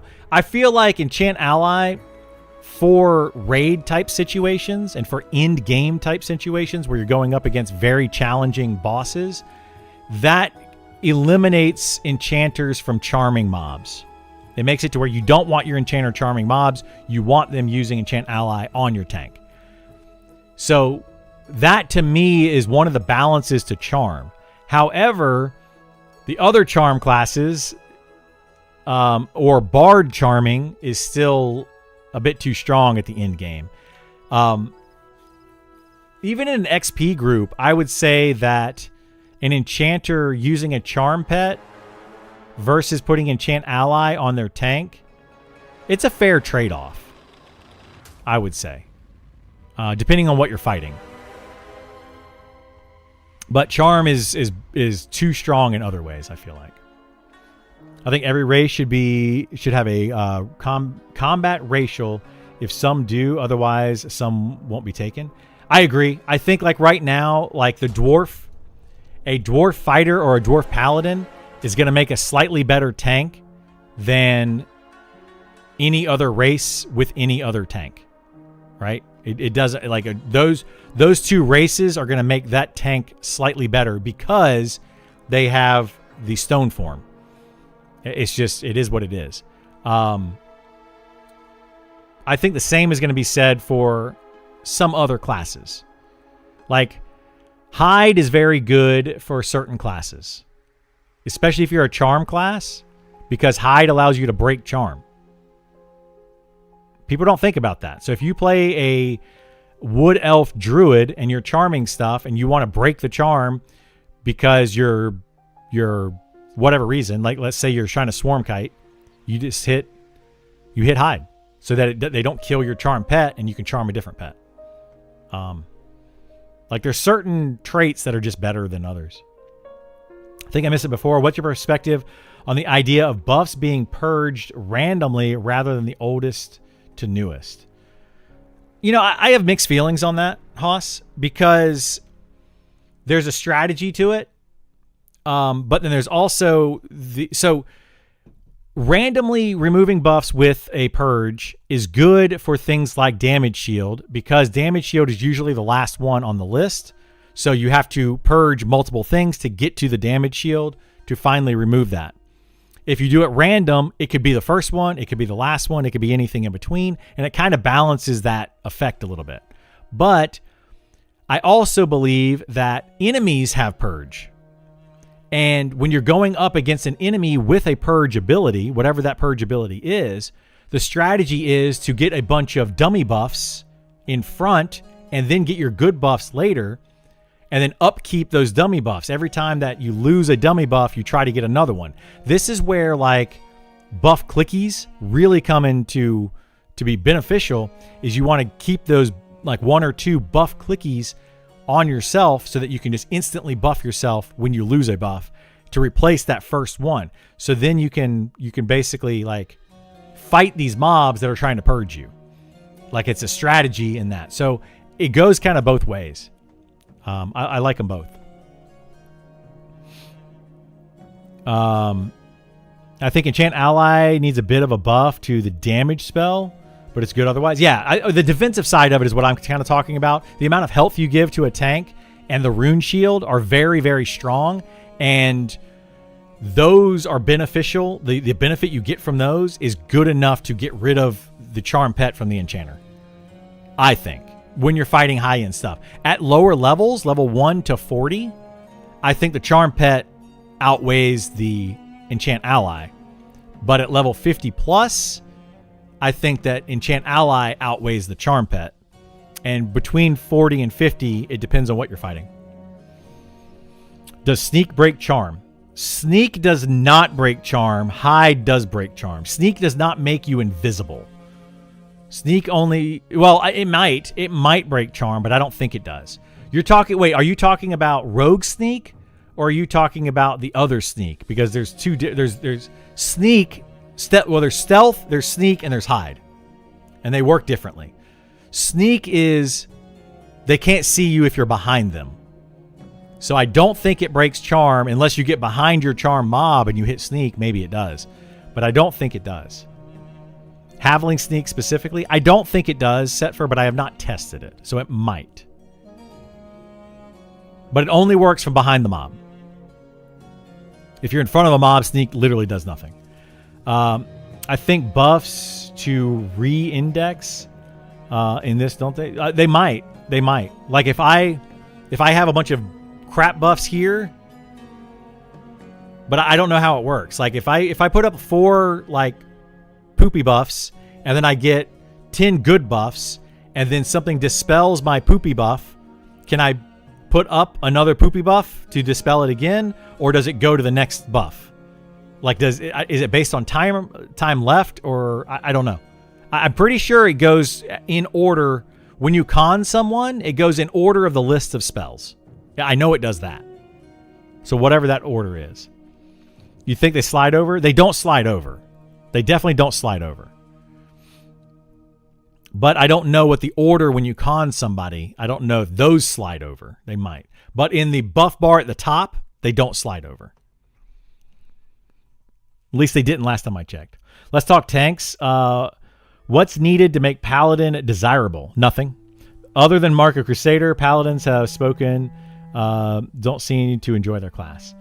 So Paladins right now, I think Mark of the Crusader literally makes them desirable, especially at the high end. I think that their healing also makes them desirable. I think that Paladins are in a really good place. But there's too much focus on DPS and tank. Way too much focus on that. Because they're like, fighters have high DPS. Shadow Knights have high DPS. That's what makes a fighter or a Shadow Knight stand out against a Paladin. Literally the only difference in them is the amount of DPS that they can do. A Paladin's effective HP is much higher than any of the other tanks because they can heal themselves. They have lay on hands for one, instant heal. They also have their guardian that they can put out, which heals. Then they also have their healing spells that can heal. They also have the Mark of Crusader that can heal. They also have their smite that can heal. Their effective HP is probably the highest out of all 4 tanks. But the community as a whole focuses so much on the DPS output of a tank. What's better? What do you want in a tank? When they're tanking a raid boss, I want effective HP. Effective HP is way more powerful than the DPS output of a tank.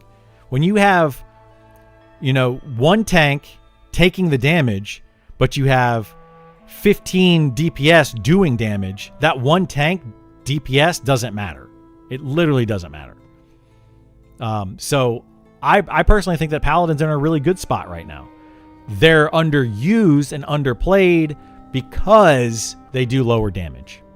And people are factoring that in too much to the tanks. Their smite only heals 40 if they kill the target, right? It is, yeah. It's a low amount. I think the smite needs to be more of a on cooldown. It smites or it procs and it heals them. Does damage and heals them. Kind of like a life tap. I think it should be more like a life tap. Whereas a Shadow Knight is a direct life tap. I think the smite should be more like a really hurts undead, does limited damage to other things, but heals the paladin a little bit more rather than on kill. And that would increase their effective HP. But still, like their effective HP is still leagues above every other tank. People just need to realize that Paladin is sweet. Paladin is a very good class. I think they're just they're misunderstood. So, kind of like a Spellblade. People don't play Spellblade because it's terrible in the early levels. It's absolutely garbage class in the early levels. In the end game, though, it's way too strong. They need to balance out that curve to make it desirable in the early levels and still decent in the end levels. Paladin is, again, another one of those classes that not really needed in the early levels, because you're probably going to put a healer in your group. That healer is going to be plenty in that group. But if you take a Paladin, you don't need a cleric in your group. So you can have slightly less healing and a lot more utility with a shaman or a druid. And that's where people aren't thinking. Like they're not thinking through the whole process. They're only thinking, I'm a Paladin, but I still need a healer. Well, yeah, but what type of healer do you need? Paladins also have stuns. Stuns are great for mitigating damage. They don't work on raid bosses or named bosses, but they're great for mitigating damage in an XP group. Being able to stun spellcasters and interrupt the spellcaster, it's pretty big. Being able to stun a melee class is really good. That prevents damage for a couple seconds just to have the stun. And it's a fast cast time. It's like 1.5 seconds or something to stun. So anyway, yeah. Kind of where we're at with that. Paladin only tank with stun. No, it's not the only one. And his stun is still OP. Last I heard it was. So Paladins have spellcasting stun, but a fighter has clobber. So clobber is a 60-second recast with a 6-second stun. Whereas Paladin stun is a better recast. Is this Paladin still? Or is this Inquisitor? What is this? This is Cleric. So if we get down to Paladin,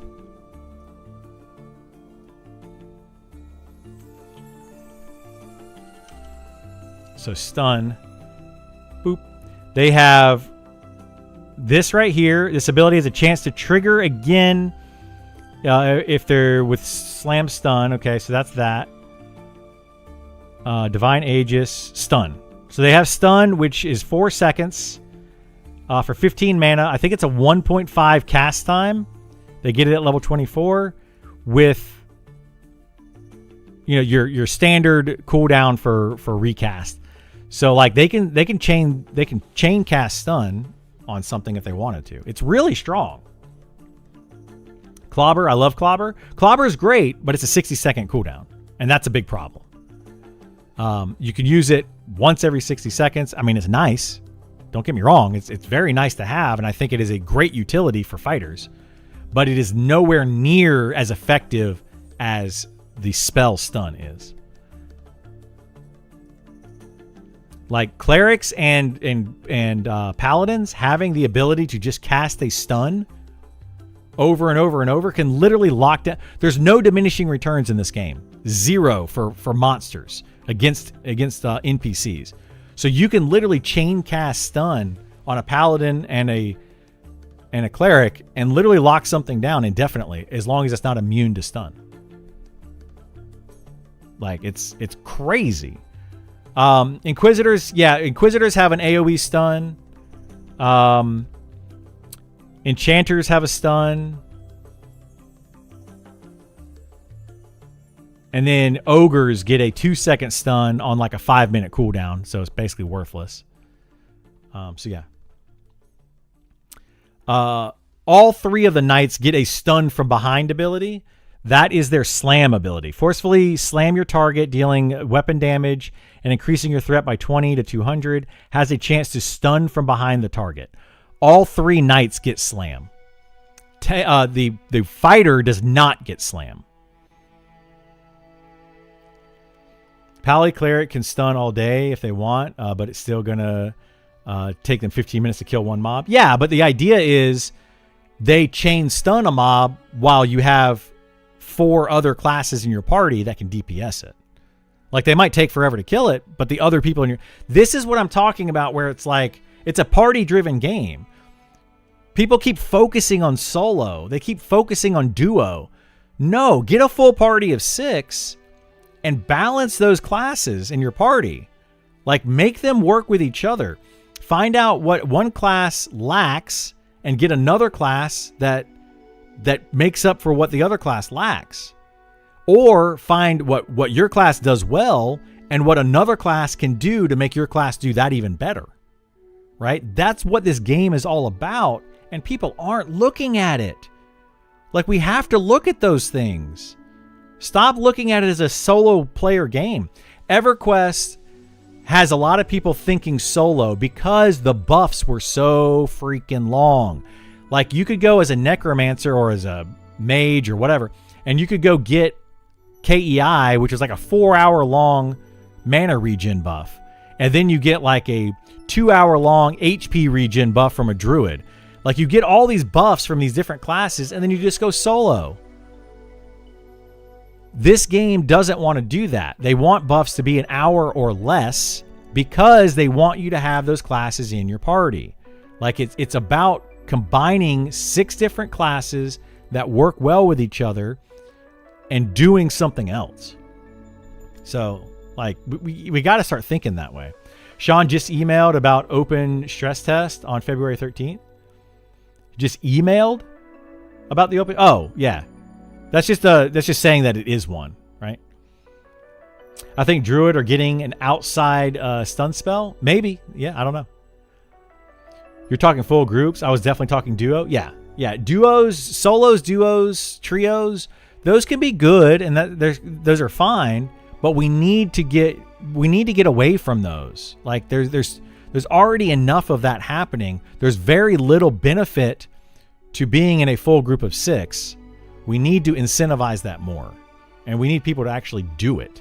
Like, actually put groups together. Make it a party game. Gust of Wind. Yeah, I don't know what it's going to be. Preach, right, Nicodemus? I'm passionate about this stuff, man. I'm super passionate about it. Inquisitor plus Enchanter can chain stun a mob for 12 out of 15 seconds. Yeah, like I have an Enchanter in my party.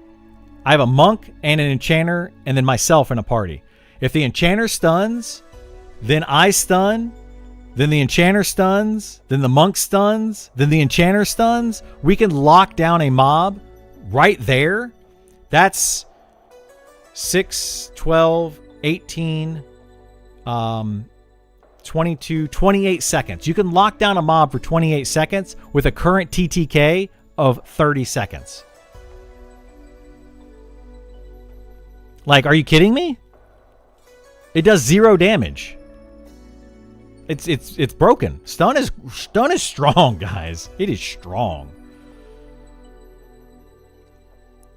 Druid outdoor only knockback, wind stun would be dope. I think so, yeah. Some air spell, tornado. Yeah, I think it'd be cool.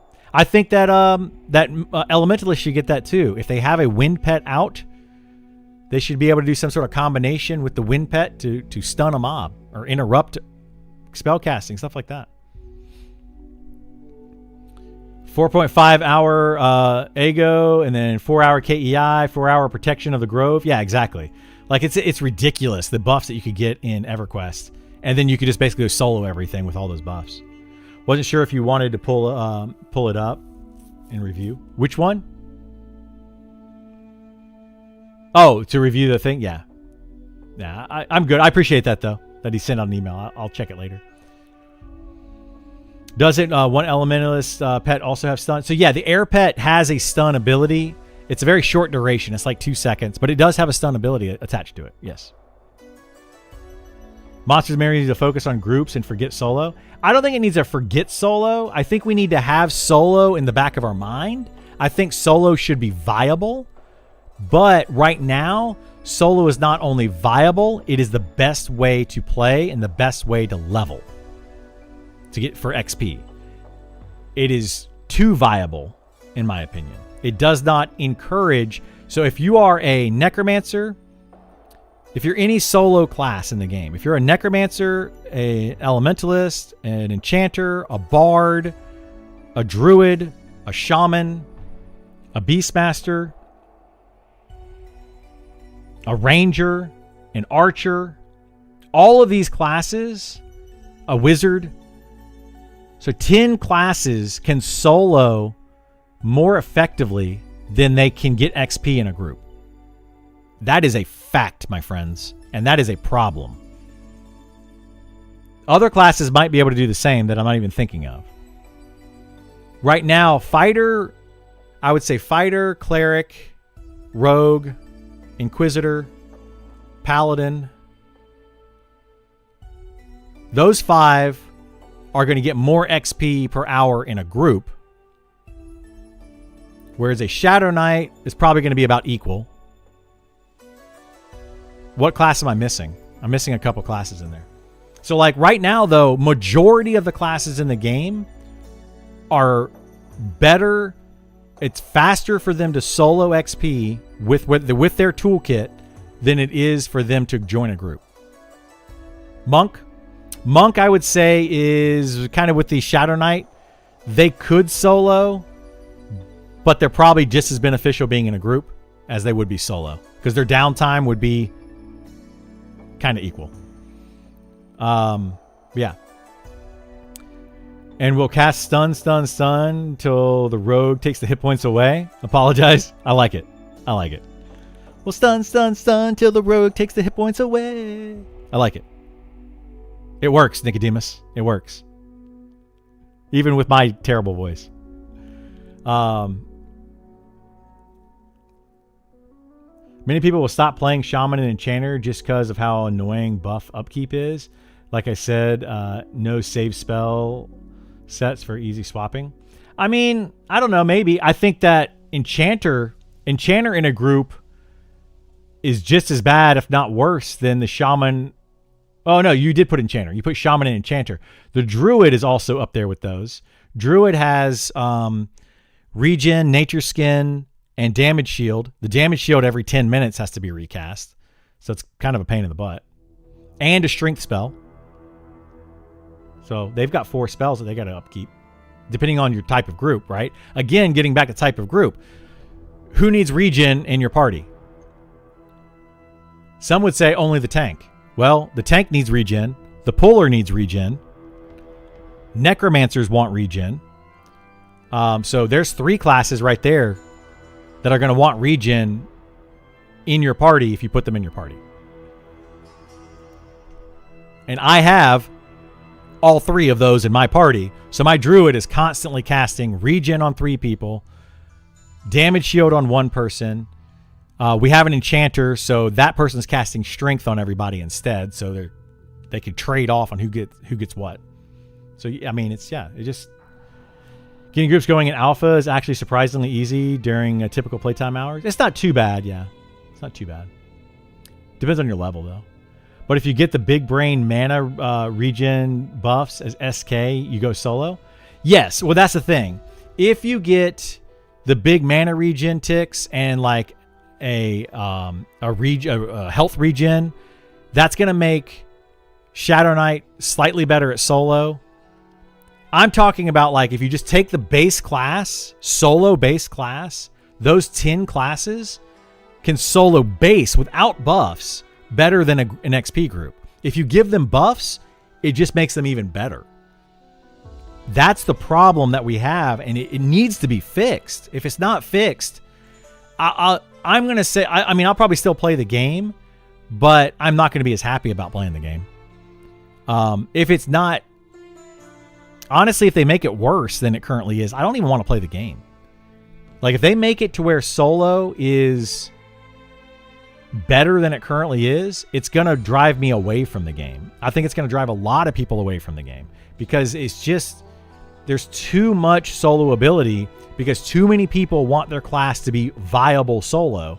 And when they make them viable solo with the current XP rates and the current time to kill rates, it's better to solo than it is to be in a group. So viable solo versus exclusively solo are right now are kind of go hand in hand. I'll be Shaman anyways. Yeah, Shaman is a really good solo class as well. Shaman buffs are incredibly easy to keep up compared to EQ. They merge the stat buffs into one, and they're 1 hour. I mean, Shaman buffs I don't think are that hard. Plus, Shaman have Cannibalize, which allows them to have a lot more mana. Whereas some of these other classes don't get that. Like an Enchanter at least has mana regen, but what about like a Druid has their like whispers ability. That's every 10 minutes. So I don't know, man. I guess if you save whispers for when you buff people, maybe. I don't know. Depends on level 2 after the big influx of players that came in 10 days ago. Yeah, the lower levels, that's another problem. The lower levels out-leveled the new players so quickly, now it's hard to find a group at the low levels because they just instantly leveled up to 10 or 15 or 20 or whatever it is. Like they leveled up fast. There was a group of players recently that joined the alpha. They leveled from 1 to 60 in like a few weeks. It was super fast. It's way too fast. I can have a group. Might be because the server is too top heavy. It is very top heavy right now. I agree. They said group focused game. I think it is safe to assume that it'll end up there. I think so too. It's a group focused game. It needs to end up there, much like all of these classes right now where people are saying, you know, oh, the top DPS class, the top tank class, the top this, the top that. It's because balance. The game isn't balanced properly yet. Once they get in the correct balance, then I think we're going to start seeing it be much more of a group focused game. But right now, like certain classes are just way too strong at certain things. You gave up in the 40s? What, trying to group up? What class are you though, DJ? I still get groups together, low level. Yeah. You're enchanter? Yeah, you don't need a group. I mean, I know you want a test group, but I promise you, at level 40, you're going to be better off charming. XPing through charming. It's so much faster. I get bored playing solo quest. I do too. I would much rather play with a group. Going to the same problem new people are going to have 3 to 6 months after EA. Biggest problem in MMOs. I agree. 6 months, 3 to 6 months after this game launches in early access, new players on the server are going to be like, I have nobody to play with. The economy is completely out of whack. I can't buy any items because I can't afford anything. I can't even buy cloth scraps because people have too much money at the high end and they're willing to pay more money for the cloth scraps. Like you can't play the game the same way. The entire game changes 3 to 6 months in, which is what's going to happen with this game. I'm calling it now. People are they're going to level too fast. The economy is out of whack. And then all of the low-level zones are going to be a barren wasteland because of how they currently have the game developed. And people continue to say, well, I want this. That's what's going to cause that. I want this other thing. Well, that's what's going to cause what I just said. All the things that people are saying they want are going to cause these things to be worse. Like soloing is going to make it worse. Like speeding up the leveling process is going to make it worse. Like they got to slow the game down. I want New Game Plus for that reason. So there's always people leveling. New Game Plus would help out with that. Or a mentor system could help out with that some. There's a couple of options. I don't want to do a New Game Plus. Well, I kind of do and I kind of don't. New Game Plus right now, the problem with it is going to be you level up a druid to level 60 and then you just New Game Plus power level that class. And you just keep doing it over and over and over and over and over and over. And then what it's going to end up being, there's not going to be a reason to group up. It's just going to be power leveling with the higher classes. No one is going to group on a New Game Plus because they're going to have friends that are higher level that can power level them. Or they're going to have gear that's going to allow them to solo better and power level themselves. That's what I see happening. You're still not going to see groups in those lower level zones with that. I'm afraid the EA economy will be the same as Alpha. EA economy right now is going to be complete garbage and it's not going to function. And the only person I know that I could say that to would be Ali. So Ali, if you hear this, you got to fix the economy. It's broken. It's terrible. He's the economy person, to my knowledge. I think Sean understands economy. I think that housing is going to help a little bit with the economy. I think expeditions might help a little bit with the economy, but it depends on how they implement those and what the benefit is to both of those things. So like they may have a plan for the economy with those two things in particular. Those two things alone could fix the economy, because the economy problem is at the high end. It's not level 1 to 60, it's level 60 plus, where the economy just completely screws everything up. So we'll see what happens. I think if I can get groups with how sparse the player base is, I think after launch it'll be super easy. But again, like Criddle's saying, people will out-level the rest of the game. They will, yeah. They will. Launch time is the greatest time to play an MMO. Absolutely. Not sure how to make a seasonal MMO work, but if someone can solve that, it'd be amazing. Yeah, I could see that. I think launch time of any game is the best time to play it.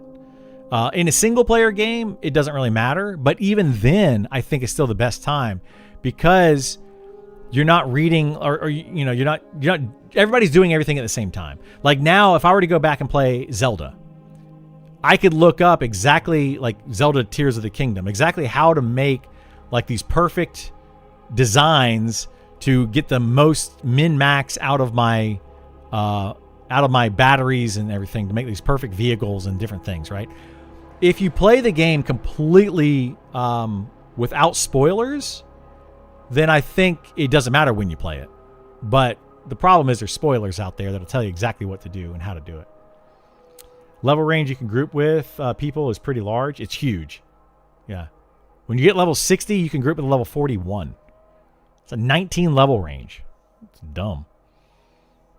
How does the game economy get messed up anyway? I never really understood it. The amount of money going into the economy versus the amount of money coming out. That's how it gets screwed up. Every time a player kills an enemy in the game, that brings stuff into the economy without anything going out of the economy. So think about how many players are out there just killing monsters for hours and hours and hours and hours and hours. So all of this money is coming in to the player base. But out of those players, how many are actually buying things off of the vendors or spending money on housing or, just any money going out? And right now, there is almost nothing to buy. So there's got tons of money coming into players with every single kill in the game, with literally nothing to buy on the vendors. They have housing in the game, but the housing in the game is 5 gold a month or something. Like it's super cheap because they're testing it. So that's what happens. TLPs are the closest thing to seasonal MMOs. Yeah, they are. It needs money sinks. It needs big money sinks.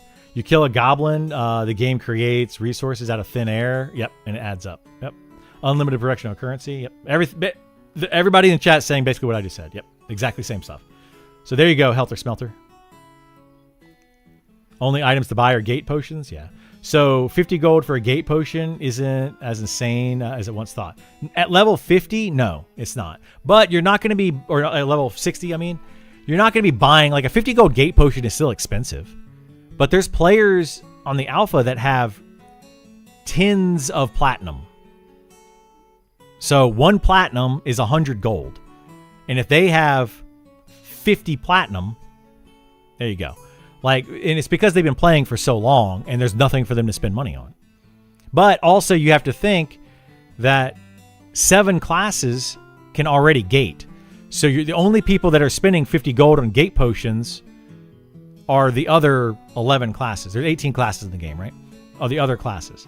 So 7 of those classes don't have to spend it. But those 7 classes also have to buy a lot of spells. So they have an upfront cost from level 1 to 60 of buying a bunch of spells. Once they hit level 60 and have bought all of those, they never have to buy a gate potion because they can already cast gate. And again, just straight money for them from that point forward. It's just nothing but free money out of thin air.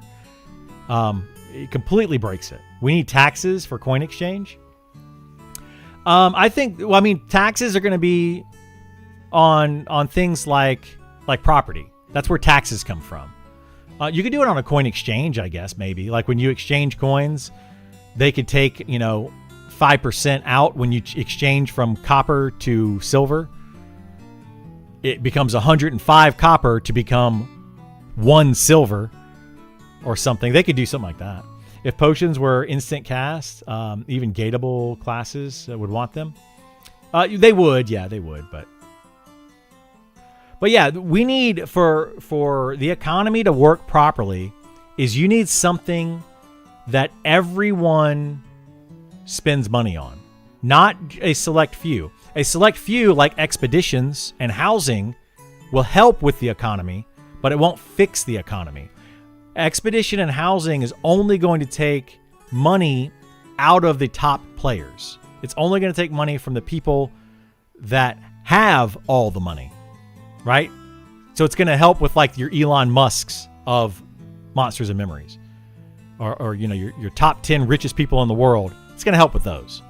Your guilds that are doing the expeditions. It's going to help with those. It's not going to help with the remainder of the game, which is going to be the majority of your players. So we need to have something. I think they need to add in guild fees. If you want to be a blacksmith, you have to join the blacksmith guild. It costs money. To maintain that, you have to pay a monthly fee to maintain your blacksmith rights to use the forge. Or alternatively, you can buy a house and have that as an expense and buy a forge for your own house, which is another expense. So you could say, I'm going to do a lot of blacksmithing, and instead of joining the guild and using their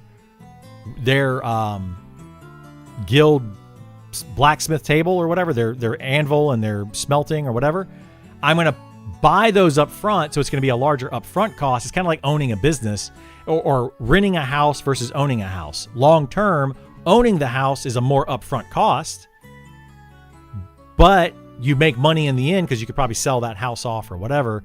And then you can own the house outright, but you're renting, you're doing it forever. In perpetuity. So I think that they should do that. I think every single trade skill should have an attachment of a guild attached to it. Your alchemy guild, you need to join an alchemy guild to be able to use their cauldron.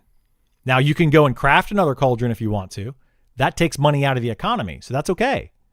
Because when you craft a cauldron, it takes first of all, it can fail. And if it fails, it takes your components. But second of all, it takes your components to make. Like it takes the iron or whatever it is to make a cauldron. So it takes things, and it's not just money. Like people think when they think economy is only dollars. Economy is not the dollars or the coins. It is everything coming in. Because NPCs will buy items for coin. So if you go and kill a wolf and it doesn't drop coin, it still might drop a pelt. That pelt increases the economy. It increases the amount of money that comes into the economy because you can sell that pelt to a vendor, money, or you can use that pelt for something else and then get money. So like all things go into the economy.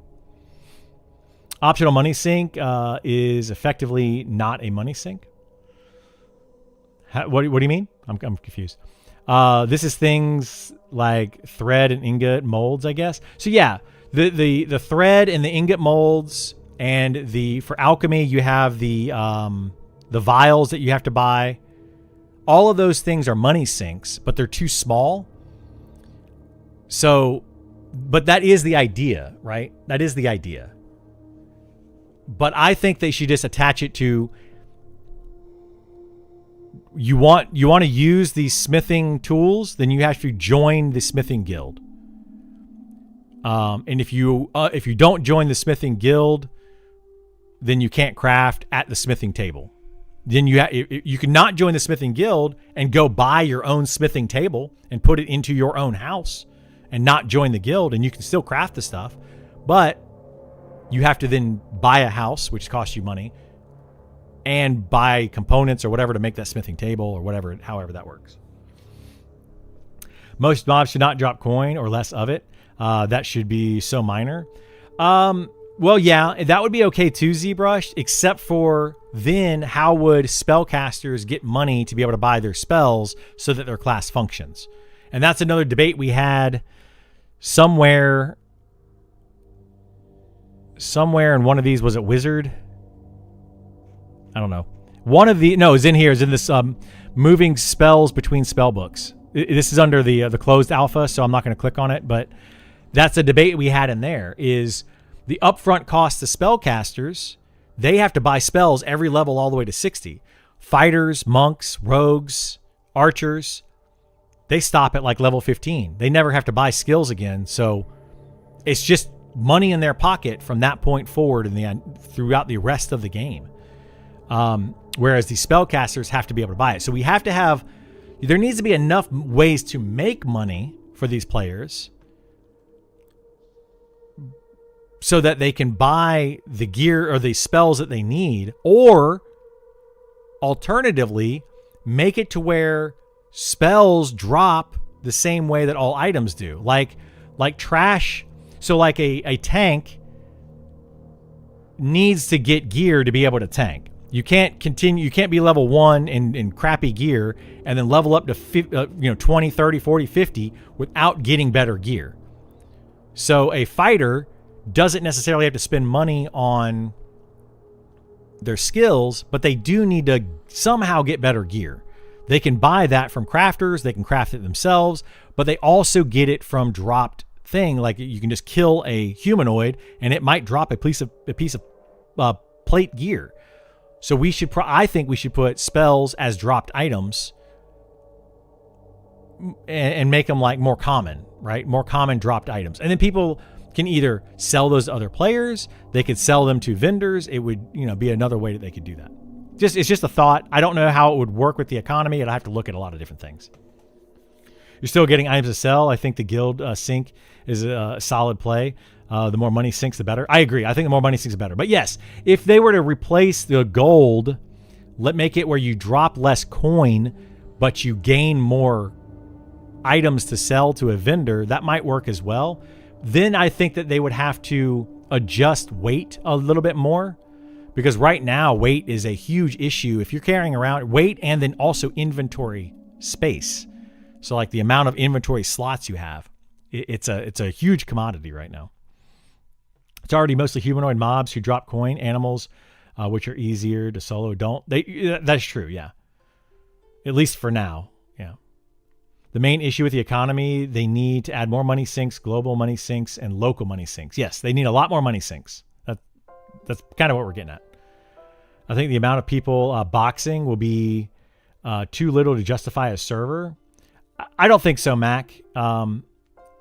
Let boxing be cool. It's plus for the market style. So I think what's going to end up happening, I think that the boxing servers are going to have very few players overall, but each of those players is going to want to box 5 or 6 different characters.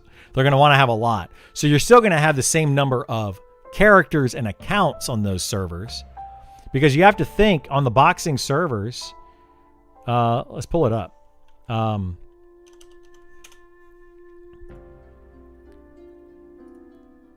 If you were to take this number 300 and theoretically thinking these 300 people are all going to box 6 characters, that's 1,800 people.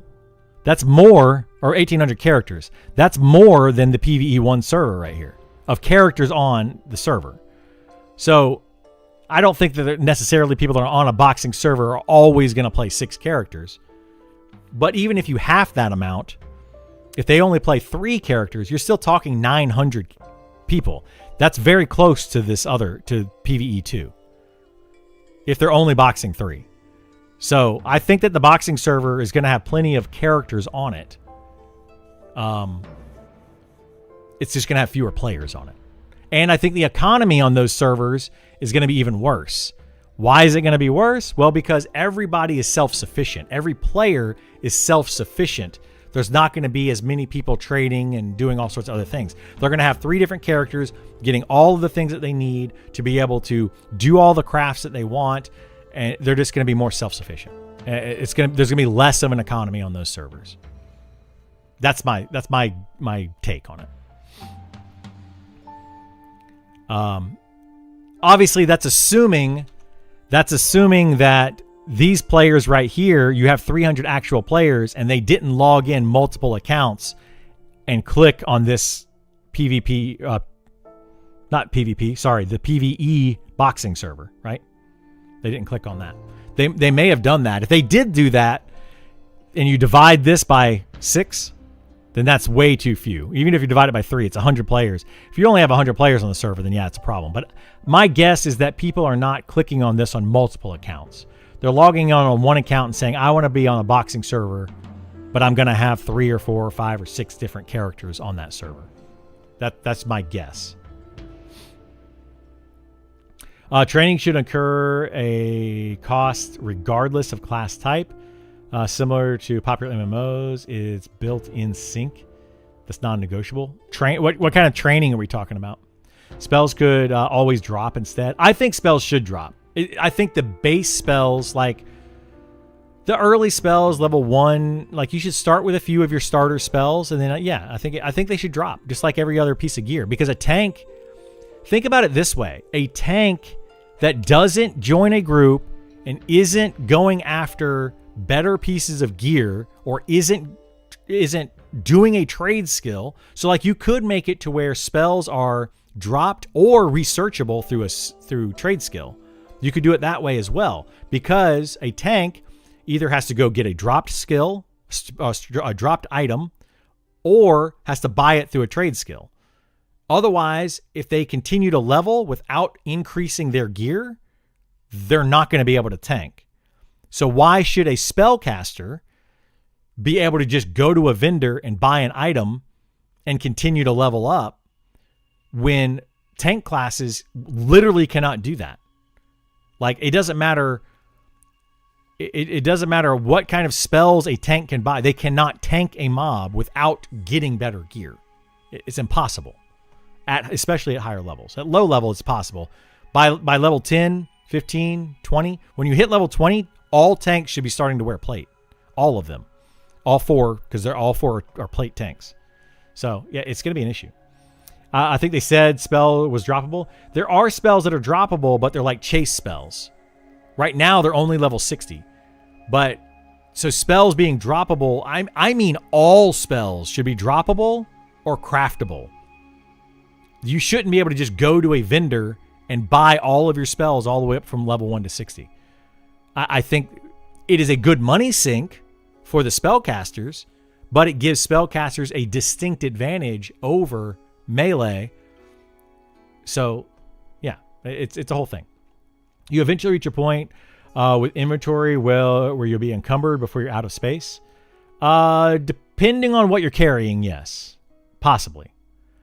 But if you're like an int caster with low strength, then you're going to run out of encumbrance. If you're a strength character with very high strength, then no, your space, your inventory space, like I've had my inventory full without being encumbered multiple times on a fighter. Renting shared bank space will be a good sink. That's another good sink, is basically saying when you first start the game, you only have 1 bank slot. You want to have more bank slots like World of Warcraft, you got to buy additional bank slots. And then they're going to have all separate banks. So then you're going to have to buy different bank slots for different banks. That's going to be something that those high trade people that have a lot of money, because trade skills generate a ton of income. So they're going to be super filthy rich, but they're going to need more bank spots or bank slots. So they're going to be willing to spend some of that money on those bank slots, on buying wagons, on buying donkeys or mules or whatever, pack mules. They're going to be able to spend their money on that. So that's going to be a good sink for those types of players. Whereas an average player that's not doing a lot of trade skills doesn't really need all that inventory space. They need, one bank that they pretty much use all the time. Skills in general, for example, in WoW, every 2 levels you spend 150 gold, whatever, just to buy your current abilities. Well, yeah, that's what spellcasters do in this game already. So they could do that. If they're going to keep spellcasters that way, then they could have upgrade ranks for your martial classes, so that martial classes have to keep ranking up their skills as they get higher level. That's another way to do it, to balance out the two. There's a lot of ways you can do it, for sure. I think more spells should be quested too, iconic spells. Yeah, I mean, maybe they're going to have epic quests for a wizard to get mana burn. I don't know. I'm just throwing that out there. That could be an option. There already are. Necromancer has a quest they have to do to unlock a certain spell. It's already in the game. So yes, these are things that they're doing. They need to just think through the whole process. That's the problem, is like part of the, I would say the biggest issue with this game is not every feature is in. So it's hard to say, is the economy going to work? Well, we don't know, because we don't have all the features in for the economy. We don't have housing. We don't have expeditions. We don't have all the trade skills in. Those three things alone could fix the economy. But if they're not implemented fully yet, it doesn't work, right? So like there's a lot of issues with that. So that's why I think by early access, they need to have something in place to fix their economy for what it currently is. Not a, well, we plan to add these in the future to fix the economy. You can't do that starting in early access. You need to have, here's the money coming in, here's how it's going out with this economy. In the future, this amount of money is going to be coming out because we're adding in new features. Then you add in more money coming in to balance that. So if this amount of money is coming out, you need to have this money coming in. If this amount of money is coming in, you need to have this amount of money going out. And you need to continually do that going forward. It just needs to be in place by early access so that every time they do a step, they bring up the other one. So like if they, let's say in module 1 comes out, they also add in brewing. That's another money taken out of the economy, because brewing is going to be a skill that people are going to want to level, and you're going to be able to take certain goods out of the economy. Because of that, they need to say in module 1, mobs now drop a little bit more money, or they drop a little bit more components. You know, like brewing itself is going to require yeast. Maybe yeast comes from wheat. Maybe wheat drops off of humanoid mobs. So that's where you're going to get that from. Then how do we fix that on the economy side of money coming in? Well, you add in the yeast dropping off of the mob, or the mobs in particular. So like that's where that money comes in from, is an additional added drop, and then you use it over here.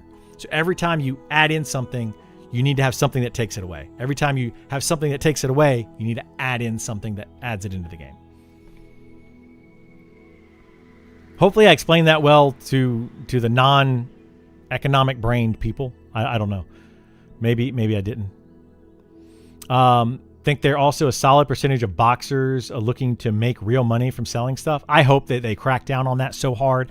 If they catch you selling something real money wise, instant ban, 0 strikes, you're just out. I think if they can catch you doing it, instant ban. What do you think about fighter damage after the offensive spell nerf? I think it's better. Happy, I think it's a lot better. I am one of the people that have been saying fighter damage needs to come down. Fighter DPS should be high B tier, low A tier. It is currently high A tier, low S tier. It needs to be lower. I think that tanks should be around B tier DPS. I think that rangers, spellblades, beastmasters, elementalists, necromancers should be A tier DPS. And then I think that archers, wizards, rogues should be S tier DPS. Cleric or healers, clerics, druid, shaman, while healing, should be C tier DPS. And then they're healing, opposite. And you move things around in different areas. But yeah, tank should not be above B tier DPS. I think that the fighter and the Shadow Knight can be slightly better DPS. One, because the Shadow Knight is focused on more attacking. But I think the Shadow Knight Inquisitor should be equalish DPS, and the Paladin should be the lowest DPS. The Fighter should be the highest DPS because they are martial classes. They don't have all the utility of the other three. So they should get slight edge in DPS. They should also get a slight edge in tanking. Not much, just enough to put them above because they're lacking the utility of the other classes. The other classes get more utility, bring them down DPS and tank wise, but not by much. Like it shouldn't be a huge gap to where like all four of the classes should be viable in all situations, but for min-maxers, they should have a place to go. I think no auction house is a problem. It's such a repeatable money sink. I think what they're going to do with that set for, instead of having an auction house, they're going to allow players to make their auction stalls, but those players are going to have to rent stalls. They don't have to necessarily, but they're going to want to. If they encourage it properly, and the way Sean has talked about it, it looks like they're going to do this.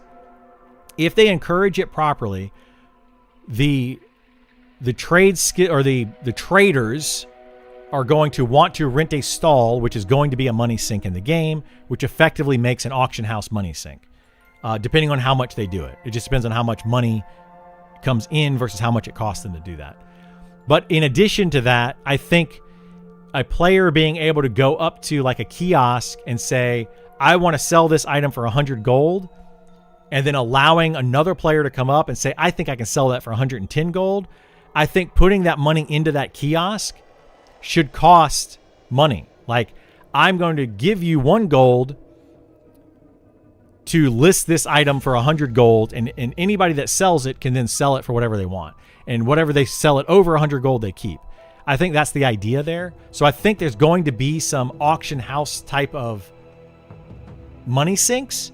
They're just not going to be an NPC-driven auction house, which I think is a good thing. I want more player communication and less player going to auctioneer, buying item, and just a straight money sink that way. I like the idea of having players talk to each other.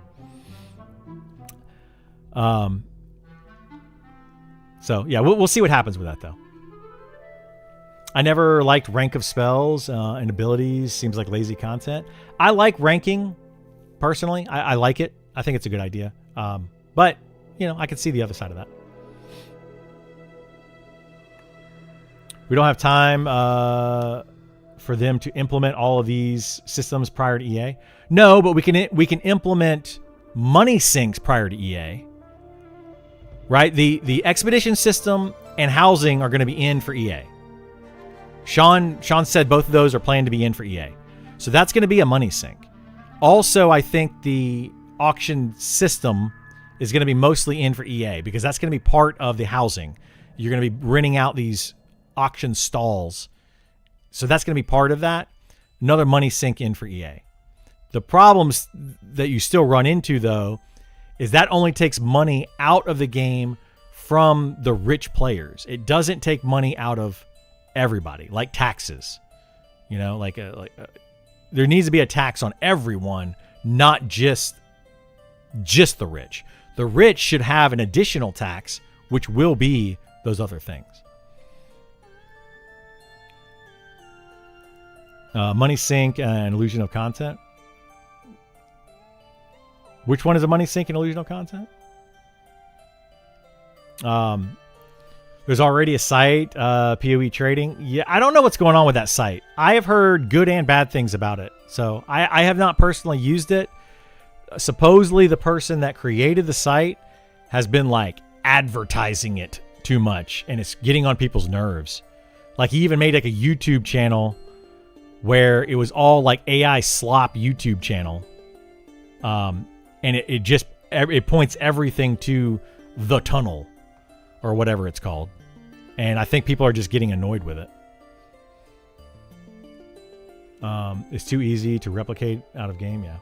If the in-game auction house system doesn't remove friction. Yeah.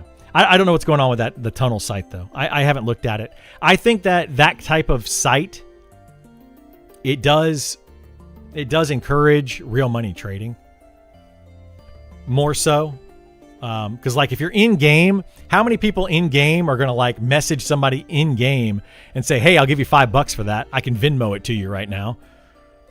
You know, like these kind of words should be flagged instantly by Swanee's tooling. If somebody says Venmo in game, it should instantly trigger a GM to investigate what the heck they're talking about. I blocked that AI slap trash the first time it was recommended to me. Yeah, like that's the problem with it. Is it's the person making the site, I think, is going a little too hard into the advertisement of it, and they should just be like, "Hey, I've made this the tunnel site and let it organically build." It's kind of like, in my opinion, adding meme builds into the game. You can't add a meme build and then expect it to work. You have to just add abilities and just be like, players do what you want with it, then the meme build functions. Like it becomes a meme, it becomes fun, and people want to do it. Forcing something in rarely works. And I think that the tunnel person is just trying to force it. He's trying to say like, everybody has to use my tunnel site, and if you don't use it, then you're whatever. I don't know. It's a .xyz site, which is a scam. People are also getting annoyed with him. He posts in Discord like a boomer chatbot. Yeah, that's exactly the issue. PoE uses it for trading exclusively, and it works fine. Yeah, I think it can work, but you can't force it. You just can't force this stuff. Don't agree, but that's a marketing issue. It's just saying that if they don't have an auction house implementing a complicated system with lots of friction, some external solution will come up. Yeah, an external solution definitely will come up. I think that they're going to have a system in place. Like an auctioneer in this game is going to be an actual player auctioning stuff off. They're going to be like, get your peanuts. Yeah, peanuts, boiled peanuts. They're going to be saying that in auction chat or in OOC chat or whatever. They're going to try to get you to come over to their stall, and then they're going to say, I got boiled peanuts, but I also have Coca-Cola products, and I've got, candy bars, and I've got all these other things. You want to buy anything? Huh? You want it all? They're going to try to entice you to come to their stall and buy stuff. Hey, I'm selling jewelry. Well, do you have the gems? That's what they're going to do. Snickers me. I don't like Snickers, man. I don't want nuts in my chocolate. I don't like it. I don't like any type of nut mixed with my my sweets. I don't know why. It's gross. Like putting peanuts in your cookies. Gross. Don't like Snickers? I don't like Snickers. I like everything but the peanuts in Snickers, but I don't like Snickers. I don't know. Maybe I'm a diva. Maybe I should eat a Snicker and I don't know. I don't want chocolate in my... I don't want that either. Like, I like just nuts. I like to chew on nuts, but I don't like sweet and nuts. Like, I don't mind salt and sweet, but I don't want nuts. They're bitter. And it kills the sweetness. I don't know. It's weird. I don't like D's either. No. Maybe your blood sugar needs a Snickers. It might. Walnuts and brownies makes me furious. Anything in brownies other than chunks of chocolate. Brownies can have like chocolate chunks or fudge, or cookie dough. That's all good in brownies. Peanut butter count as a nut. I like Reese's, so I think that makes it a little different. But peanut butter is taking the nut and mixing it with a bunch of sugar, and it removes the crunch. So it basically, like, peanut butter by itself is more of a sweet treat. The problem with a nut is they're almost always bitter. I've never had a sweet nut without adding sugar to it. Like, you can't. Nuts are not sweet innately. They're bitter. So if you add sugar, stir them up, break them in, and turn them into a paste, and you have peanut butter, it's different.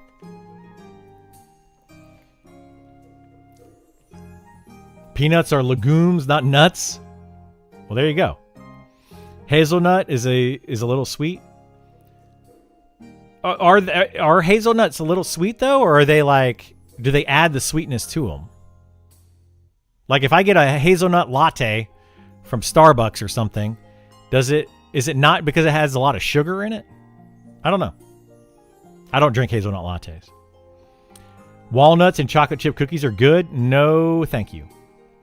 Only you grind up the walnuts first. I don't want... That's another thing. Like when I'm chewing something sweet, most of the sweet things that I like to eat are usually soft. How many sweet things do you eat that are hard? Like hard. Like crunch. Like it's not common, right? I'm thinking cake, ice cream, pies. All of those things are usually softer. Candy? Candy can be that way, yeah. But I still like the softer candies. Like a chewable candy. Like a piece of gum, Skittles is technically hard on the outside, but as soon as you bite into it, it doesn't crunch. Like, I'm not a big fan of crunchy candy like rock candy. I don't like it. I don't like rock candy. Butterscotch candies, I suck on those though. I don't like the crunch. Pecan pie? Maybe. He wouldn't last 2 days. Wait, what?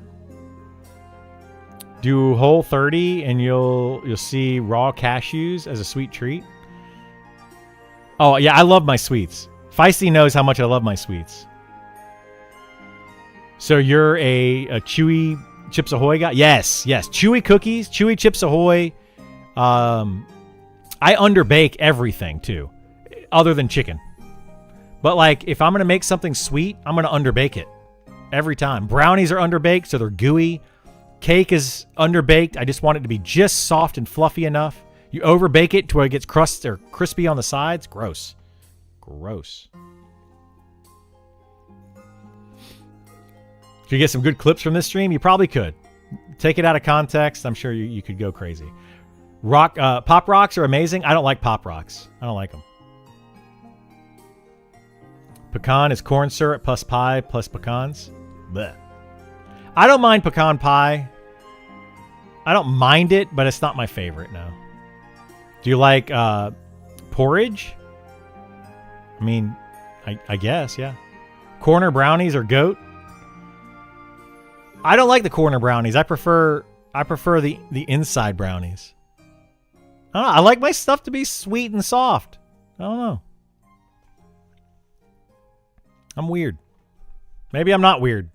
Maybe you're the ones that are weird, like crunchy stuff, you weirdos. Crunchy peanut butter? No, thank you. No.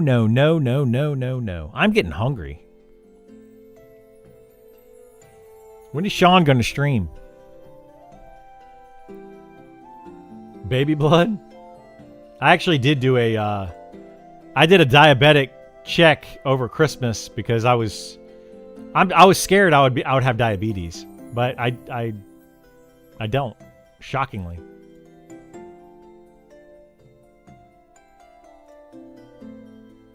Very shockingly.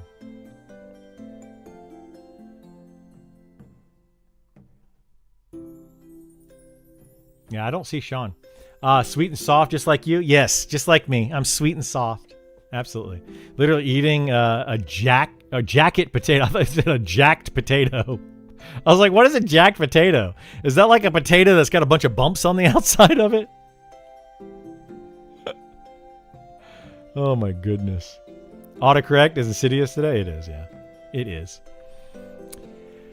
Oh boy. Well, ladies and gentlemen, boys and girls, I don't know. I might call it. We've had a lot of things to talk about today. We've kind of detoured from our conversation of Monsters and Memories. The Enchanter is just right. Oh no, Haas. See title. Oh boy. Oh boy. No. Enchanter Charm is too strong. Everything else in the Enchanter's okay. I'd be okay with that. Look at this. Enchanter's just right. Enchanter's too weak. Enchanter's too powerful. Idea for balancing Charm without breaking. Mimbler is too strong. Mimbler right now is broken for power leveling. It's broken. Broken. Anyway, Enchanter Pet's too strong. Wow. All right. I'm going to go ahead and go. I'm going to get something to eat. We will be back here on Friday. Same bat time, same bat channel, 9 a.m. Eastern. Chatting about the game. And then at 1 p.m. on Friday, we're going to jump in and we'll play. We'll be on the, whatchamacallit, doing the 2 hours, 1 to 2 hours of the stress test, all of that kind of stuff. Yeah, if you guys have any questions, feel free to hit me up on Discord, message me, whatever. I'm happy to answer whatever questions I can, or save them for Friday and we'll chat about them then. Anyway, take care. Have a good one.